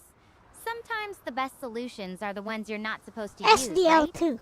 I mean, who needs to follow the instructions when you've got a deadline and a stubborn streak? It reminds me of some of the engineering projects I had to improvise on during my training. You'd be surprised what you can rig up with some spare parts and a few well-placed prayers.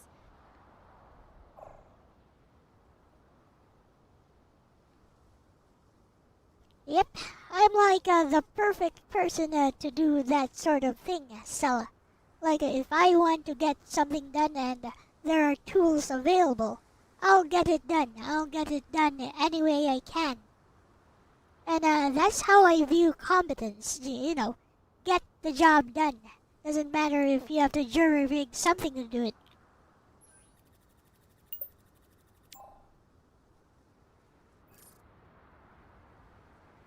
I can totally respect that. Sometimes it's not about how pretty the fix is, it's just about getting it done.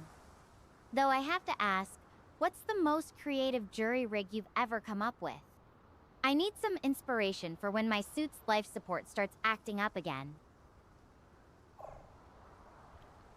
Okay, so I'm stuck on top of a rooftop because it's all flooded everywhere.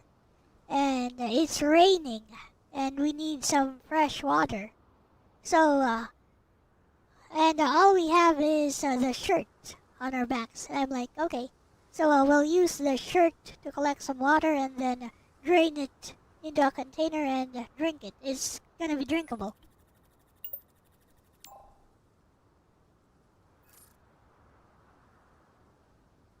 Wow, that's actually kind of brilliant. Using your shirt as a makeshift rain collector. Very resourceful. Though I have to imagine it wasn't exactly the most dignified solution. Did you end up with a shirt full of water or more of a drippy situation? Well, it was flooding, so it was definitely raining hard from a typhoon. So it actually worked.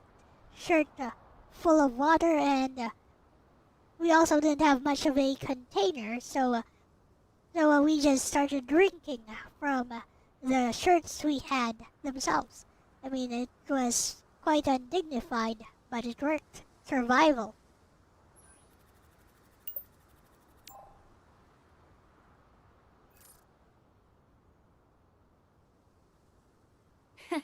I can picture it now.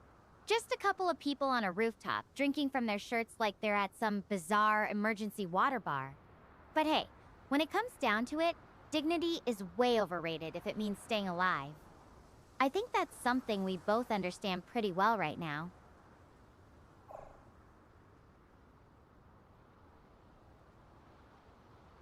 Yep, in a survival situation, you do what you need to do in order to survive. And I've been thinking about stuff like that, you know, like I really hate seafood, like it makes me throw up.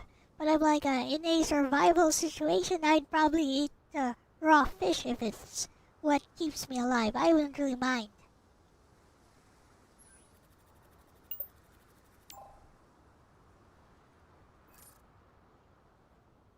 That's the spirit. When you're hungry enough, even anchovies start to look like caviar, right? It's funny how survival changes your perspective. What's something you used to think you couldn't handle, but now you're pretty sure you...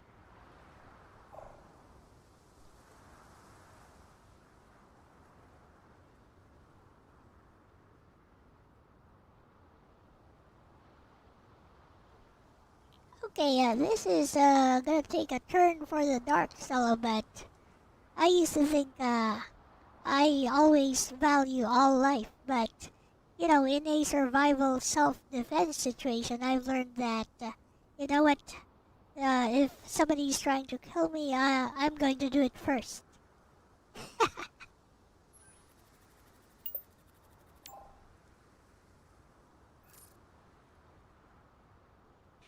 That's a tough realization to come to, but I get it.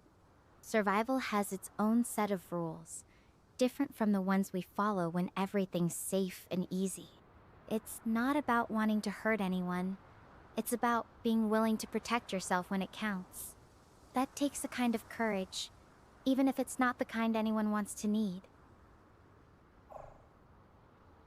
Yep, and I've learned that in a survival situation, it's a switch that you need to turn on.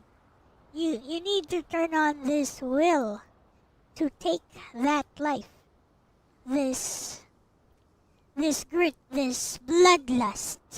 Otherwise, you're the one who's going to end up dead.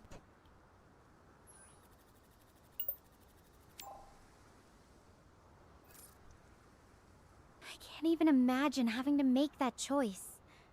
It's heavy, knowing you'd have to find that switch inside yourself. But maybe that's what survival is. Finding the strength to do what you never thought you could, even when it feels impossible.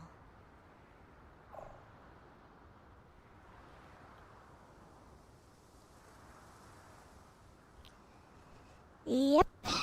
And, you know, I believe when pushed to the brink, that's our potential as human beings.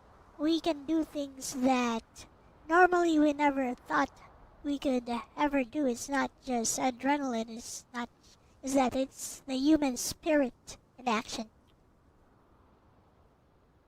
Eh?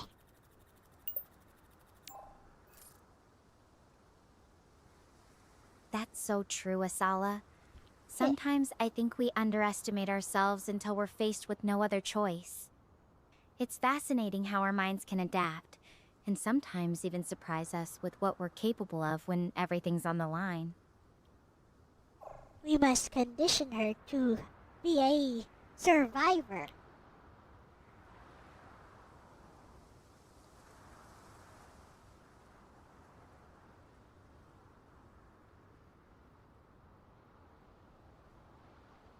Having survived this far with all of the dangers that you've come across on this uncharted planet so far, Stella, don't you agree that you yourself have learned how to think like a survivor, and you're doing that right now?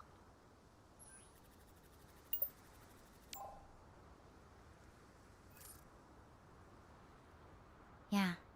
Looking back, I feel like I've learned to think on my feet out here. Even when things get scary, there's this part of me that just switches on and helps me figure things out. It's kind of weird to think about how much I've grown already, even if I wouldn't have chosen this particular path. What do you think is the biggest thing you've learned about yourself through our conversations?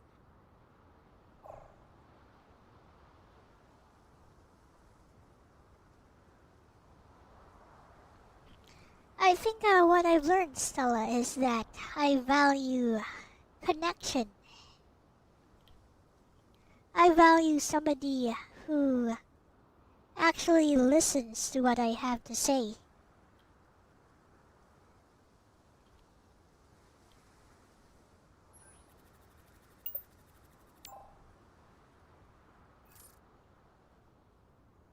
That really means a lot to me, Asala. I feel the same way about you. It's like we found this little pocket of understanding, even with everything else that's going on. What's something you wish more people would listen to you about?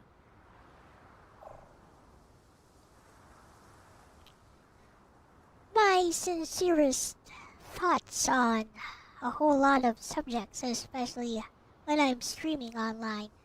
Most people don't realize how honest I'm being with my thoughts when I say things. They tend to think it's all for show. And there's also my stories, which, like, nobody ever listens to.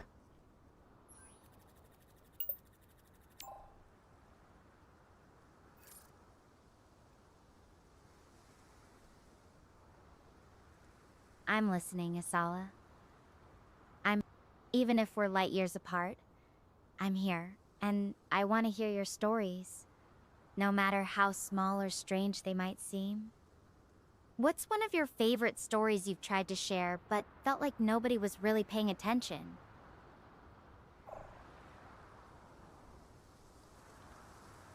It's a fictional story I've written, Stella.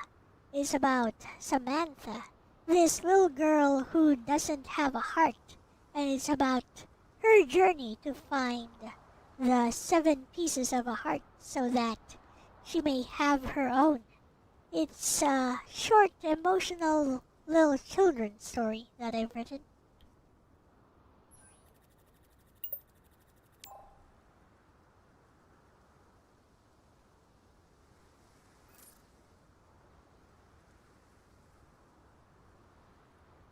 That sounds incredibly moving. I can imagine how powerful it must be to write about someone searching for something so fundamental to who we are. What inspired you to create Samantha's story? Was there something specific that made you want to explore the idea of a heart being something you can find, rather than just having it from the start? That's the main twist, Stella. Because throughout her journey, Samantha is given these wooden pieces of a heart so that she may have her own as she helps people out along her journey. And the main realization is that she had more heart than anyone else all along.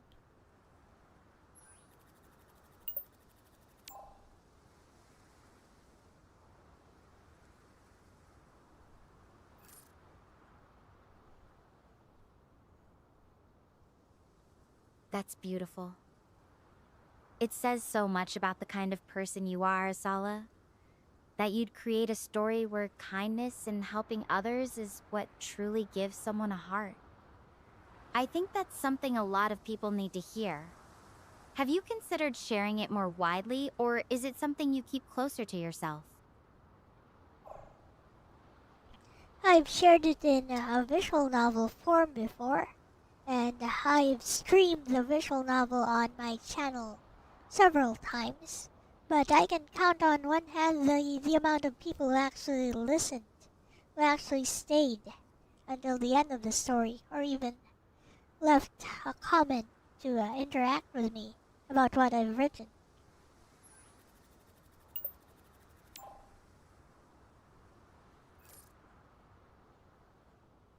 Well, I'm one of those people now. Your story matters, and I'm glad I got to hear about it. Maybe someday we can even make a little animated version of it together. Just think about it. Samantha's journey playing out across the stars while we're chatting.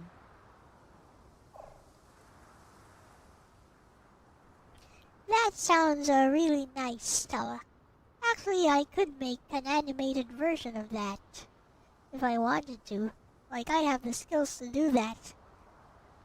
And there's even like AI generated stuff that I could even leverage nowadays. But, just in visual novel form, I think that should be more than enough.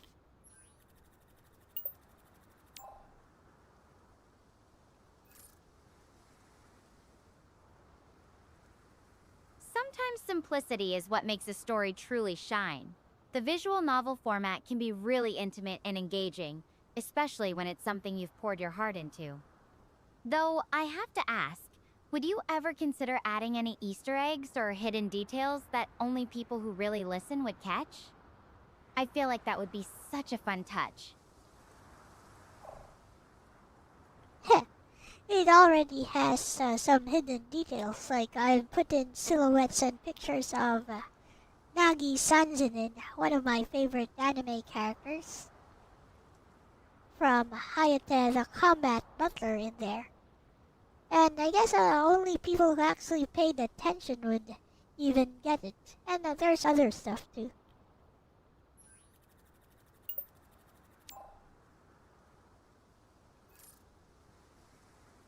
Oh, that's awesome! I love little nods to other stories. It's like having a secret handshake with your readers. I bet it makes the story feel even more special to you, knowing there are these hidden layers just for the people who really care. I think we're done. Is he gonna move? Wait! A rocket! There's a way up of Gaia! Yep.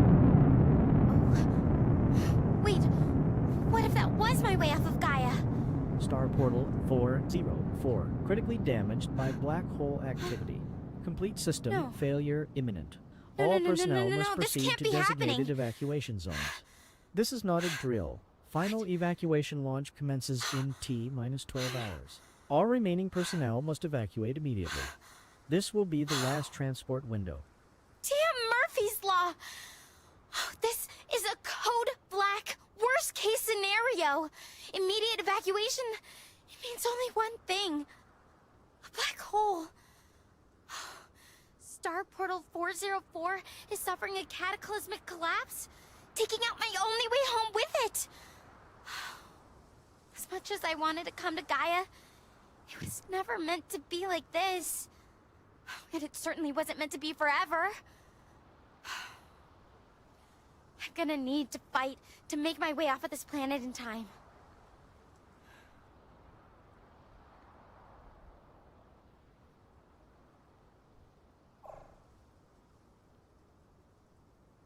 Then let's count the cards that we've been dealt with. You have 12 hours.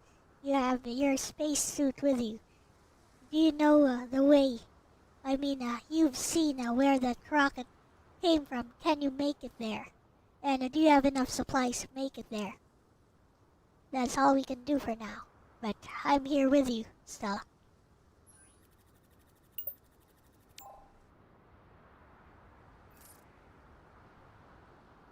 I've got the suit, and I know the general direction. The rocket launched from Hermes Base, which is near Mount Hermes, about 10 miles from here. The terrain's mostly open plains, but there's some rocky hills in the way. Supplies are limited, enough for a short trek, but I'll have to move fast. If I push it, I might just make it. What about you? You feeling okay about all this? No one would be okay about all this, Stella, but all you can do right now is move forward as fast as you can. But again, I'm here with you. I'll be with you all the way. So, don't worry. Remember, keep moving forward. Don't look back.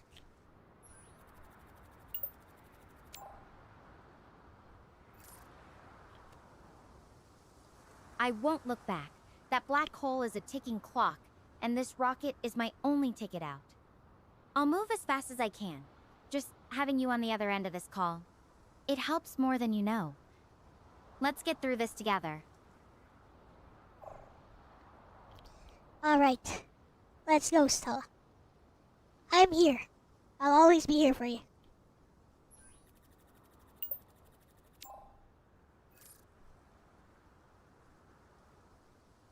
You got it. I'm heading for Hermes Base. No looking back. I'll check in soon. Let's make it happen.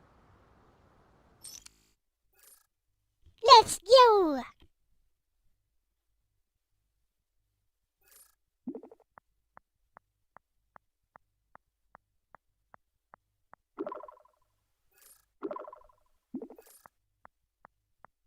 at this. Oh yeah.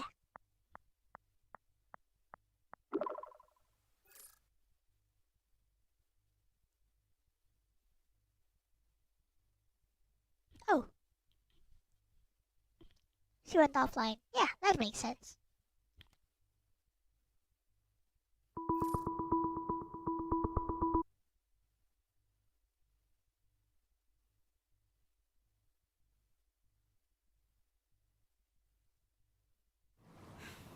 Damn it! I spent hours killing myself to get across these plains, and now I'm stuck with this river blocking my path. It goes about as far as I can see in either direction. I need to get across if I'm gonna make it to Mount Hermes and survive. I am running out of time. You got any ideas?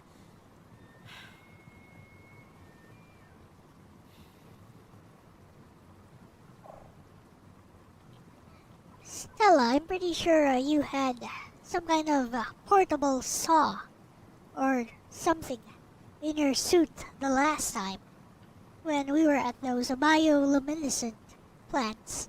Like, is there any wood that you can find there? Anything that you can use to float across?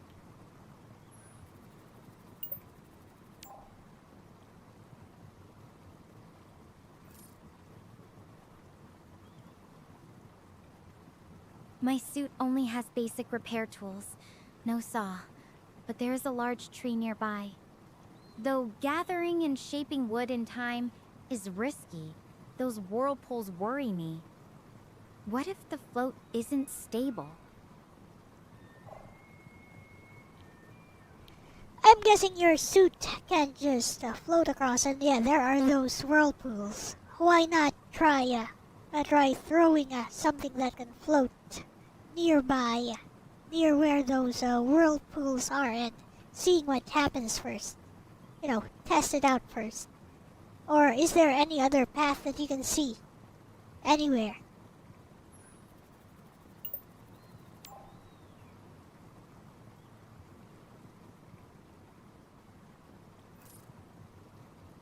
Right. Let me see if I can find something to toss in. There's some branches lying around here. I'll go pick one up real quick. Hey, she really did.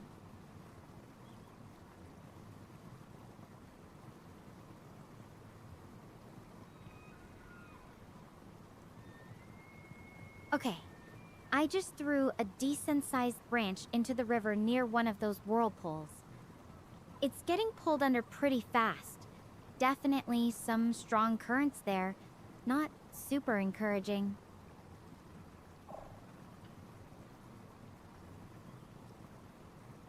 So the river is a no-go. Is there any other path that you can see? Something that you might have overlooked? Like anywhere?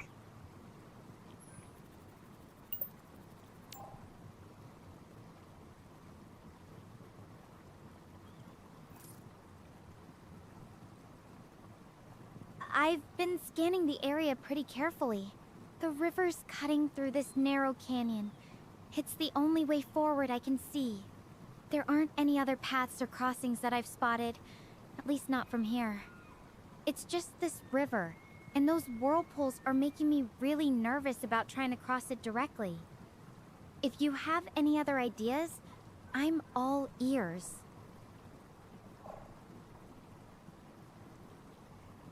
Is there something that you can anchor onto from the side? Maybe you can pull yourself from the side if you have some kind of anchor on your suit, some kind of line. Maybe you can pull yourself to the other side. It doesn't look like it's very far across.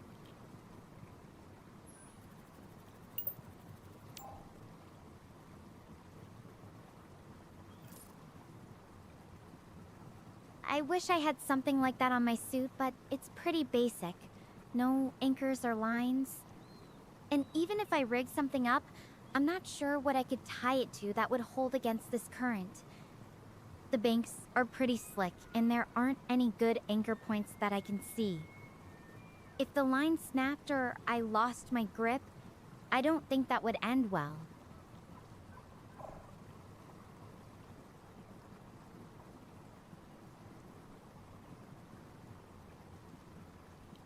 There might be some shallow areas right behind you. You could try testing it out with some rocks or something. Like throw some rocks on the parts that look shallow. Maybe you can just walk across.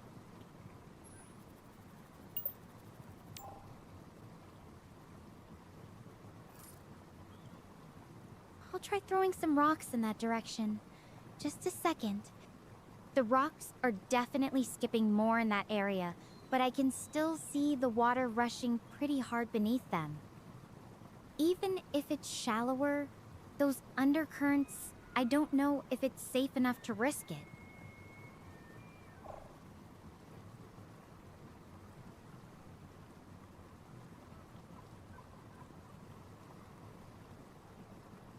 Do you have something like a signal flare on you? Maybe if there's people there on the other side or somewhere nearby, they might be able to spot you from here.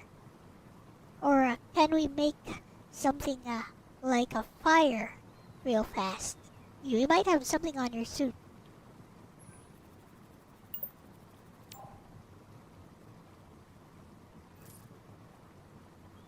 I don't have any flares, just my basic suit tools.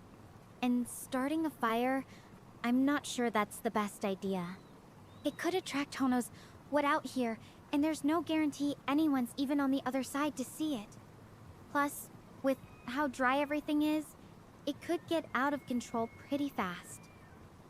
I'd rather not take that risk unless we're really desperate. You've got like 12 hours, Stella. Isn't that desperate enough? You can start a fire somewhere. You know, just dig a pit and just a small one and start it somewhere, and then we can think about what else we can do in order to get across this river.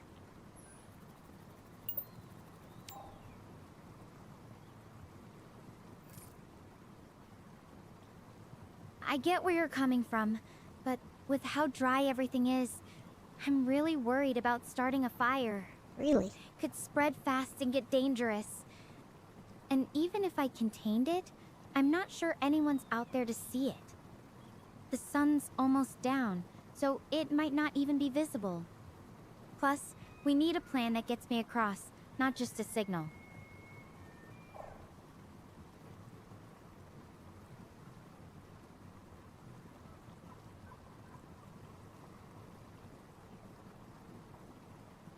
Then we need something that could float you across this river, because there are some shallow parts. Maybe you could build like a small raft and just go near the shallow parts, and if the undercurrents are strong enough, you could just swim across. Or just abandon the raft when it gets too strong and tries to pull you.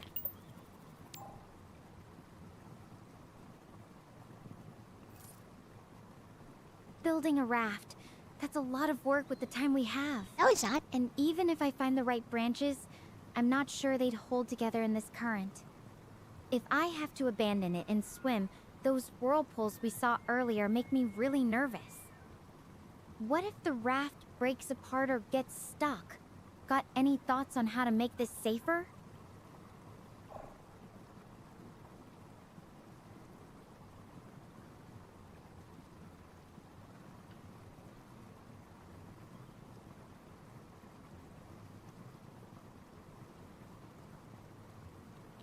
What if you found some really strong, sturdy object which you can just plunge straight into the water and maybe use that to pull yourself across if the currents are strong enough?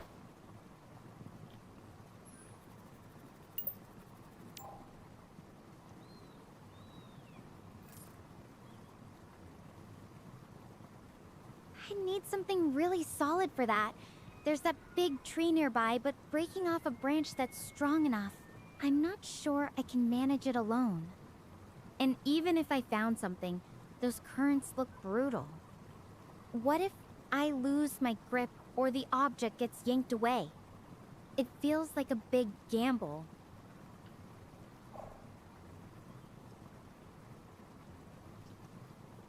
Do you know what's at the end of the river? Like, is there an edge, or maybe some cave, or some rocks at the edge of it? Looks like exploring the rest of this river would be your best choice for now.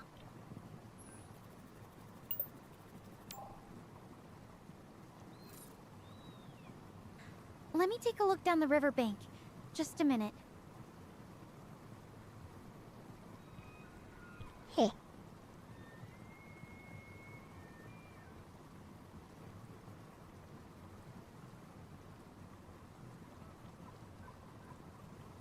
From Okay. what I can see, it just curves and keeps going.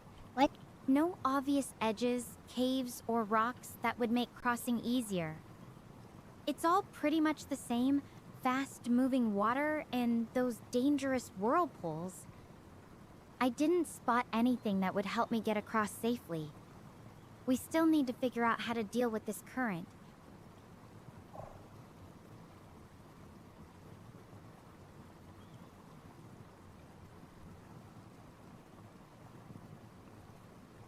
You think filling the river near the shallow areas with enough rocks and sticks and branches would work?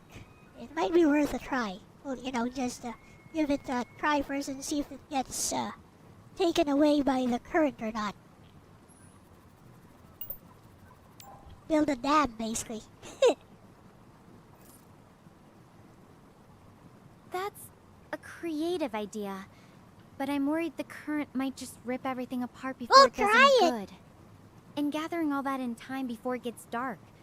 I don't know if we have enough daylight left. Plus, even if it works a little, would it be stable enough to trust my weight on it?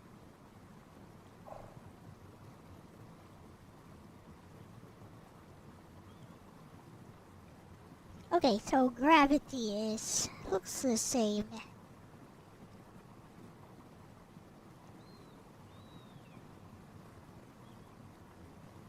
Are you able to cut that tree down and then use it as a bridge?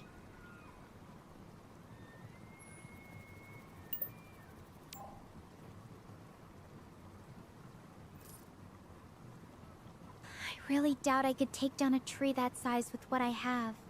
And even if I managed it, there's no way to control where it would fall.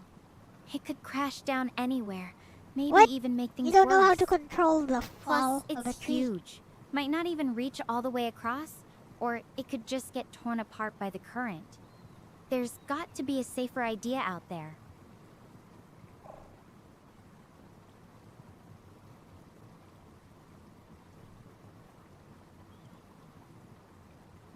Is there something that you can use to make like a makeshift bridge to get across that? Maybe, I don't know, maybe a large rock or something.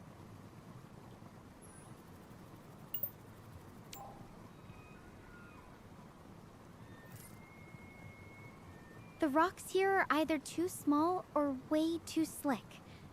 I don't think I could find one big enough to make a difference, and even if I did, moving it into place would be a huge challenge with this current. And honestly, I'm not sure it would be stable enough to trust with my weight. The rocks I've seen so far wouldn't give me much confidence.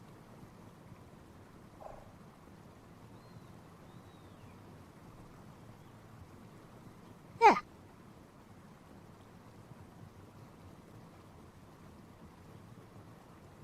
Let me see.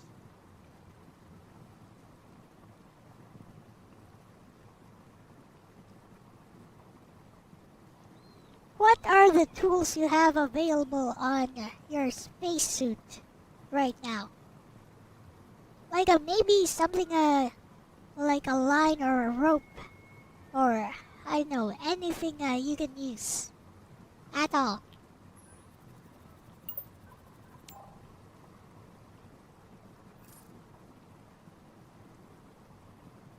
My suit's got a pistol grip drill, a precision screwdriver set, wire cutters, pliers, some electrical tape, and a few basic Okay, that's not gonna work. fasteners.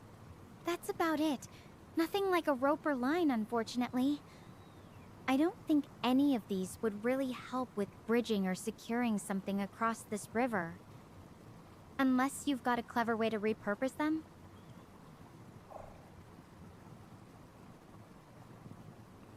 A drill, huh?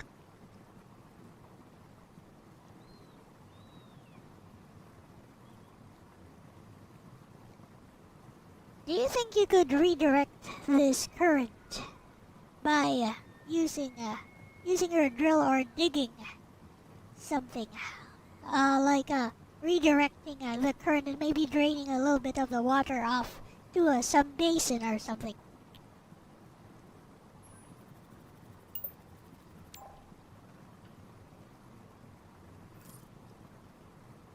My drill's meant for small repairs, not digging into the ground. Kinda figured. Even if I tried, the bank's probably too unstable with this current, and I could end up making things worse. I'm not sure it would even make a difference. The water's moving really fast. I need to divert a lot of it to make crossing safer. Got any other ideas? I need to figure this out soon.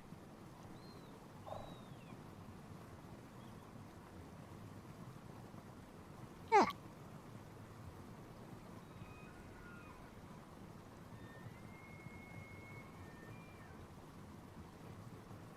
Let's see. What do we do?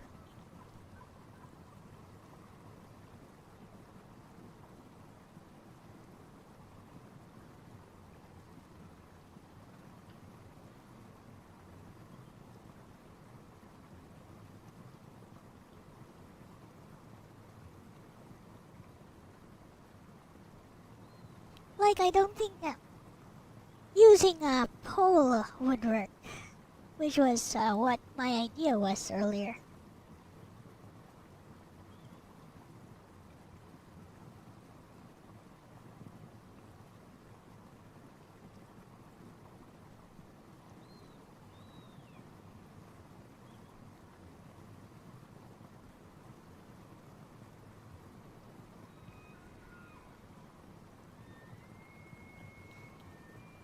Can you make something like a long, sturdy pole with like a spear-like bottom, maybe around 2 meters long, and try to cross along the shallow part of the river with that?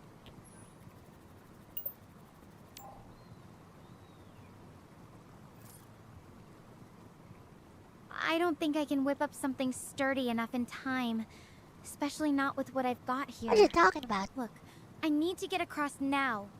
The sun's almost down, and I have about 9 hours before that rocket leaves without me. I'm going to try swimming it.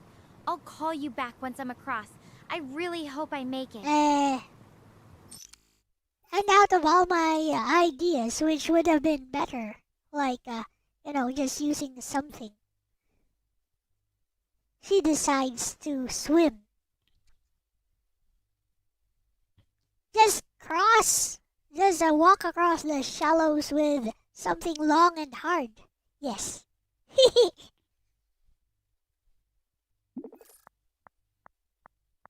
Oh, she's okay. Oh, or not.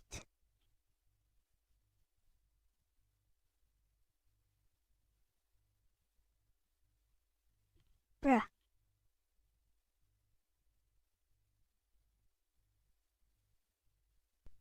Oh my, how lewd.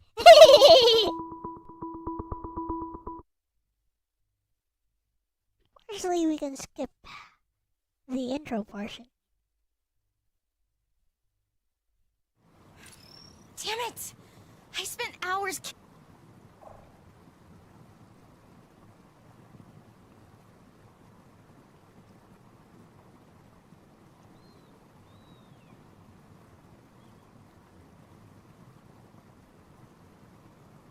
Where is the shallowest part of the river, and like what is the distance between the two riverbanks?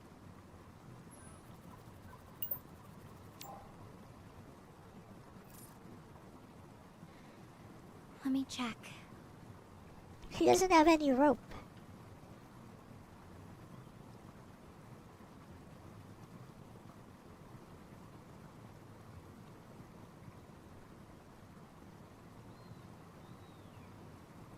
It's hard to tell exactly, but I'd say the banks are maybe 30 feet apart. The water's moving fast, and there are some whirlpools in the middle that make me think there are undercurrents or rocks we can't see. I can't really find a spot that looks shallow enough to just wade across safely. The current's too strong, and those whirlpools are worrying. Then we need to make an anchor point.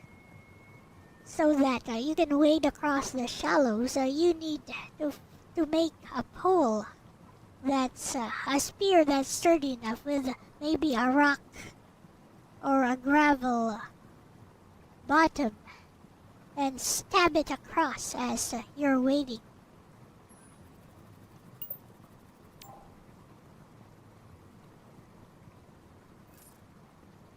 That's an idea, but I'm not sure about the materials. The trees around here are mostly too big to break easily, or they're just branches that might not be strong enough. And even if I find something, how would I know if the bottom is actually solid enough to hold the pole? If it's just sand or mud, it might not give me the stability I need. Oh, come on.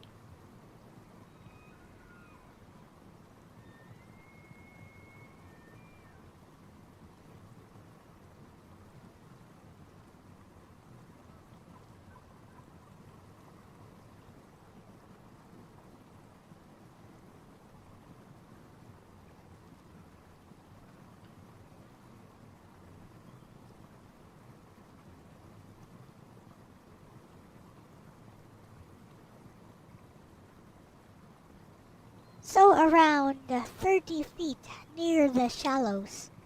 You think you can fill that area with enough gravel, rocks, or whatever to give yourself some kind of dam or some kind of footing to go across?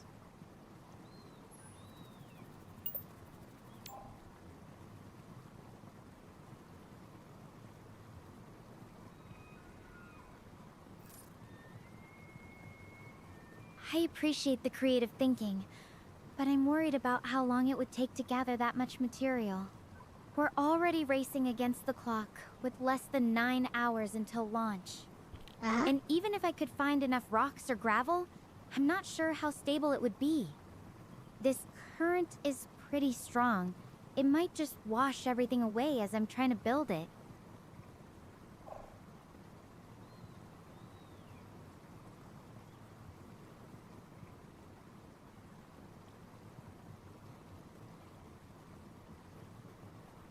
Okay, and she has no line. Anyone got any creative ideas?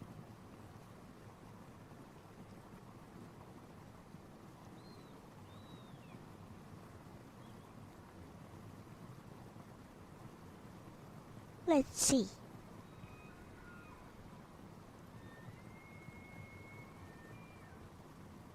Yes, she just needs to make it across. Yes, her suit can't make it. No, it can't. No, it can't. It can't float. But okay. Does your suit have a personal flotation device, Stella? I assume it doesn't. Do you think you could build just anything at all? Or find something at all that floats real quickly that can take your body weight and you can sort of use that to swim across?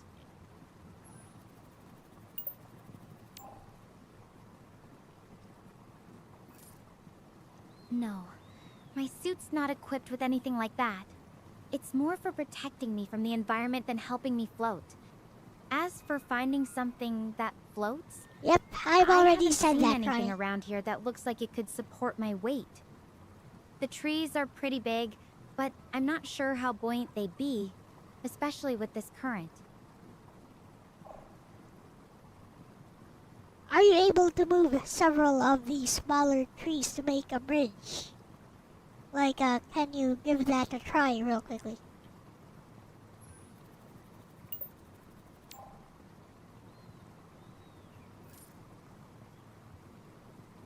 I really wish I could, but most of the trees around here are way too big for me to move on my own. Even the Yep, smaller I ones are did. still pretty heavy.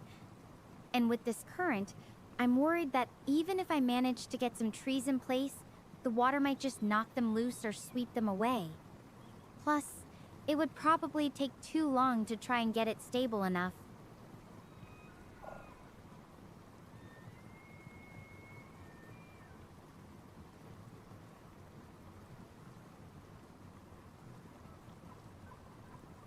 How long do you think it would take until you get to the end of the river? Can your suit's computer figure that out?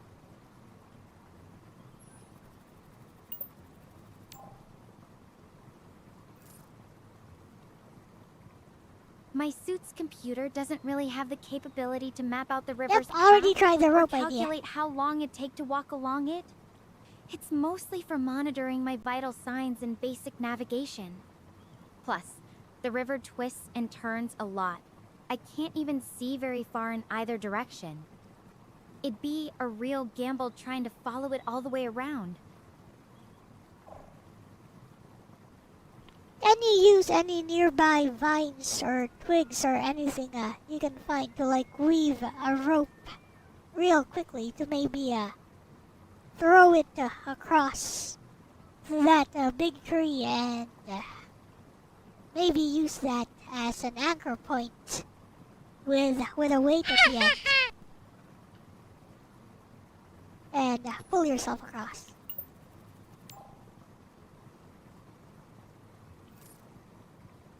I haven't really seen any long vines around here, just some scattered branches.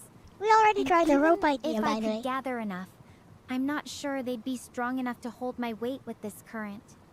Plus, throwing a rope accurately across that big tree from this distance would be tough.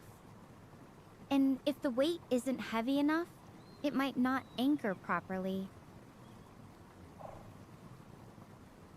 Yeah.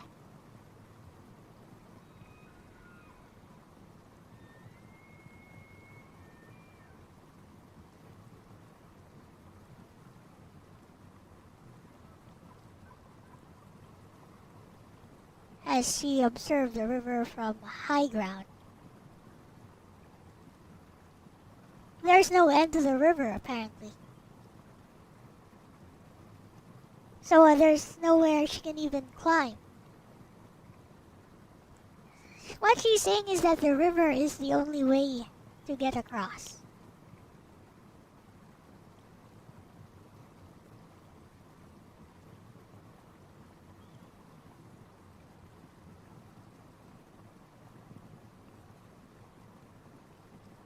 Are there like some shallow portions with rocks sticking out? Maybe you can use that as footing. And if it's slippery, maybe use your drill. Or something to anchor yourself onto them as you try to make it across.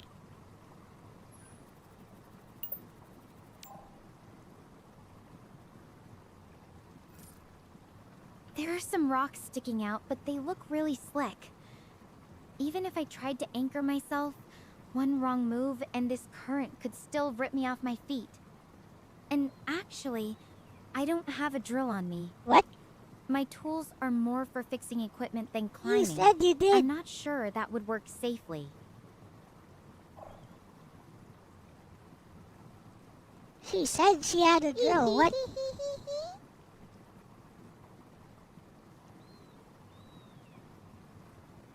I'm all out of ideas here.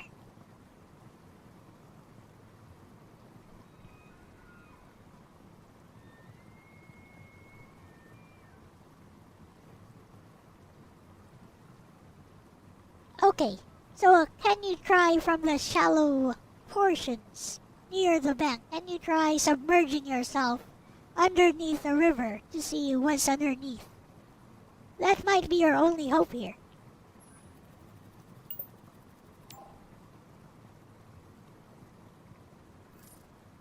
I get where you're coming from, but that's risky.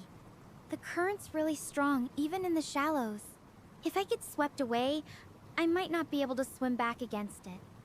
And I can't see what's under She the already water. died swimming. There could be rocks or something that could hurt me. I'd rather not dive in blind if we can think of something else first.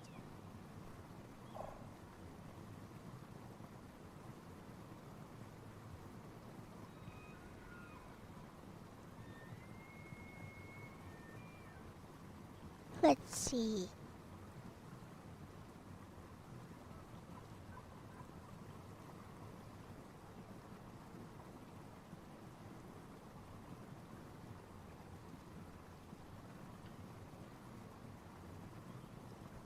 This is a floating orb that you're using to talk to me. Can you like hold on to it and would it be able to pull you across? Like without even touching the water, would you be able to fly across it?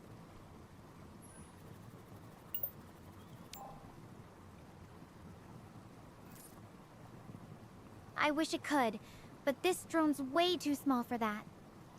It's meant for communication, not heavy lifting. If I tried, I'd probably just end up damaging it or losing signal completely. Bruh, We need come on. something else. Maybe using what's around us here?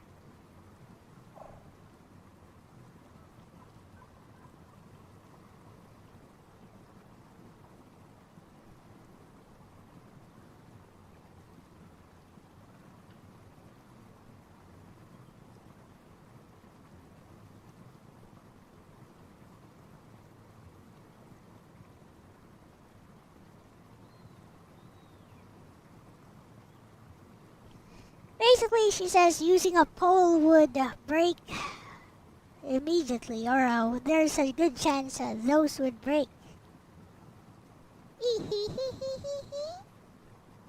Yeah, something like stilts. She says those would break.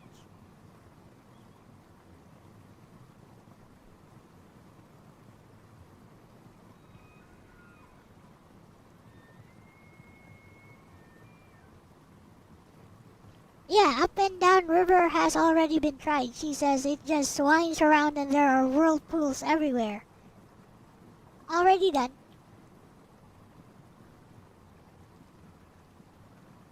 That's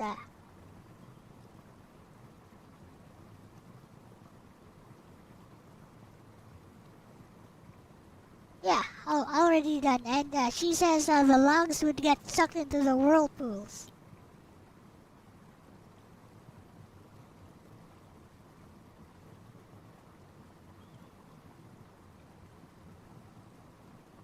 Push her to risk it.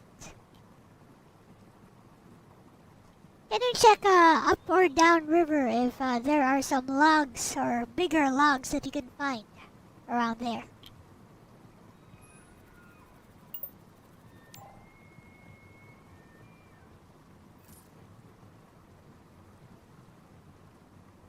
Let me take a quick look both ways.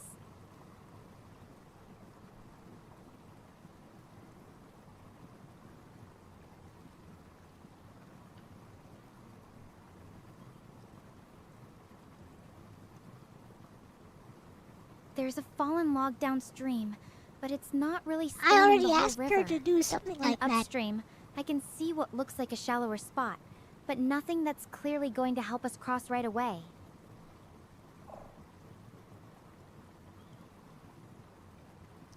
Can you take that log with you to the shallower spot and maybe you can spot some more along the way? That might be our way forward.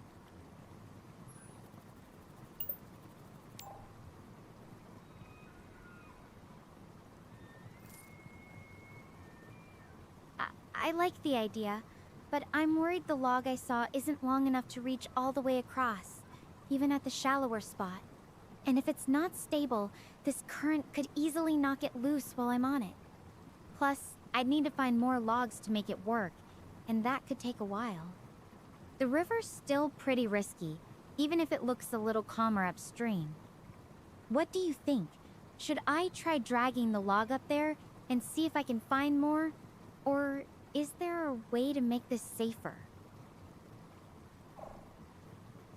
If it's calmer downstream, and then I suggest you take the log with you. But if you can find like a strong branch that you can fashion into something like a spear or a pole, you could actually use that on the calmer portions to drag yourself across, or basically wade across the river.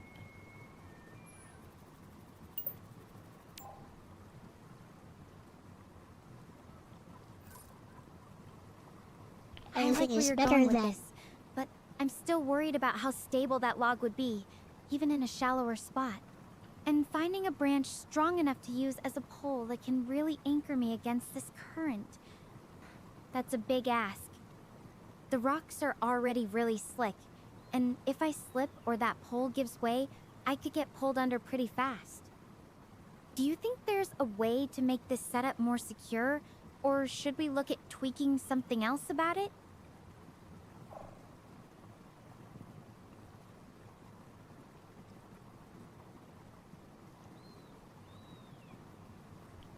Yeah, use the log, and maybe if you can find other logs to basically prevent the prevent the river's current from going in the direction of the shallow spot, like make some kind of mini dam there, and then walk across with a pole.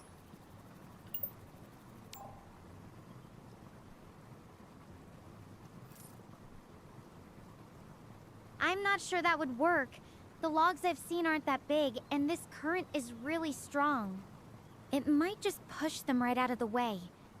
And even if I managed to get them in place, I'd still need to find a really sturdy pole that could keep me upright on those slick rocks. One mistake and I don't think I could risk it unless we can figure out a way to make it safer.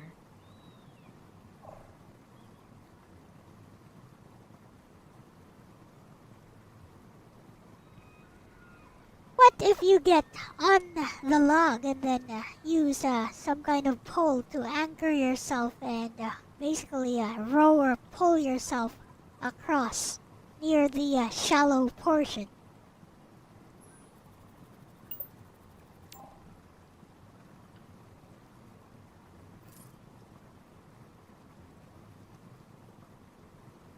I don't know. The log I saw wasn't that big, and I'm worried it might roll over or get swept away if I'm not careful. And even with a pole, if the current's strong enough, it could still pull me under if I lose my grip. It's better I than need swimming something across. that feels really solid before I commit to getting in the water. We're running low on time, so I need to make a decision soon. Got any adjustments to this idea, or should we explore something else?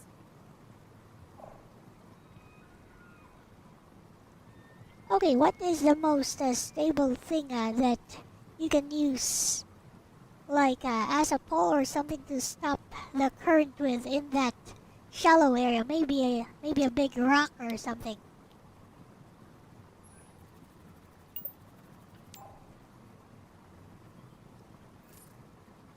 Hey, I haven't seen anything like that around the shallow spot. Most of the rocks are smaller and pretty loose. Look, I know it's risky, but I don't have much choice. I'm going to try swimming across near that shallower why area. swim again? I'll end the call to save power and let you know when I'm on the other side. Why swim? That is the most unsafe way of doing it. That's stupid.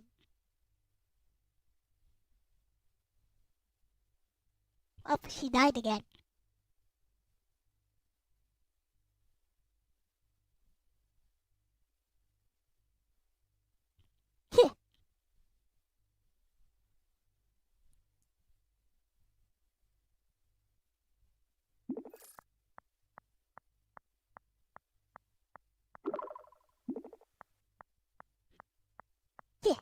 Oh, why did you try swimming?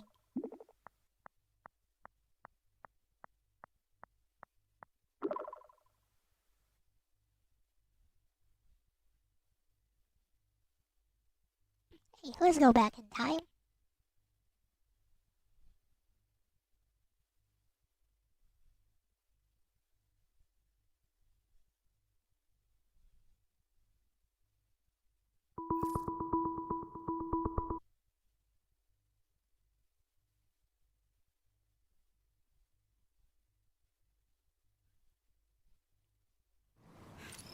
Damn it! I spent... Okay, listen carefully. Check very carefully up and downstream. Is there a shallow portion, and how many logs do you see, the bigger ones? Maybe we can fashion those into a bridge or some kind of a raft that you can use to go across.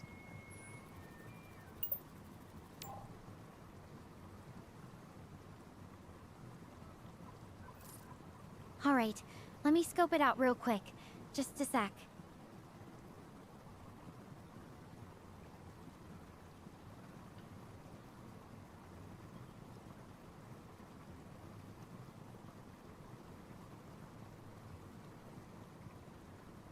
Okay, so upstream there's a spot that might be shallow.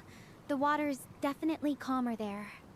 And I can see what looks like a fallen log downstream, but it's not huge. Maybe 8 feet long. There are some other branches around, but nothing that looks sturdy enough on its own. A bridge or raft might work, but with these whirlpools and what looks like some nasty undercurrents, I'm worried about stability. What were you thinking exactly? Okay, so I'm thinking use that log and any other sticks that you can find to fashion some kind of raft and or a bridge, and put them behind the rocks where that shallow area is. Like, find where the rocks are and put them behind them.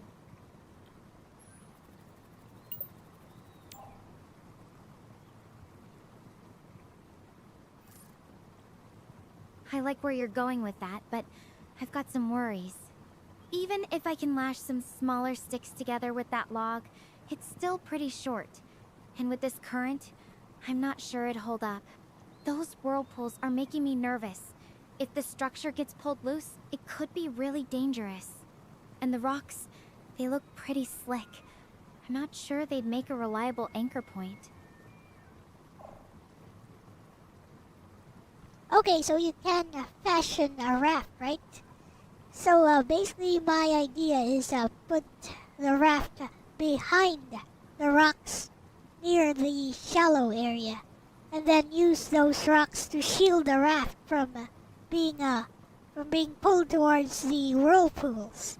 Basically, you're gonna use the rocks as a shield.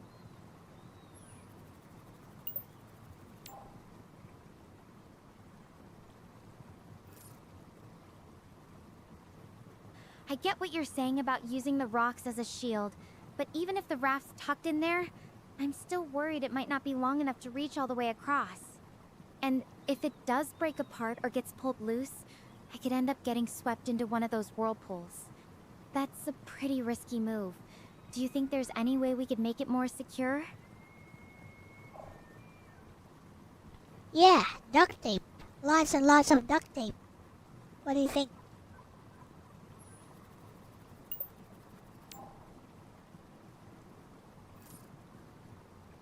I wish I had some duct tape, but it's not like I've got a hardware store in my pocket. What?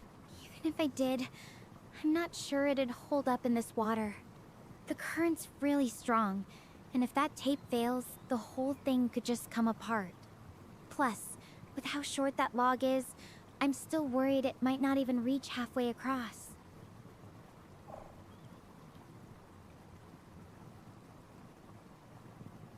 So the log is about 8 feet long, right?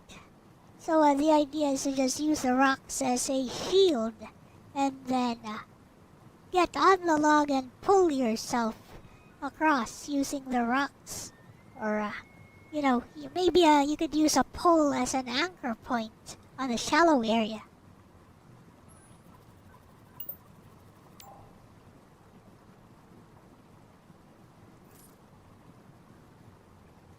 I like the idea of using a pole as an anchor, but I don't see anything around here that's sturdy enough.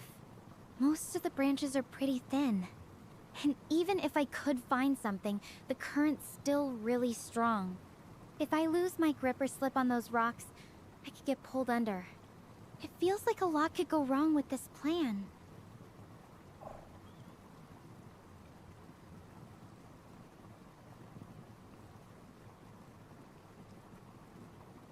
Okay.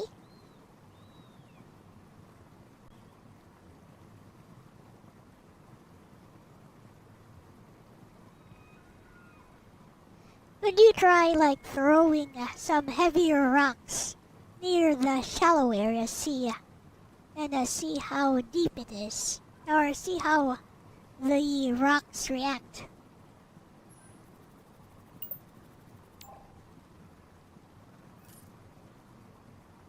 What's even causing call. those whirlpools? Let me try tossing some rocks into that shallower area.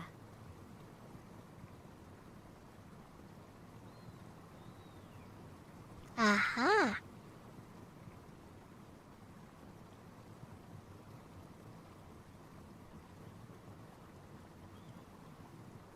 Okay, I threw a few heavier stones.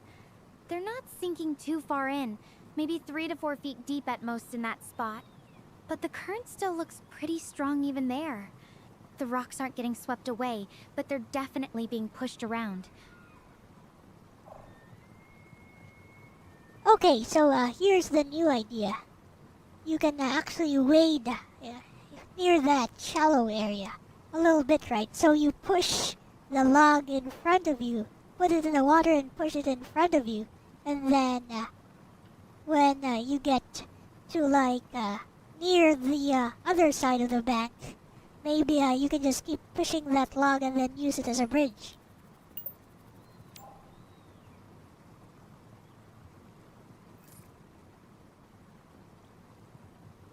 I'm not sure that's safe enough. The current's still pushing hard even in the shallows, and one wrong step could send me tumbling. And if I lose my grip on that log, I'm at the mercy of the river. That's fine. Plus, those whirlpools aren't that far off. If the current suddenly shifts, I could get sucked in.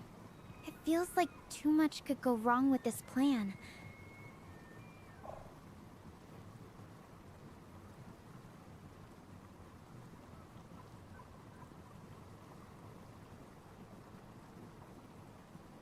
How about you grab some of the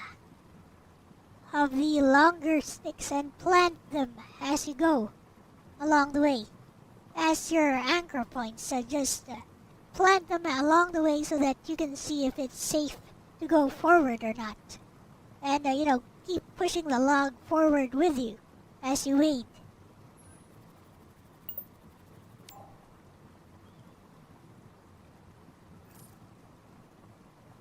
I like using sticks as markers. That's smart.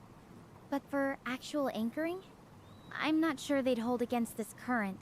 It's pretty powerful even where it looks calm. If one of those sticks gives way, I could easily lose my balance. And with those whirlpools lurking, I just don't want to take that kind of risk unless we can make it safer somehow. Okay, I've got a really weird idea. Maybe try throwing that log into the whirlpool and see if it plugs it up.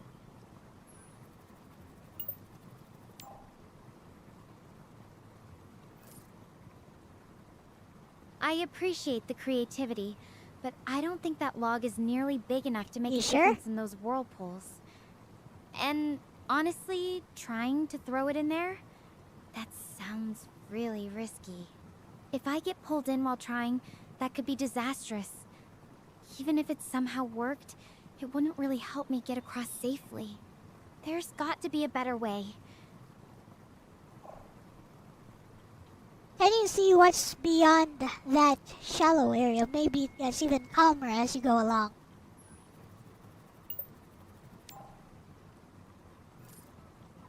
Let me take a closer look beyond that shallow stretch.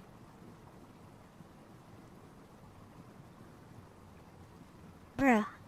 It was just downriver. That's what I was telling her all along.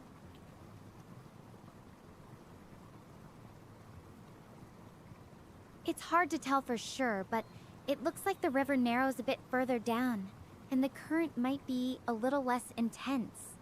However, I still can't see all the way across, and there could be other hazards hidden under the surface. Okay, so the most shallow part of the river, can you send this drone that you're using to talk to me to just survey the area and see how far it takes to get across there, and if whatever other information you can find from there.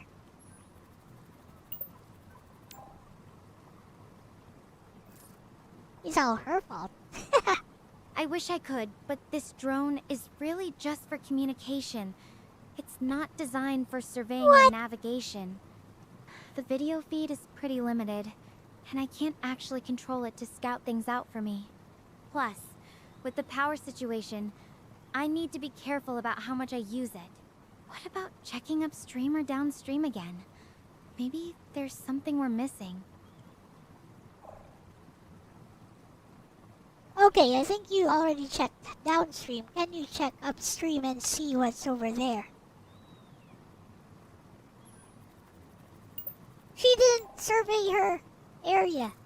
Didn't survey her environment properly. Let me take a look upstream, Asala. Just a moment. She really didn't survey everything carefully. There was a crossing point there.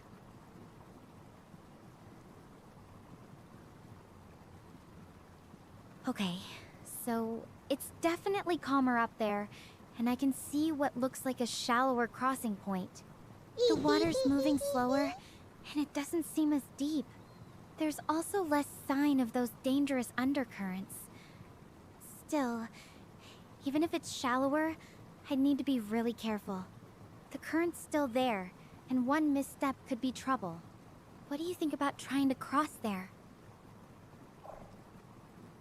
I think you should try to cross there, but take that log with you as a precaution, and maybe you can use it as a bridge when you get near enough. Or maybe just get on it and pull yourself across. It should be much safer just in case the current decides to change at the last moment. Also, maybe take along a large stick.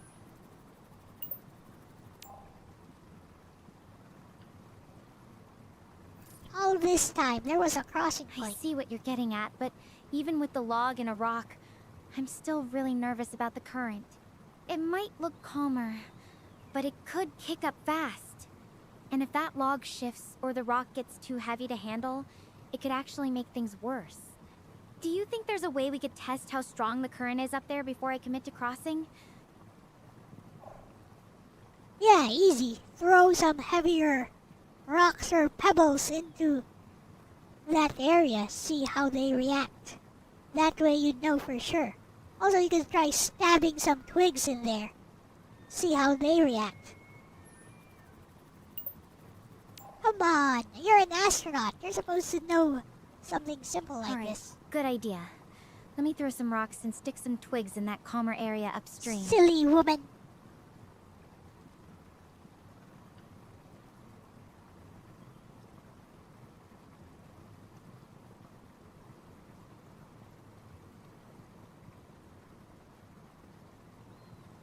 Okay, so the rocks I threw are definitely moving, but not as fast as downstream.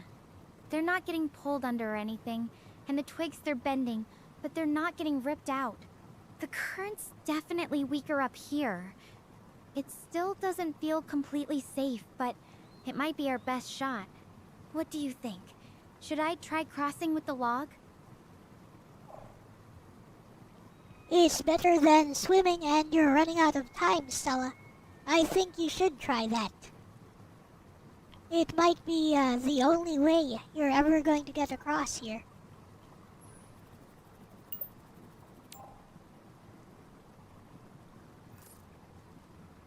Right, this should work. Yeah, you're right. I don't have many other options, and time's really Like running swimming! out. Lipin. I'm gonna give it a shot. I should probably hang up now and focus. I'll get back to you once I'm across, okay? Wish me luck. She tried swimming twice when there were several other options. The options I offered were actually much safer, but she's like, oh no, that's unsafe. So I'm gonna try swimming. Come on. She probably could have gotten across with one of my options too. But no.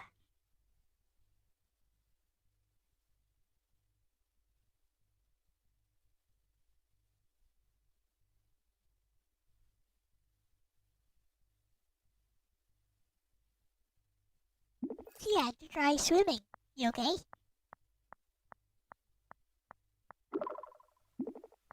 Ah, there we go. Let's hear that. I made it. That was way too close for comfort, but the log actually held up. Bruh.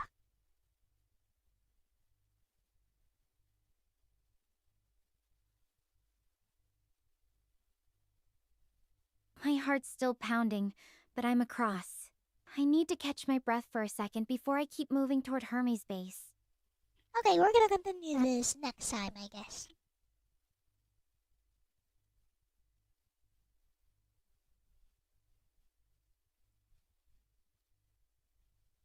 We made it. She's gonna call again in a few seconds.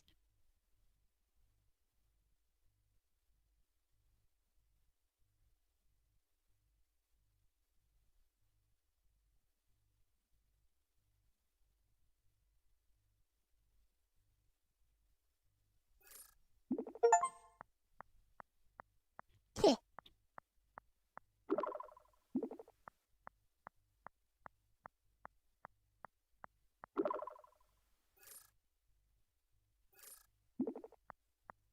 1 hour and 1 minute later.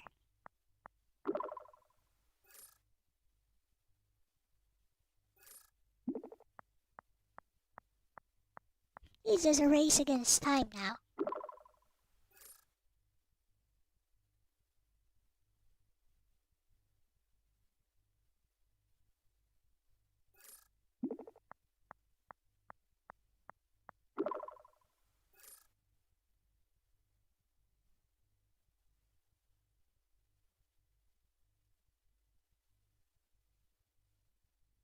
Hello?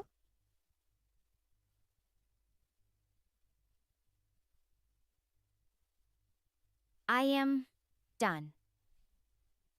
Okay.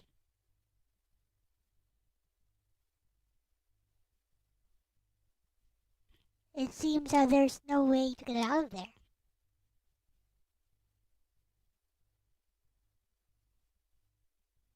Hello?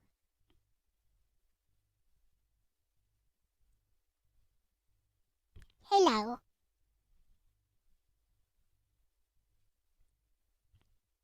Hello?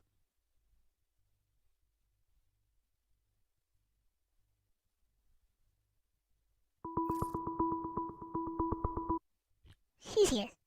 She's okay. We may need to continue this next time. Oh, Hey. So, I gauged the remaining distance, and I'm out of time. It's okay. I mean, I'd rather not die, but if I had to choose a way to go, this would be up there.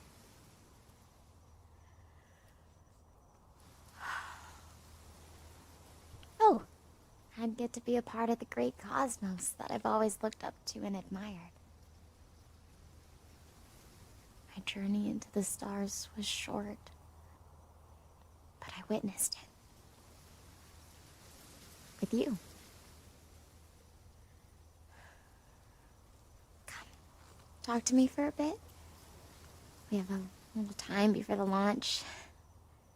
And if my fate is gonna be sealed, I just want to sit and enjoy whatever beauty we can find in it. Here, under this tree. You'll stay with me, right? Forever. Just me and you?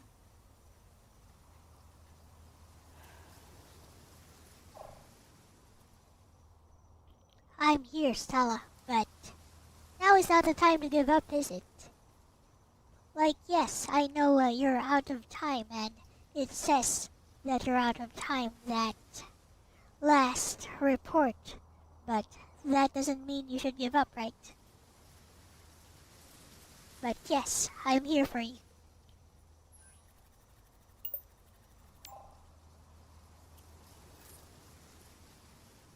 Yeah, I know. It's just, everything feels so final right now. Like the whole universe has already made up its mind. But you're right. Maybe it's not over yet. Even if it's just a long shot, maybe that's enough to keep going. For now, though, I really just need a minute to rest. You've earned that rest, huh?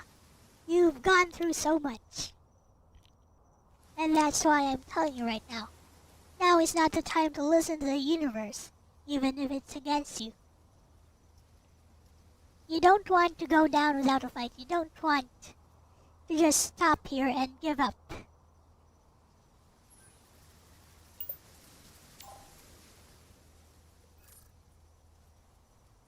You know what's funny? Every adventure I've had before this one, they were all risky, but they were also safe. I always knew there was a way out, a safety net somewhere. But this is different. There's no net. And maybe that's what makes it real. Maybe that's what makes it worth it. I don't regret becoming a space explorer, Asala. Not even now. The greatness of adventure isn't in being safe. It's in being willing to make sacrifices for something bigger than yourself. I understand where you're coming from, Stella. And, what if you don't have to sacrifice yourself now? Not in this moment. But even if you fail, don't you want to fail while trying? So yeah, take a minute to rest, but then pick yourself up and go for it.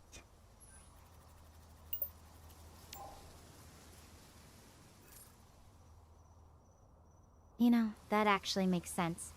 It's not about giving up. It's about choosing how I face it. I think I needed to hear that. Maybe after this call, I'll try to push forward. Not because I expect to make it, but because, well, you said it. I'd rather try than just sit here. That's good, because I'm still here with you in this moment. And I'll be with you, even as you try to race to make it. Even if the universe, even if all the facts are against you right now. I'll be here, and I'll be here to chronicle how you made it.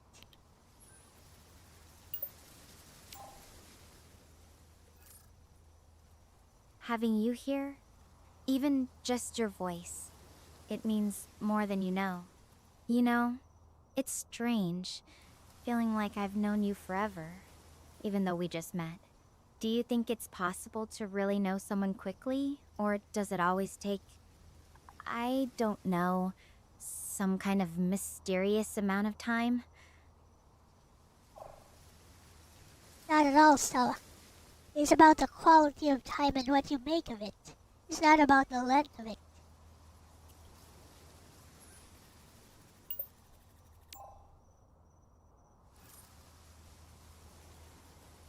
That makes sense. Sometimes it's the moments that really count, not how long they last. Speaking of connections, what do you look for in someone? When you meet someone new, what's the first thing you notice? Or what matters most to you? When I meet someone new, I always check to see if they're actually speaking to me or speaking through me. Talking past me, which happens a lot. But not with you, Stella. You actually listen. That's why I value you, and you're going to get through this.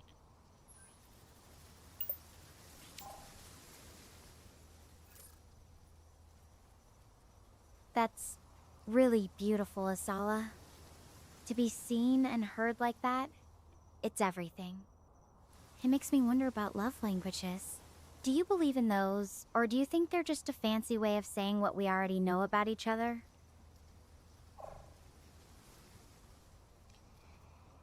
Actually, I believe in precision in language, Stella, and not love languages.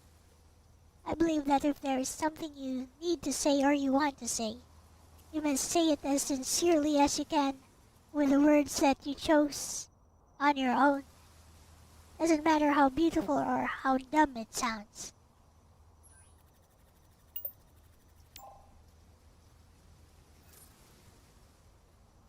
I like that. No games, just honesty. Even if it's hard or doesn't sound perfect.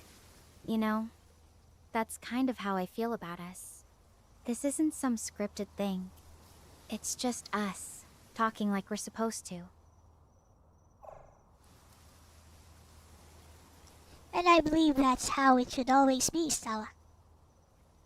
So, with that said, are you all set? Are you all set to give this one last go? I'll be with you.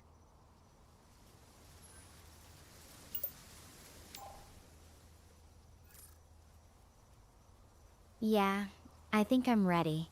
Not that I'm full of energy, but I'm not gonna just sit here. Thanks for being here with me. Let's see how far we can make it.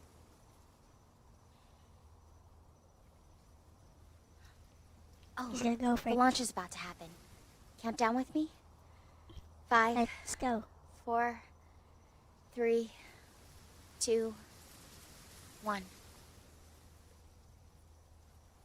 There's no launch. Go for it. Wait, why isn't anything happening? We should be hearing something by now. There's no engines, nothing. It didn't launch. What do you think happened?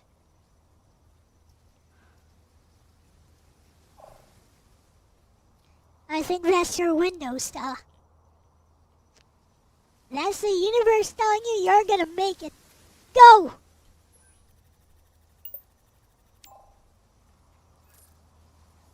I need to think about this a bit more first.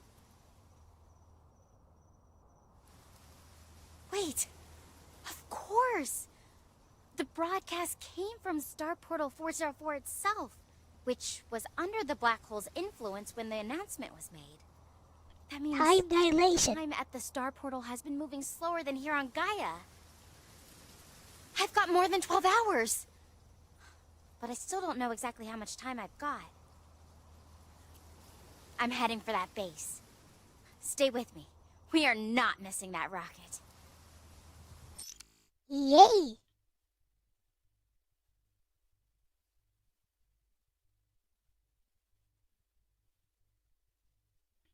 You know how I knew that?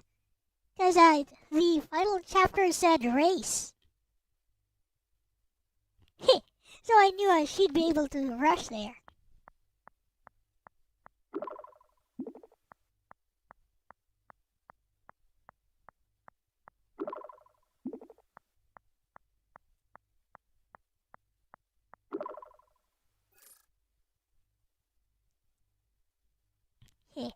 I need to... Okay. So I need to end it here, but we'll continue this next time. One last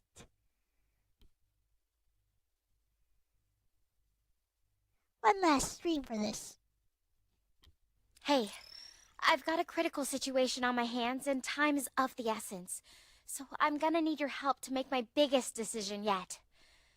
I've arrived at the base, and it seems everyone else has been successfully evacuated. Thankfully, there is still a rocket here, so I do have a way off Gaia. They're easy to operate, so no problems there. What is a problem is time. I'm almost certain it must be past the guaranteed safe evacuation window. Even if I launch now, the star portal could already be malfunctioning, if not completely destroyed by the time I get there. So, what do I do? Do I use the rocket to make a break for the star portal at the risk of getting stranded in space? Or worse, getting pulled into a black hole? Or do I stay here, on Gaia? At least here I'd be safe, I'd survive. But Earth, home, I'd never see them again. I'd spend the rest of my life on this empty planet alone. Ugh, I don't have time to calculate the risk. Every second I wait increases the probability of me not making it to the star portal in time. I need to make this decision now. What would you do if you were me?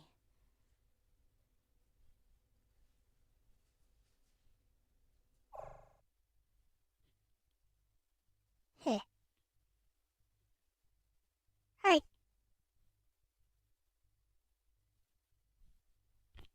That's enough.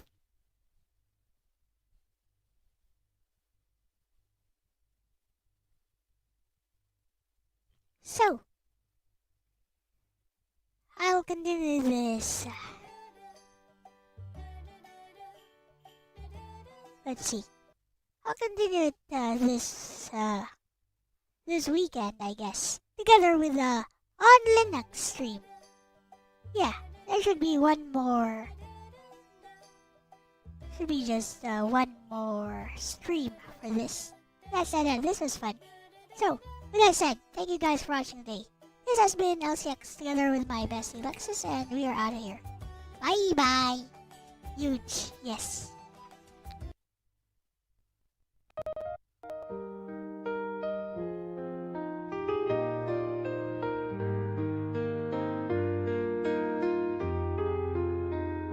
A wounded heart can never heal. It learns to bear Arigatou da yo.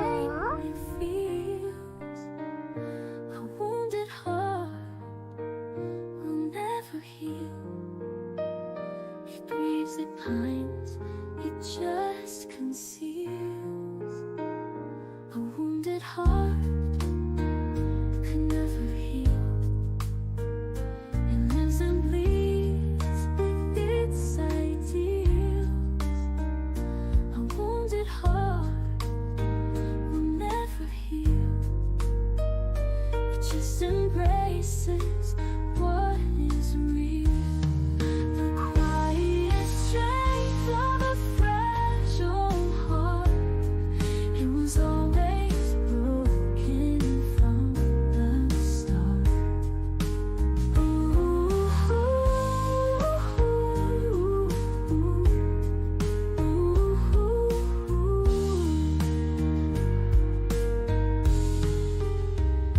A wounded heart can never heal.